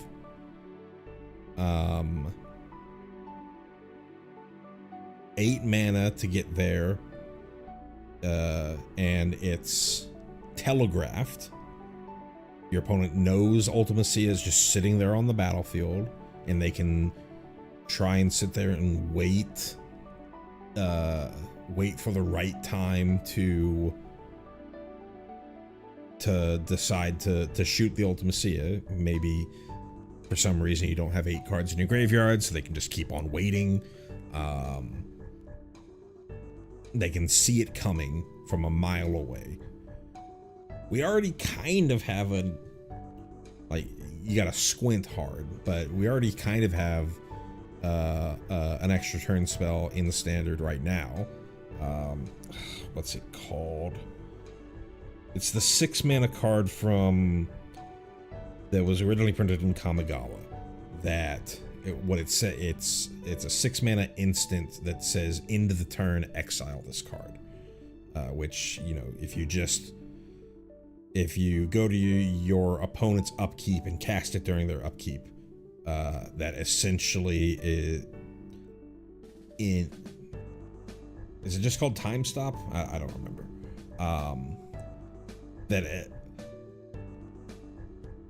A lot of the times is essentially a time walk. And that's at 6 mana. A lot of hoops, too expensive, too easy for your opponent to see when it's going to happen and play around that time. Don't think it really makes it here. No real way to abuse it either. Like, you can like blink Ultimacia, but then she's gonna come back on her front half, and so you're gonna have to put another 8 into Ultimacia to flip it and exile another 8 cards from your graveyard. Once you exile 8 the first time, it's gonna be a lot harder to get to 8 the second time. Yeah, I don't see it. Oh. Next up, we have Garland, Knight of Cornelia. For a black and a red, we have a legendary creature, Human Knight, at uncommon. He's a 3/2. Whenever you cast a non-creature spell, surveil 1, and then for 3 black, red, return this card from your graveyard to the battlefield, transformed, activate only as a sorcery. So, look at the front half first. 2 mana, 3/2. You know, 5 years ago, that's a decent stat line. It's probably still borderline stat line today. The cast trigger, you know, the pseudo prowess effect. You're not getting the +1/+1, but you're getting some other effect. In this case, surveil. It's fine. You know, allows you to maybe put other garlands into the graveyard instead of this one.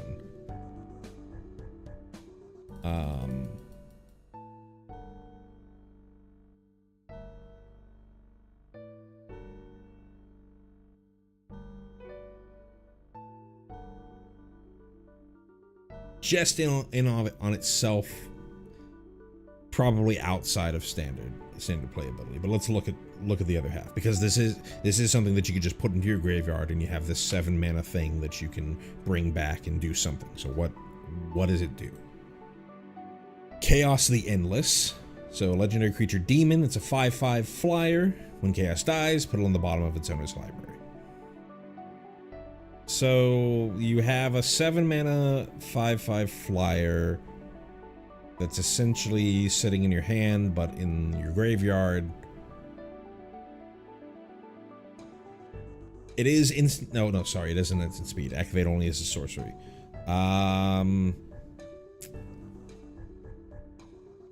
Probably a little too slow.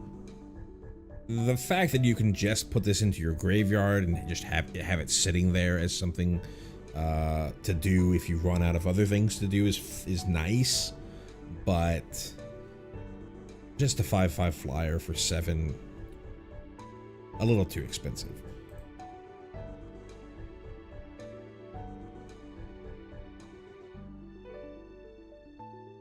Keeps on doing that.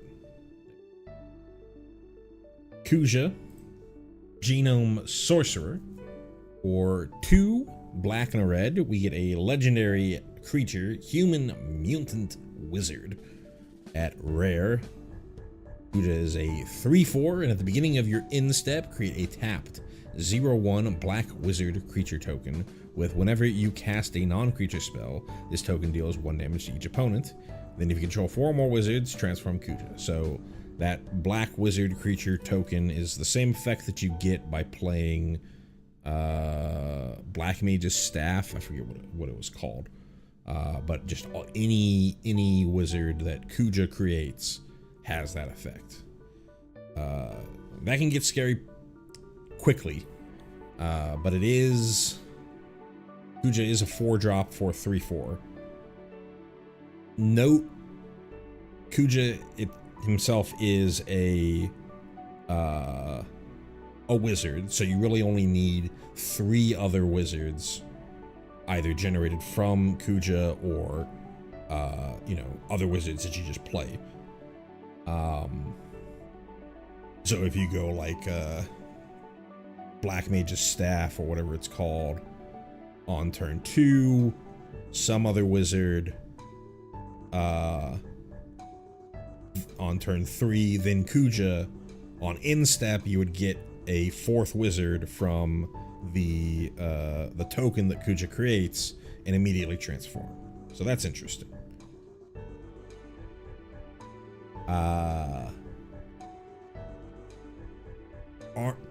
Semi-army in a can kind of thing. If you're just playing Kuja by himself.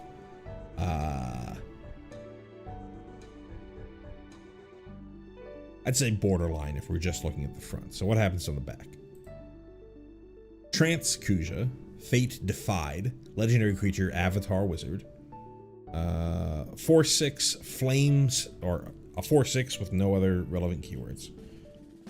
So Flame Star, if a wizard you control would deal damage to a permanent or player, it deals double that damage instead. So notably, all of the black mages that you created from Kuja ticking earlier. Instead of deal 1 damage every time that you cast a non-creature spell, they're going to deal 2. Which is super nice. That's going to kill your opponent really, really quickly. And it's not just non-combat damage. If you somehow pumped your wizards, or you had some other... or you have wizards that actually have power and attack, then they're also dealing double. I'd really have to look to see what other wizards we have in standard right now to see how playable this is, but this is pretty borderline playable. It's kind of a fun build around that you could work with. Might be a tad too slow, but if you're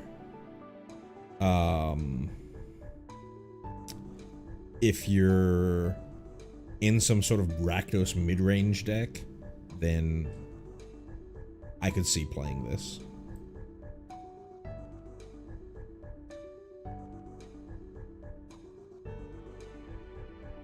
Next up, we have Balthier and Fran.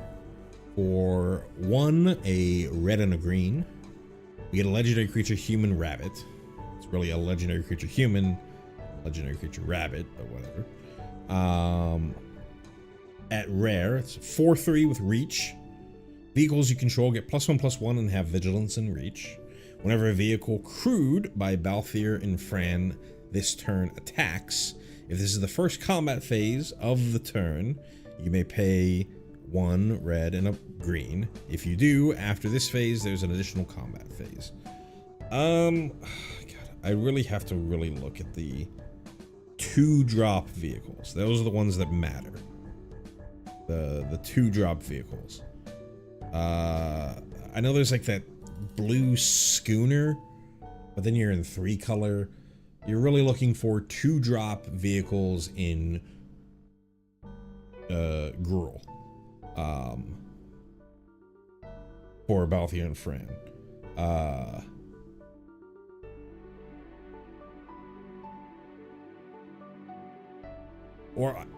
Yeah. It really needs to be 2-drop vehicles. If you're really like trying to make a realistic deck here. There is Lumbering Battlement, I think that's what it's called. Which is a 3-drop. It's 2 and a green. ETBs. You put a tapped basic onto the battlefield, and whenever it attacks, you put a tapped basic, and it's an 0/4 that gets +1/+0 for each land you control when it attacks, or maybe just always. That's a pretty playable vehicle in current standard. There's also things like Debris Beetle, which is pretty playable, fringe playable.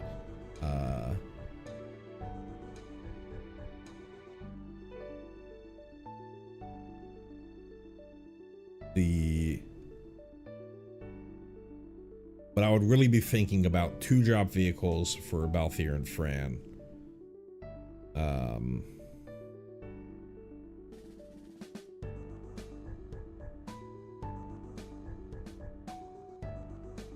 Maybe 3-drop vehicles if you're willing to wait till turn 4.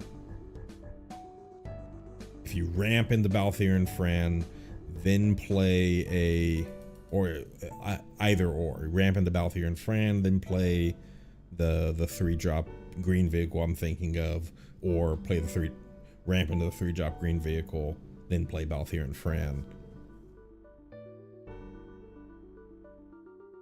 Just trying to work through a way that you can get this extra combat. You're probably not really getting that extra combat for any sort of good vehicle until turn 4.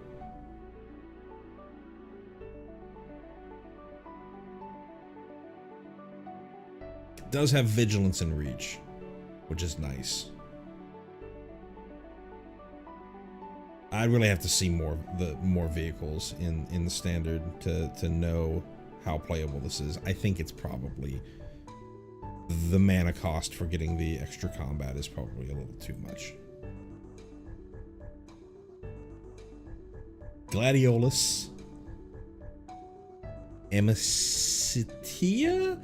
I did not play 15, so I do not know enough about how to pronounce this guy's name. This is a card that was previewed a while ago, but again, we're just going to talk about it because I haven't talked about it yet. For 4 red and a green, we get a legendary creature, human warrior, at uncommon. 6/6 with when Gladiolus enters, search your library for a land card, put it on the battlefield tapped, then shuffle.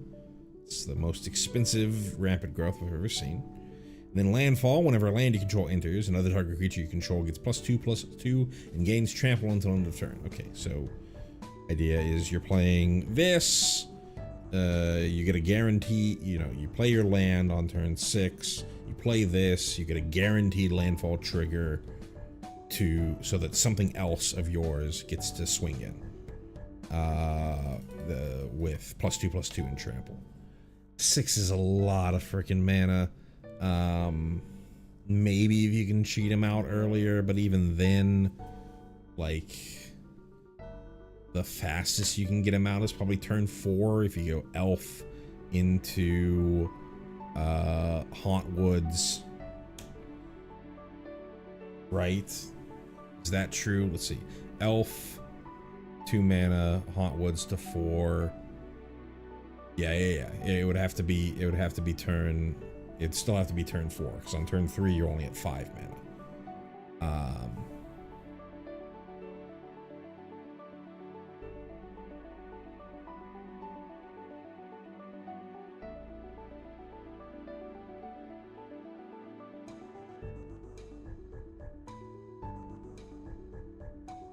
Too expensive.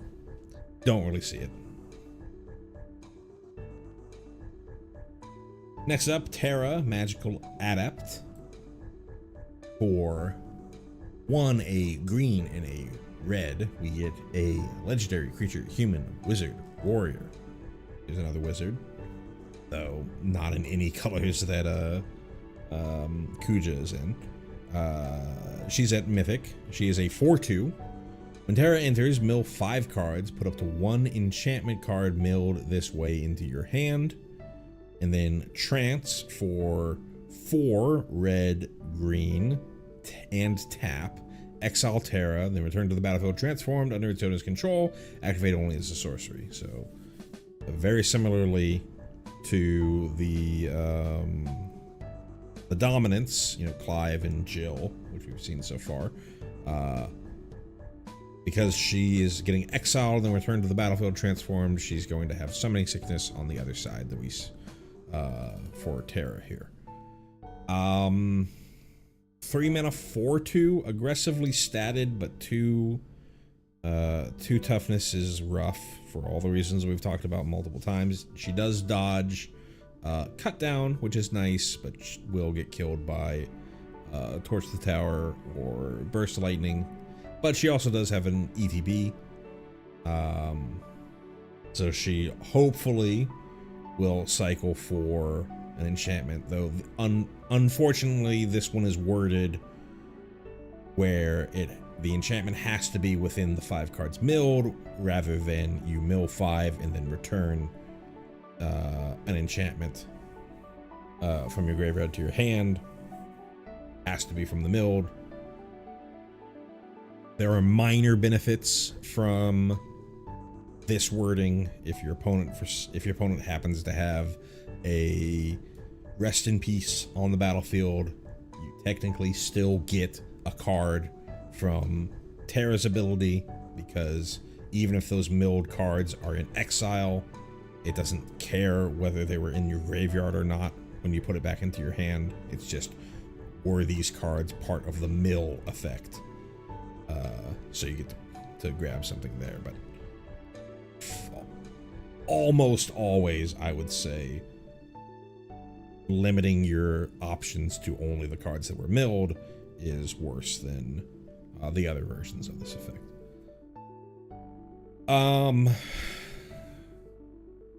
2 toughness is rough. Pretty rough. It cycles herself. Interesting. 2 toughness is rough. But what about the other side? Esperterra. This is a weird art. I only saw the one that they showed on. Yeah, that is really weird. Why is it so small? Anyways, I only saw the one that was showed on the PAX event. So what do we got here? So she turns into a 6/6 flyer. You had to spend 6 to generate her, so essentially 6 mana for a 6/6 flyer.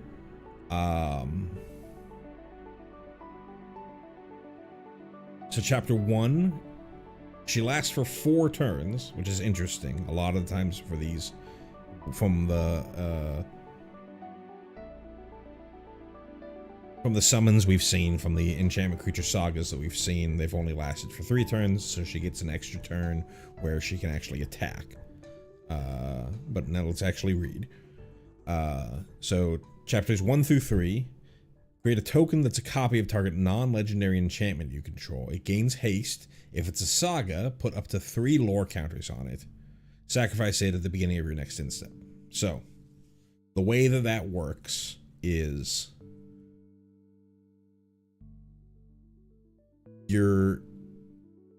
what it wants you to really do is generate other summons, or create copies of other summons that you have.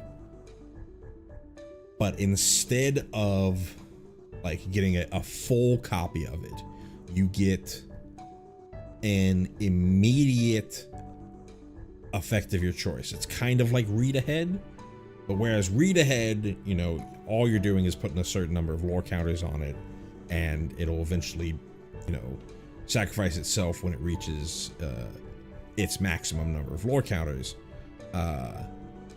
For here, it's always going to sacrifice itself at the beginning of your next end step. So you're really just choosing, I want this particular effect to happen.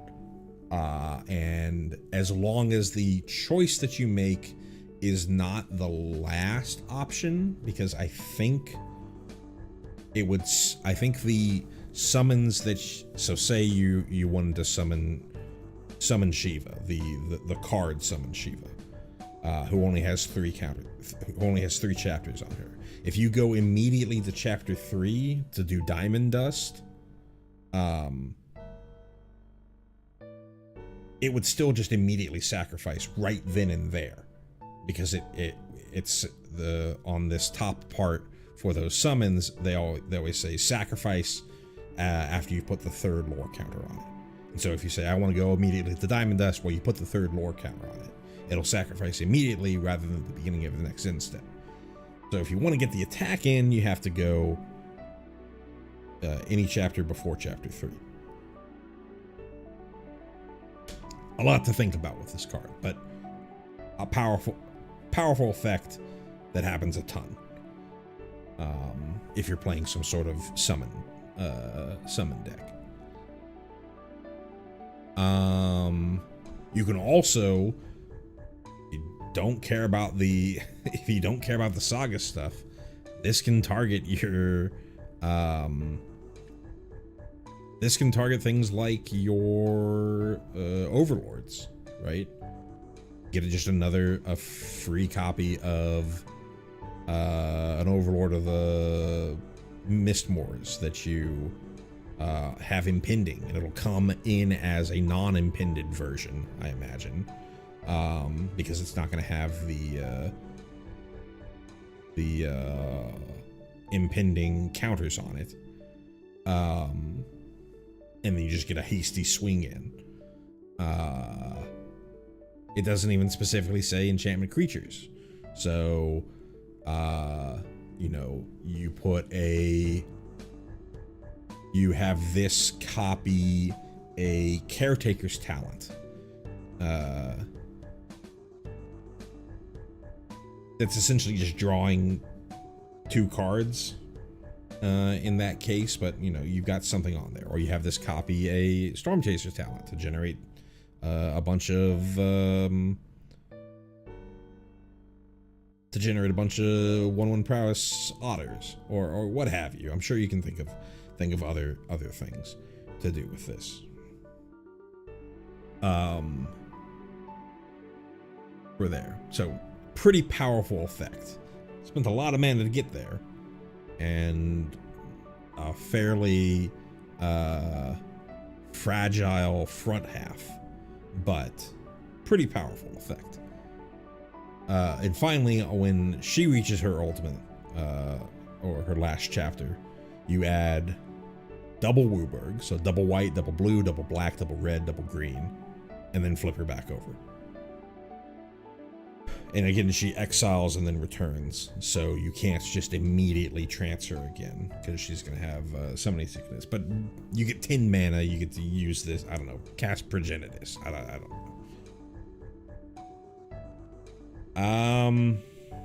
Very fun card, very powerful card, 2 toughness. Rough. I think borderline playable.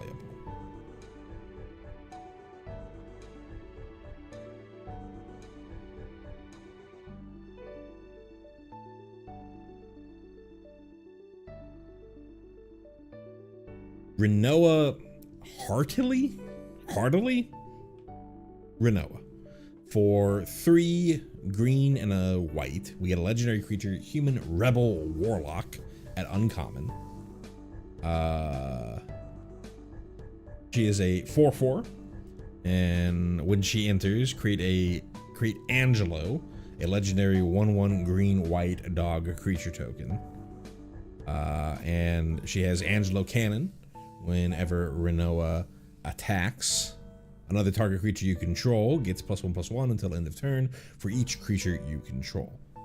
So if you just have Rinoa and Angelo, then you can, you attack with Rinoa, and then Angelo becomes a 3/3. So your attack, so you paid 5 mana to attack as a 7/7 across 2 bodies. Now, it's not a 7/7 because a 3/3 can be blocked by something with 4 toughness, whereas a 7/7 couldn't. But it's 7/7 worth of stats.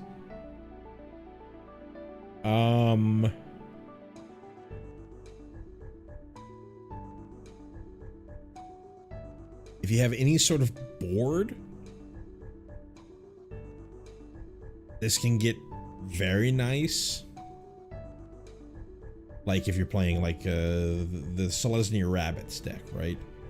This can get very nice, but you're probably not playing that many 5-drops. They play, I think some versions of that deck play Knight Errant of Eos. Whatever one's the Convoke Knight that searches your library. Searches or look at the top X cards of your library. It was technically a 5-drop, but is never played for 5.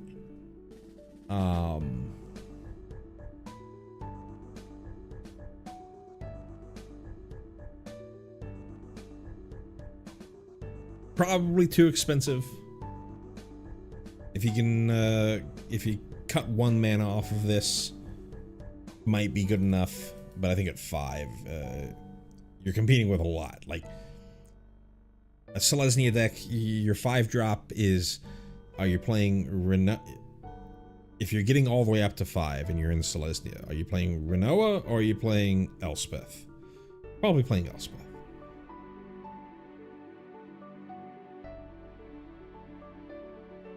More Selesnya 5-drops. We've got Yuna, Hope of Spira. For 3 green and a white, we get a legendary creature, Human Cleric at Mythic.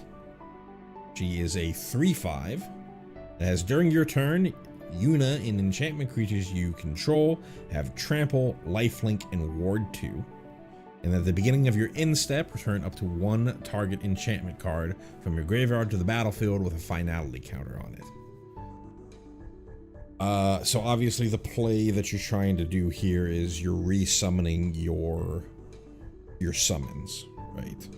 But it is just any sort of enchantment card. So if you're playing, what you call it, Caretaker's Talent, bring back your Caretaker's Talent. You can bring back your coffee or your carrot cakes or whatever. There's a bunch of different things that you can bring back. Obviously, your overlords.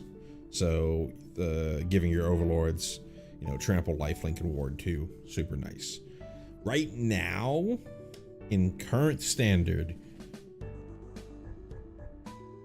would probably rather just play Zur than Yuna, but I could see Yuna getting some play in Selesnya overlords come rotation.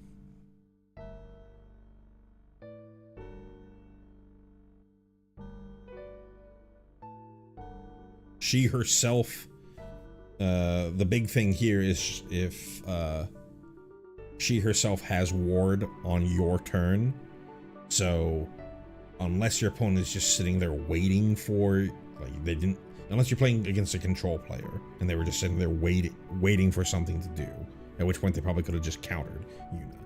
But if all they have are, if they were just holding up 2 for a removal spell and you play Yuna, well, she's gonna have ward herself, so she'll very likely get in at least 1 reanimation effect before she gets killed, which is nice.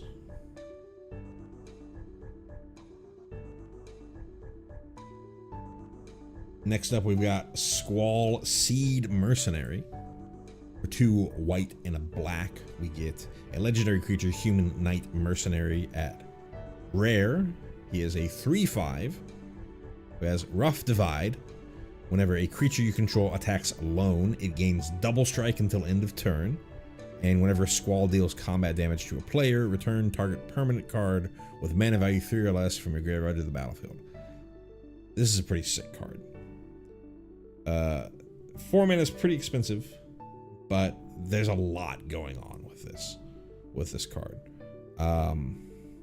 So the Rough Divide part, it's not only him that gets the double strike. So you could go, you have a turn 3 Preacher of the Schism, turn 3 Sephiroth, turn 3, God forbid, turn 3 Unstoppable Slasher. You play Squall, first main, attack alone with Preacher of the Schism. That thing's gonna get double strike. Double strike, death touch, that's sick.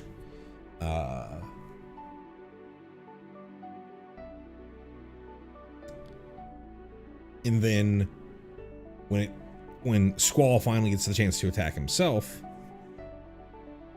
you get to reanimate all your turn 3 stuff that got destroyed. If your opponent killed your, well, no, I guess Unholy Annex would be too much mana at that point, but you'd be able to bring back, your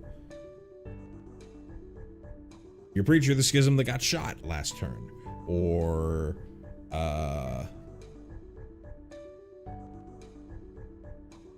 whatever, right? All sorts of things that you could bring back from the graveyard here. So, like, a pretty sick card. Is the only real question here is is 4 mana too slow in standard? And I don't really think so. I think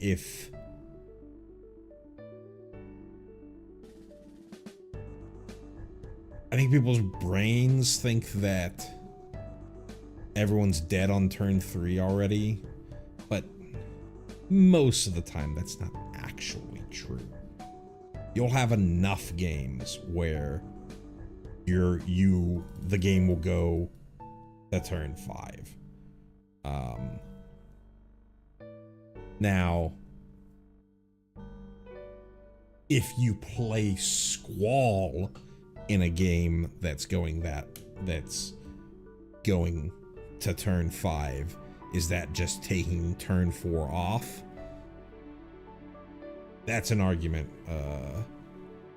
for someone else. I think this is a sick card. Right, Liliana. Liliana's a 3-drop that people try to kill on sight. Bring back a Liliana. Super sick.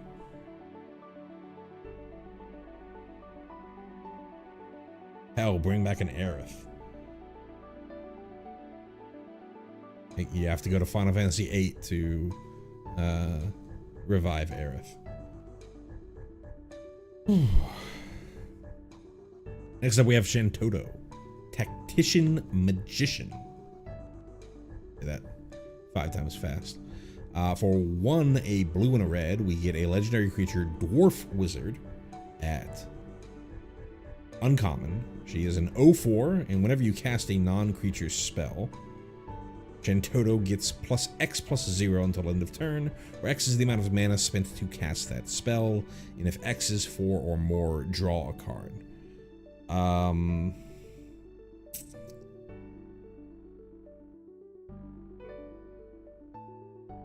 Pretty cool effect, right? You cast this,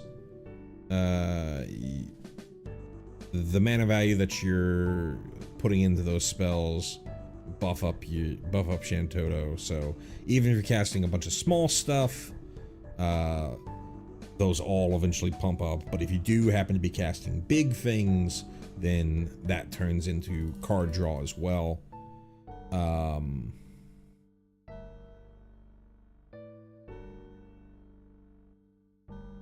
Now she is really just sort of like hitting as a big idiot. Now obviously, you know, oh, I'm gonna put a Monstrous Rage on her, sure, right, but you put a Monstrous Rage on anything and it's gonna be scary.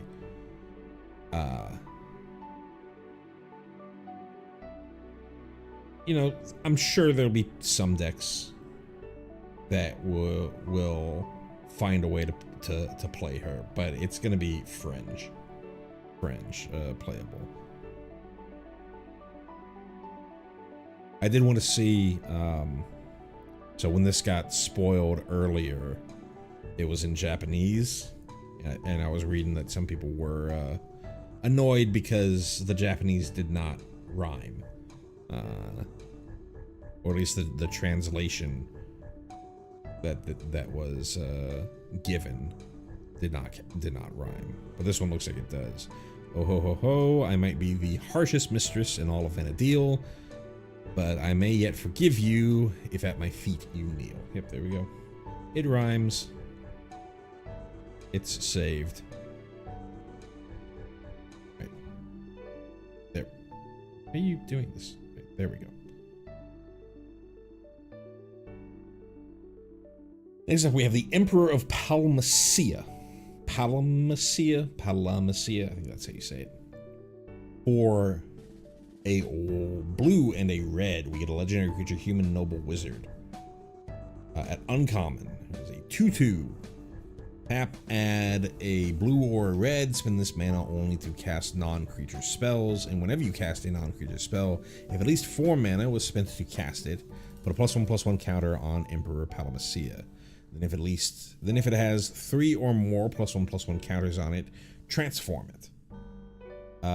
So 2 mana dork in a non-traditional mana dork colors.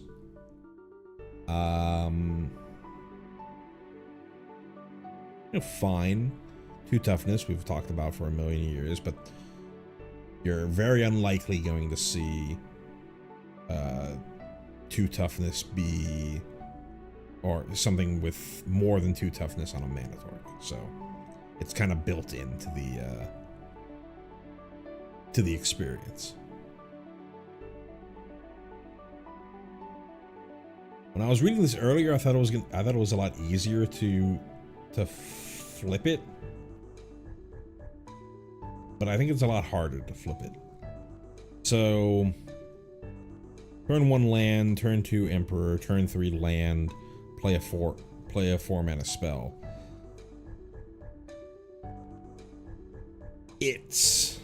The order is problematic here. So even if whatever 4 mana spell that you're casting with Emperor of Palmacia would put +1/+1 counters on Emperor of Palmacia,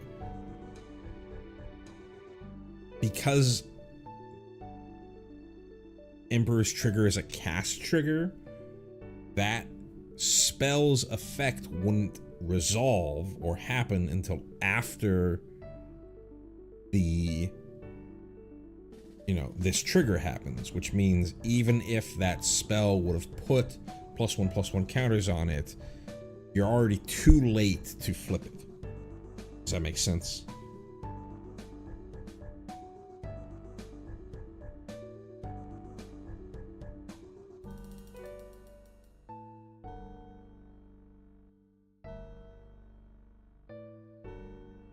So even if you somehow cheated a way to put counters on Emperor of Palmacia, or if you're using a spell to try and cheat counters onto Emperor of Palmacia, then you're gonna have problems. Now, if you have some sort of effect that puts those counters on Emperor of Palmacia before you cast the spell, before you cast a non-creature spell, you don't have, this one isn't something where you had to have put a +1/+1 counter on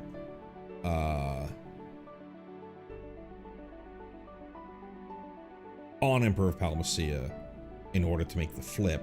It's just, hey, do I have at least 3 +1/+1 counters on here?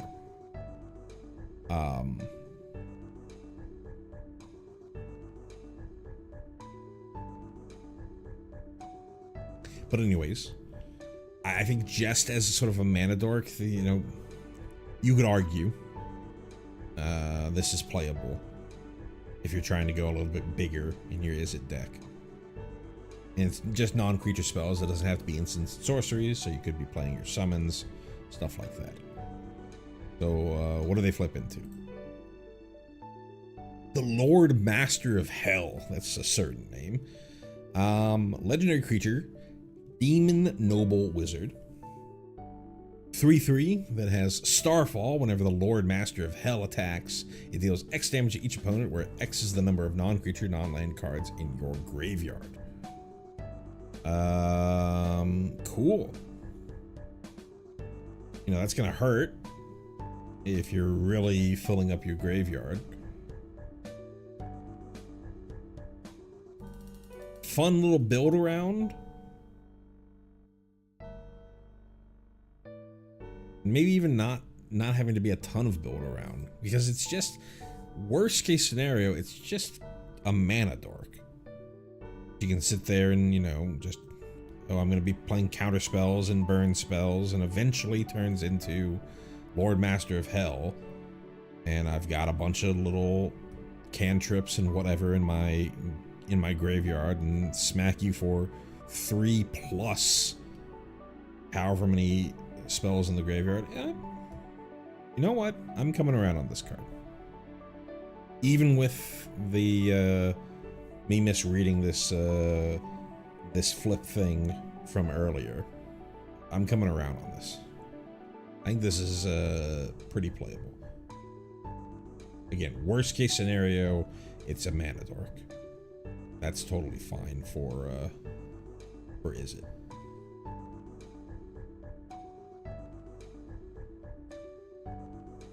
We're to the boy. VV Orienteer. For 1, a blue and a red, we get a legendary creature wizard at Mythic. 0-3. Pretty awful stats. But we have, for 0, you can add X mana in any combination of blue and or red, where X is VV's power. Activate only during your turn. Well, VV is an 0-3, so how do you get anything here? Whenever you cast a non-creature spell, put a +1/+1 counter on VV, and it deals 1 damage to each opponent. So VV is a black mage, so it has the whole prowess for pseudo prowessy effect of dealing damage there, but also grows in power. So you rip off a bunch of cantrips here, then that's a bunch of power there. But also, hey, I'm gonna hit VV with a friggin' monstrous rage. Oh, looky here. I now have a... If I just did monstrous rage, I'm attacking as a... It's the same power as if you did a monstrous rage on a Heartfire hero, right? Because you would get +3/+1 that turn, plus the +1/+1 counter. So you're attacking as a 5/3 with 2 mana left over, and then at instant speed, you can get at least 5 mana in blue and red. And you're not attacking as a 5/3, I'm sorry. You're attacking as a 5/5. I think VV is insane. Absolutely insane. Possibly a mistake. And that's just in standard, right? I play VV. If VV lives, you are dead. I'm drawing like half my deck, dealing an infinite amount of damage to you. You're dead. In formats where you have free non-creature spells, VV is insane. Insane. This card's a mistake. I'm gonna say it. I'm gonna go out on a limb. I don't think it's that. I think it's a pretty sturdy limb. I don't think it's gonna break. I think VV is insane and a mistake. Like, I was joking when I was watching the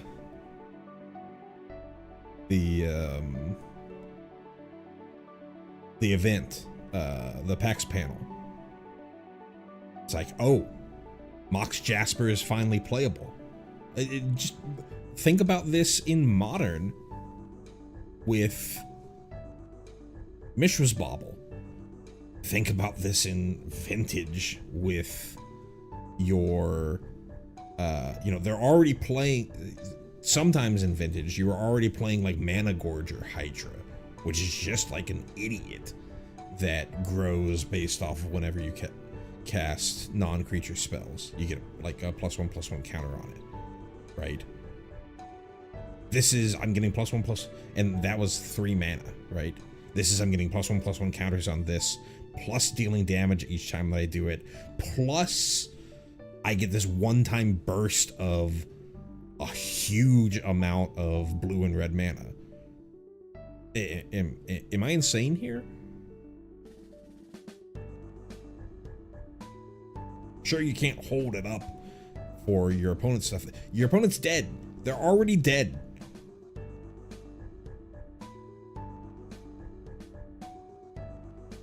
Best card in the set. A mistake. I'm saying it. think we're on to, okay, so we've already looked at Ragnarok when we did the other thing, so I'm going to skip over Ragnarok. Oh, I guess we've got a couple more.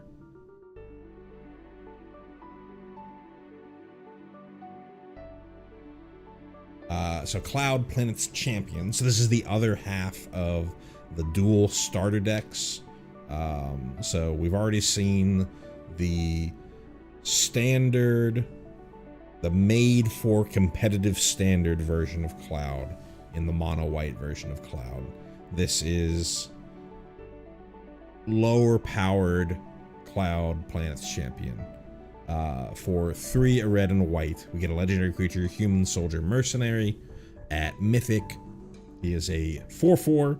During your turn, as long as Cloud is equipped, it has double strike and indestructible. And equip abilities, you activate that target Cloud. Excuse me. Cost 2 less to activate. I think Cloud's probably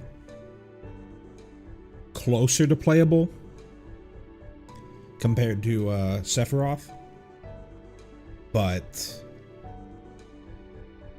even then,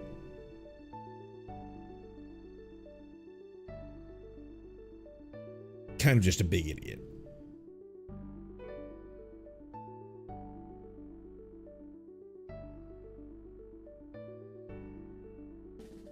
Next up, we have Lightning Army of 1.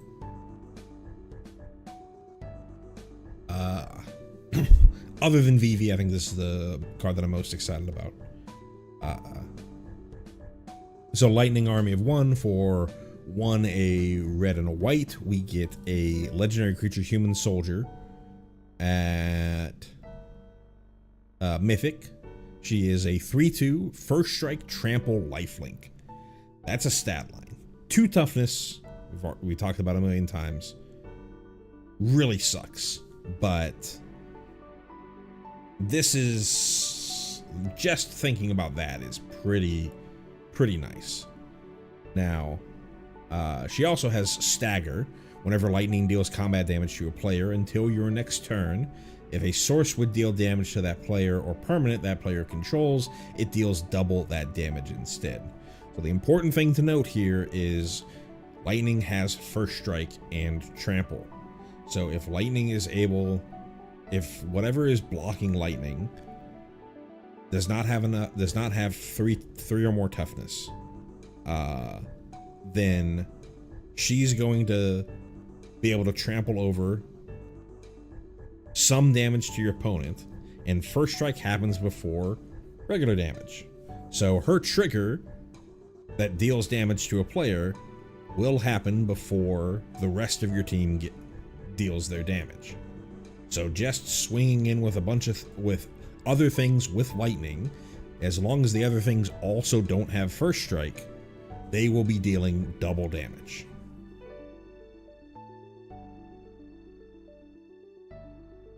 As well, I just read this right now. That effect, if she does get in that hit, that effect lasts until your next turn. So if you really wanted to, you could hold up your burst lightning or whatever, your lightning helix, whatever, to wait for your opponent's play and deal 6 to it, because it's going to last all the way until your next turn. It's not until end of turn. You don't have to get through all of it. Also means that everything that you have that wasn't able to attack that turn, say you went lightning turn 3, turn 4, I don't know, Sunspine links or whatever, obviously post combat,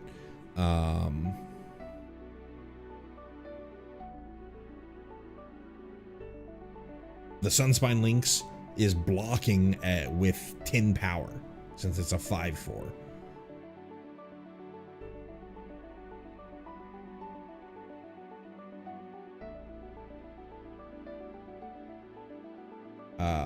She is great. If you can somehow give her death touch, look out. Because you are dead.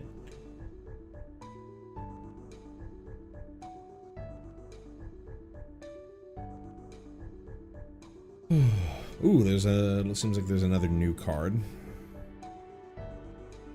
See if we can find it.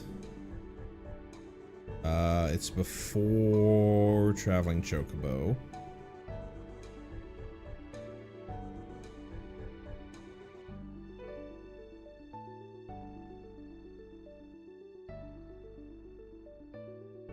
Here we go, this is the new one.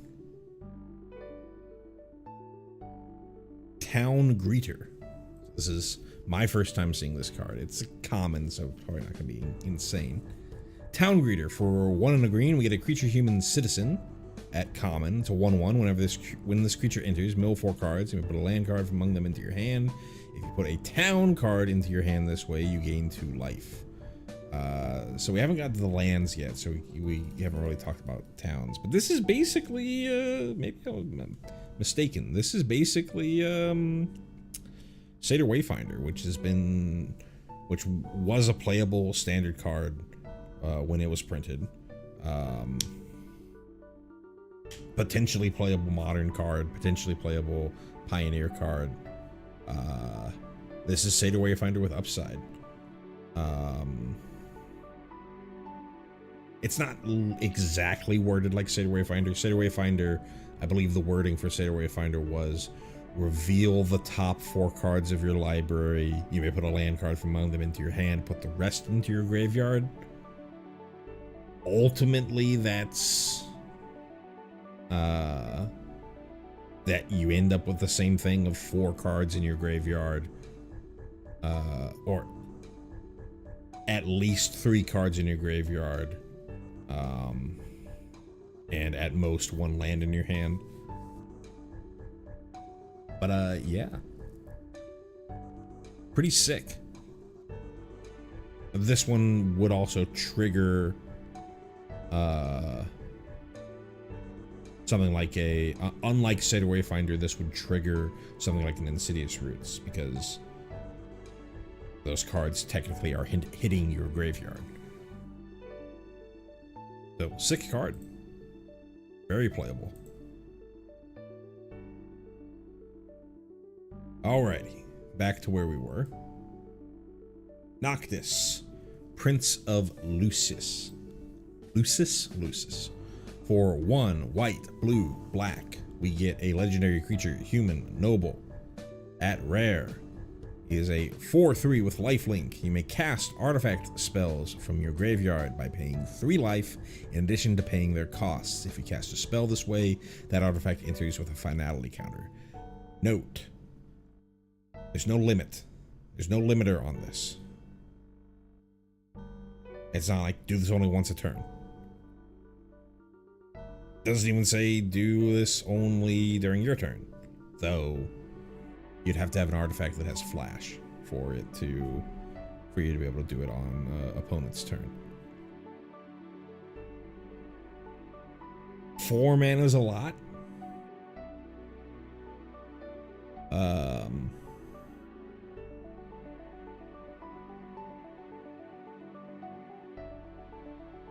But I think this has potential to be broken. Again, think about free spells, Mishra's Baubles, things like that. Free artifacts that you could play. 3 damage is a lot, but you can chain those things. You know, I don't know, play Noctis with Aetherflux Reservoir. Then you're not really having to worry too much about the 3 life that you're taking. This has potential to be broken. 4 mana might be too much, but I would keep an eye on this card. Next up, we got the other boy, Kefka Court Mage. For 2, a blue, a black, and a red, so 2 and a Grixis. We have legendary creature, human, wizard. At Mythic, Kefka is a 4/5. Whenever Kefka enters or attacks, each player discards a card. Then you draw a card for each card type among cards discarded this way. And then for 8 generic, each opponent sacrifices a permanent of their choice. Transform Kefka, activate only as a sorcerer. As always, let's think about it without flipping it over. So 5 mana for 4/5. We already do that in standard right now. We play Shiko. Not a flyer, doesn't have vigilance, but does have an ETB. And that ETB is a pretty good ETB, right? It has both an ETB and an attack. So Kefka enters. Each player discards a card, then you draw cards for each card type among cards discarded this way. So you will draw so you are a player, so you're going to have to discard something. But you will draw at least 1 card. Because the worst case scenario is, say, both you and your, and again, we're thinking about 1v1 here. Both you and your opponent both discard this cards that share only 1 card type, like both discard lands or both discard creatures. I will still, you know, I'm still forcing my opponent to discard a card, and I am rummaging, right? But what if I discard a fear of missing out, and then my opponent discards a land? I draw 3.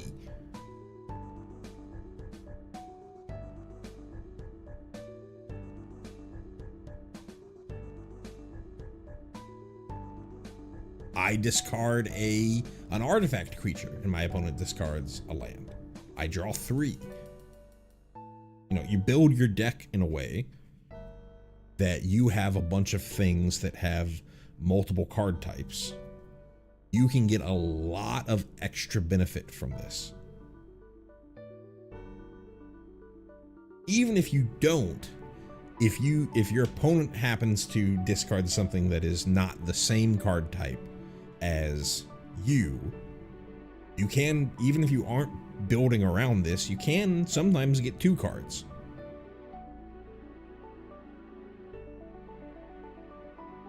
I think this card's just on the front half pretty darn good, and this is a repeatable effect, so you're just stripping your opponent of cards, and you're always at least staying card neutral.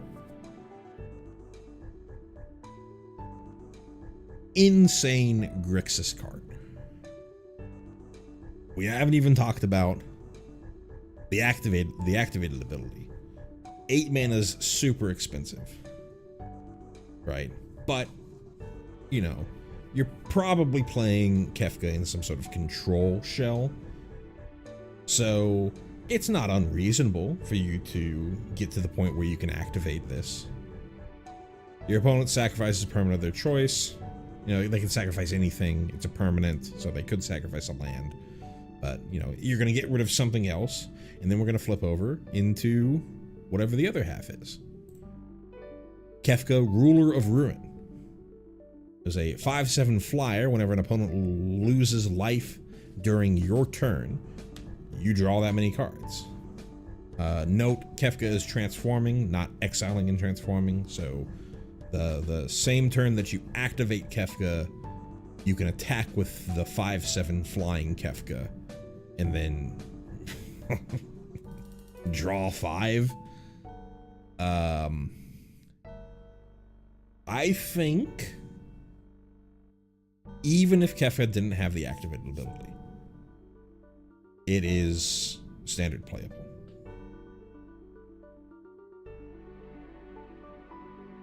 But with the activated ability and the other half, very good. I might not even want to flip Kefka, because I'm stripping my opponent. Sure, I get to draw a lot, but I'm really only gaining 1 power. Maybe, you know, make it evasive or whatever, but I'm stripping my opponent and I'm drawing at least 1 each time that I attack. I think Kefka's great. Great. It's an attack trigger. Don't even have to hit the opponent. Great. Incredibly good card.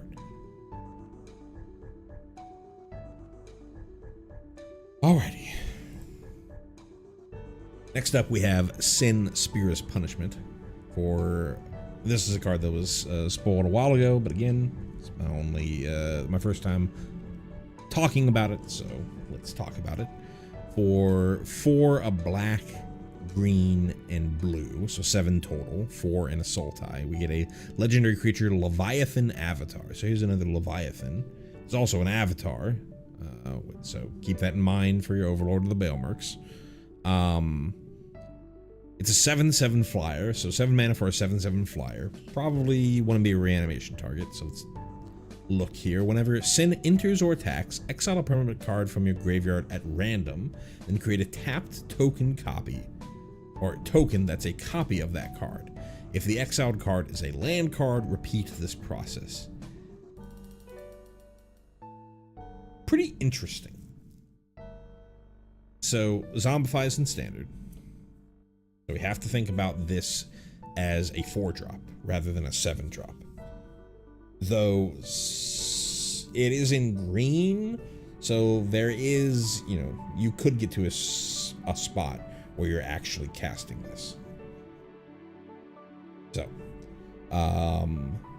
Sin Spear's Punishment. So enters or attacks at 4 mana, 7/7 flyer. That's same stats as Atraxa. So you're competing with Atraxa. You're gonna lose to Atraxa at every point. But let's think about post rotation.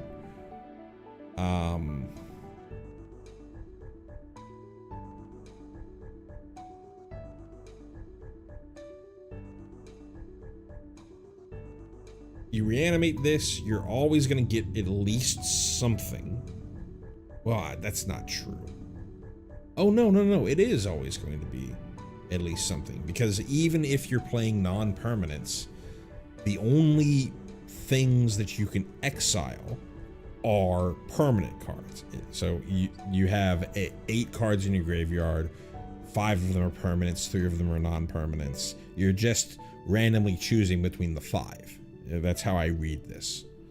It's not you exile from one of your 8, and if it's a permanent, create a tapped token that's a copy of it, and then again, further, if it's a land, then you get to repeat it. It's just, I'm only going to exile at random from the permanents within my graveyard.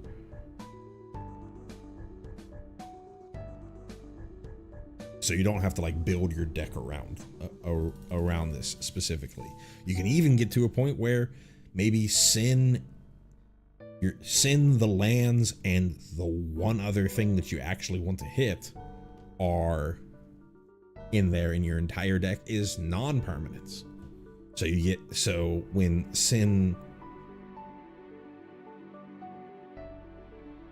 you flip Sin into your graveyard, you can bring Sin back and then also bring back the other thing. I don't know what that other thing is, but just something to think about. Now I'm trying to think. In the post-rotation world where Atraxa no longer exists and Atali no longer exists,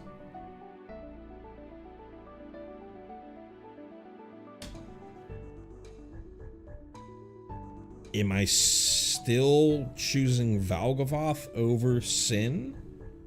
Or am I going Sin, Valgavoth, and then, you know, the 8 mana black card that we saw earlier? Interesting conundrum.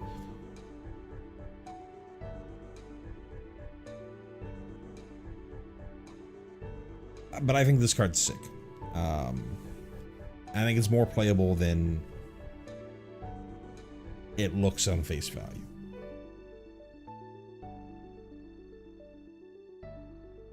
Moving on. We are at colorless cards, and I think we're finally at the lands after this. I think they've only shown one colorless card, and it is Bahamut. Summon Bahamut. It's for 9 colorless. We get an enchantment creature, Saga Dragon at Mythic. It's a 9/9 flyer. So, note, it's a creature, so I could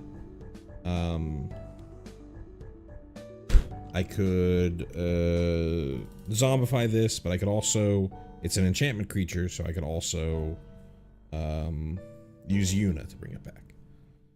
So what do we have with Bahamut? Also note the Bahamut is 4 chapters, so I will give it at least 2 attacks with Bahamut. So, chapter 1, destroy up to 1 target non-land permanent. Pretty sick. Chapter 2, same thing. Pretty sick. So, I reanimate this. I somehow cheat this onto the battlefield. Worst case, I've traded it for something. I've Ravenous Chupacabra, but this also hits non-land permanents. So, pretty sick. Chapter 3, draw 2 cards. Cool. Chapter 4, Mega Flare. This creature deals damage equal to the total mana value of other permanents you control to each opponent. I mean, you're...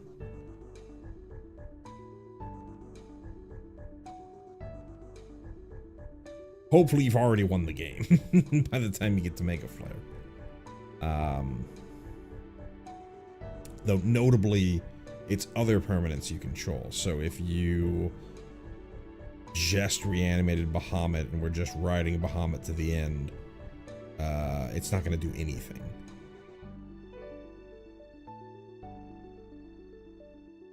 But almost certainly, if you can get Bahamut in play, your opponent's probably dead before you get to Mega Flare.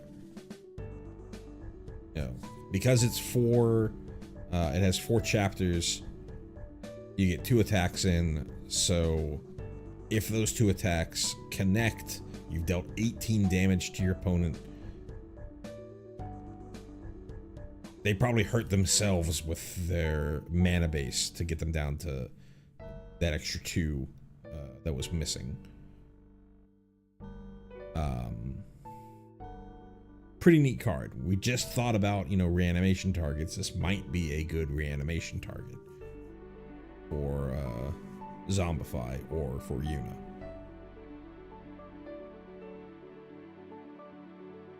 Alright, then we've got some lands. I'm just going to quickly scroll through these. So there's a couple of non-basic lands, so we'll talk about those.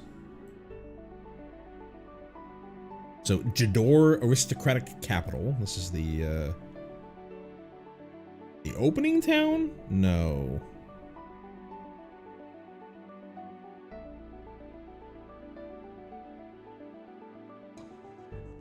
I don't remember what the opening town in... No, this is the town with, the paintings. The painting boss, whatever that boss is named, in FF6. Anyways. Jador Aristocratic Capital. It's a land town, so we just saw that, green card that cared about towns. So this land enters tapped, and it taps for blue. So just a essentially basic that ETB's tapped. That's pretty rough, but we do have an adventure. So Overture for 4 blue. We get a... Oh, this is the town where you go here before the opera, and you learn that Setzer is gonna kidnap the opera singer. Okay. Never mind. Anyways, back to the card. Overture for 4 blue. We get a sorcery adventure. Target opponent mills half their library rounded down. I mean, it's fun for the mill players out there. 6 mana for that effect. It's stapled onto a land, but then the land enters tapped. I don't know, man. Right, I should have just read the flavor text. You're the spitting image of Maria. When Celis gets convinced to play the part. All right, let's keep going, keep going. A lot of these basic lands are super sick, but I'm not gonna sit there and just look at the art. You can do that on your own time.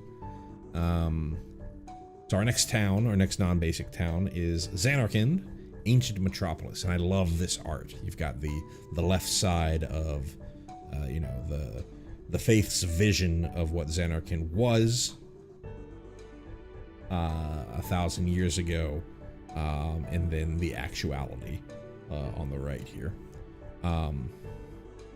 Another land town that enters tapped. No way for it to enter untapped. And we got another 6-mana adventure. So for 4 green, we get a sorcery adventure. Create a 1/1 colorless hero creature token. Put a +1/+1 counter on it for each land you control. So with no extra help from mana dorks or mana rocks, you're going to create a 7/7 hero creature token. It's attached to a land, but is that good enough? The fact that you have a spell that turns into a land that you can play as a land from exile, but it's entering tapped. The entering tapped is so rough. If there was some way, maybe if it said that if you played this as if you're playing this from exile, it enters untapped. Or maybe the opposite. If you got to the point where you had to where you're playing the adventure, meant that the land comes into play tapped, but just always being tapped, that's such a letdown.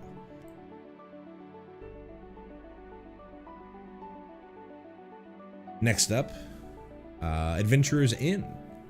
I see a card further down that I haven't actually seen yet, so that'll be fun. Adventurer's Inn, we get a land town. When this land enters, you gain 2 life, and it taps for colorless. So, Radiant Fountain. Basically Radiant Fountain? Is it literally Radiant Fountain, but a town? I don't remember. I think Radiant Fountain, you gained 2. Did Radiant Fountain tapped?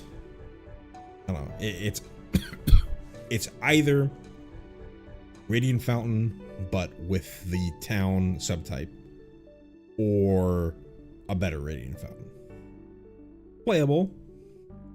I think people will end up putting this into their deck more often than they actually should. But Radiant Fountain was played before. So this is the card that I haven't seen yet. Starting Town. So it's a land town rare. This land enters tapped unless it's your first, second, or third turn of the game. Very interesting.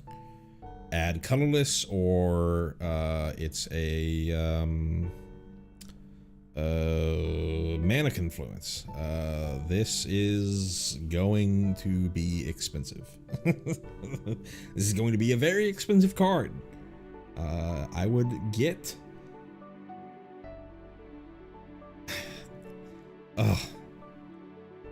Oh my god, this card just makes Tarkir so much better.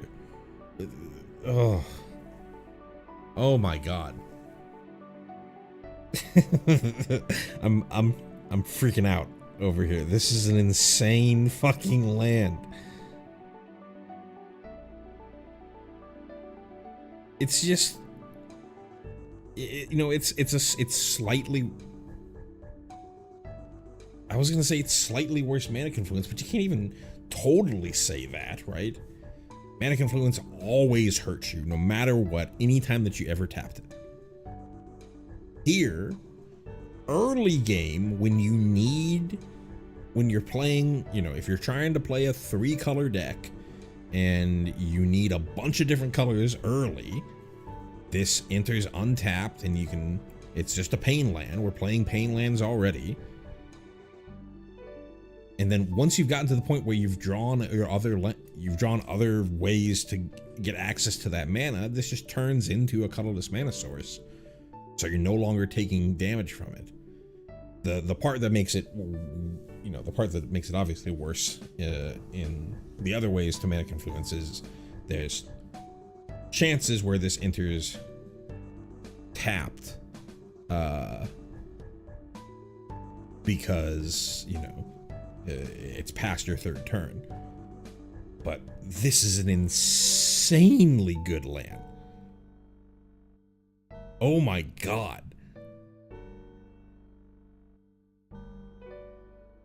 I'm freaking the fuck out. This is, oh, you know, we talked about like VV being like a mistake or whatever. This is definitely the best card in the set. Just a hands down.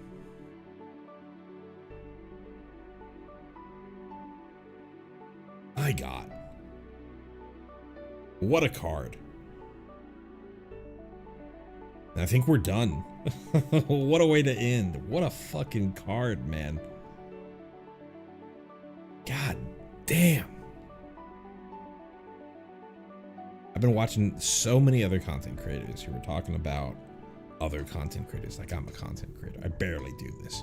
But I've been watching a lot of Magic the Gathering content creators who are just, their big complaint about Tarkir is you have this 3-mana set, but the mana base, you know, the dual lands that they put into the set were tapped for only 1 mana, or 1 mana,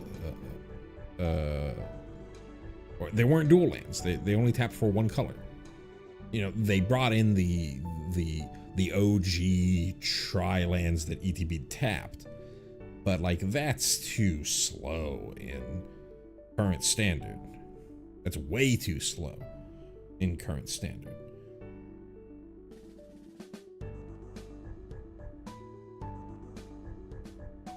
This is this is just, I'm gonna say, better mana confluence.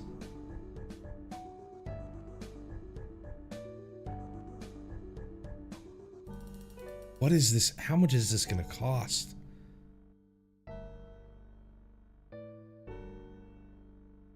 Oh.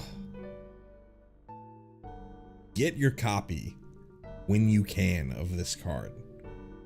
God damn. What a way to end. I've been streaming for 5 hours. We'll go over the commander stuff, the commander cards at another time. I can't talk anymore and I need dinner. So thank you so much for watching. And I will see you whenever I decide to do this again. I don't know if I'm gonna wait a week or what. I doubt I'm gonna be talking about it, you know, firing up every day, but maybe I will. I don't know. We'll see. I'll see you whenever I see you. But this was a lot of fun. Thank you everybody who stopped on by. Thank you Dow for chatting, Billy Eyelash for chatting, anyone else who was just lurking. Thank you so much, and I will see you next time I see you.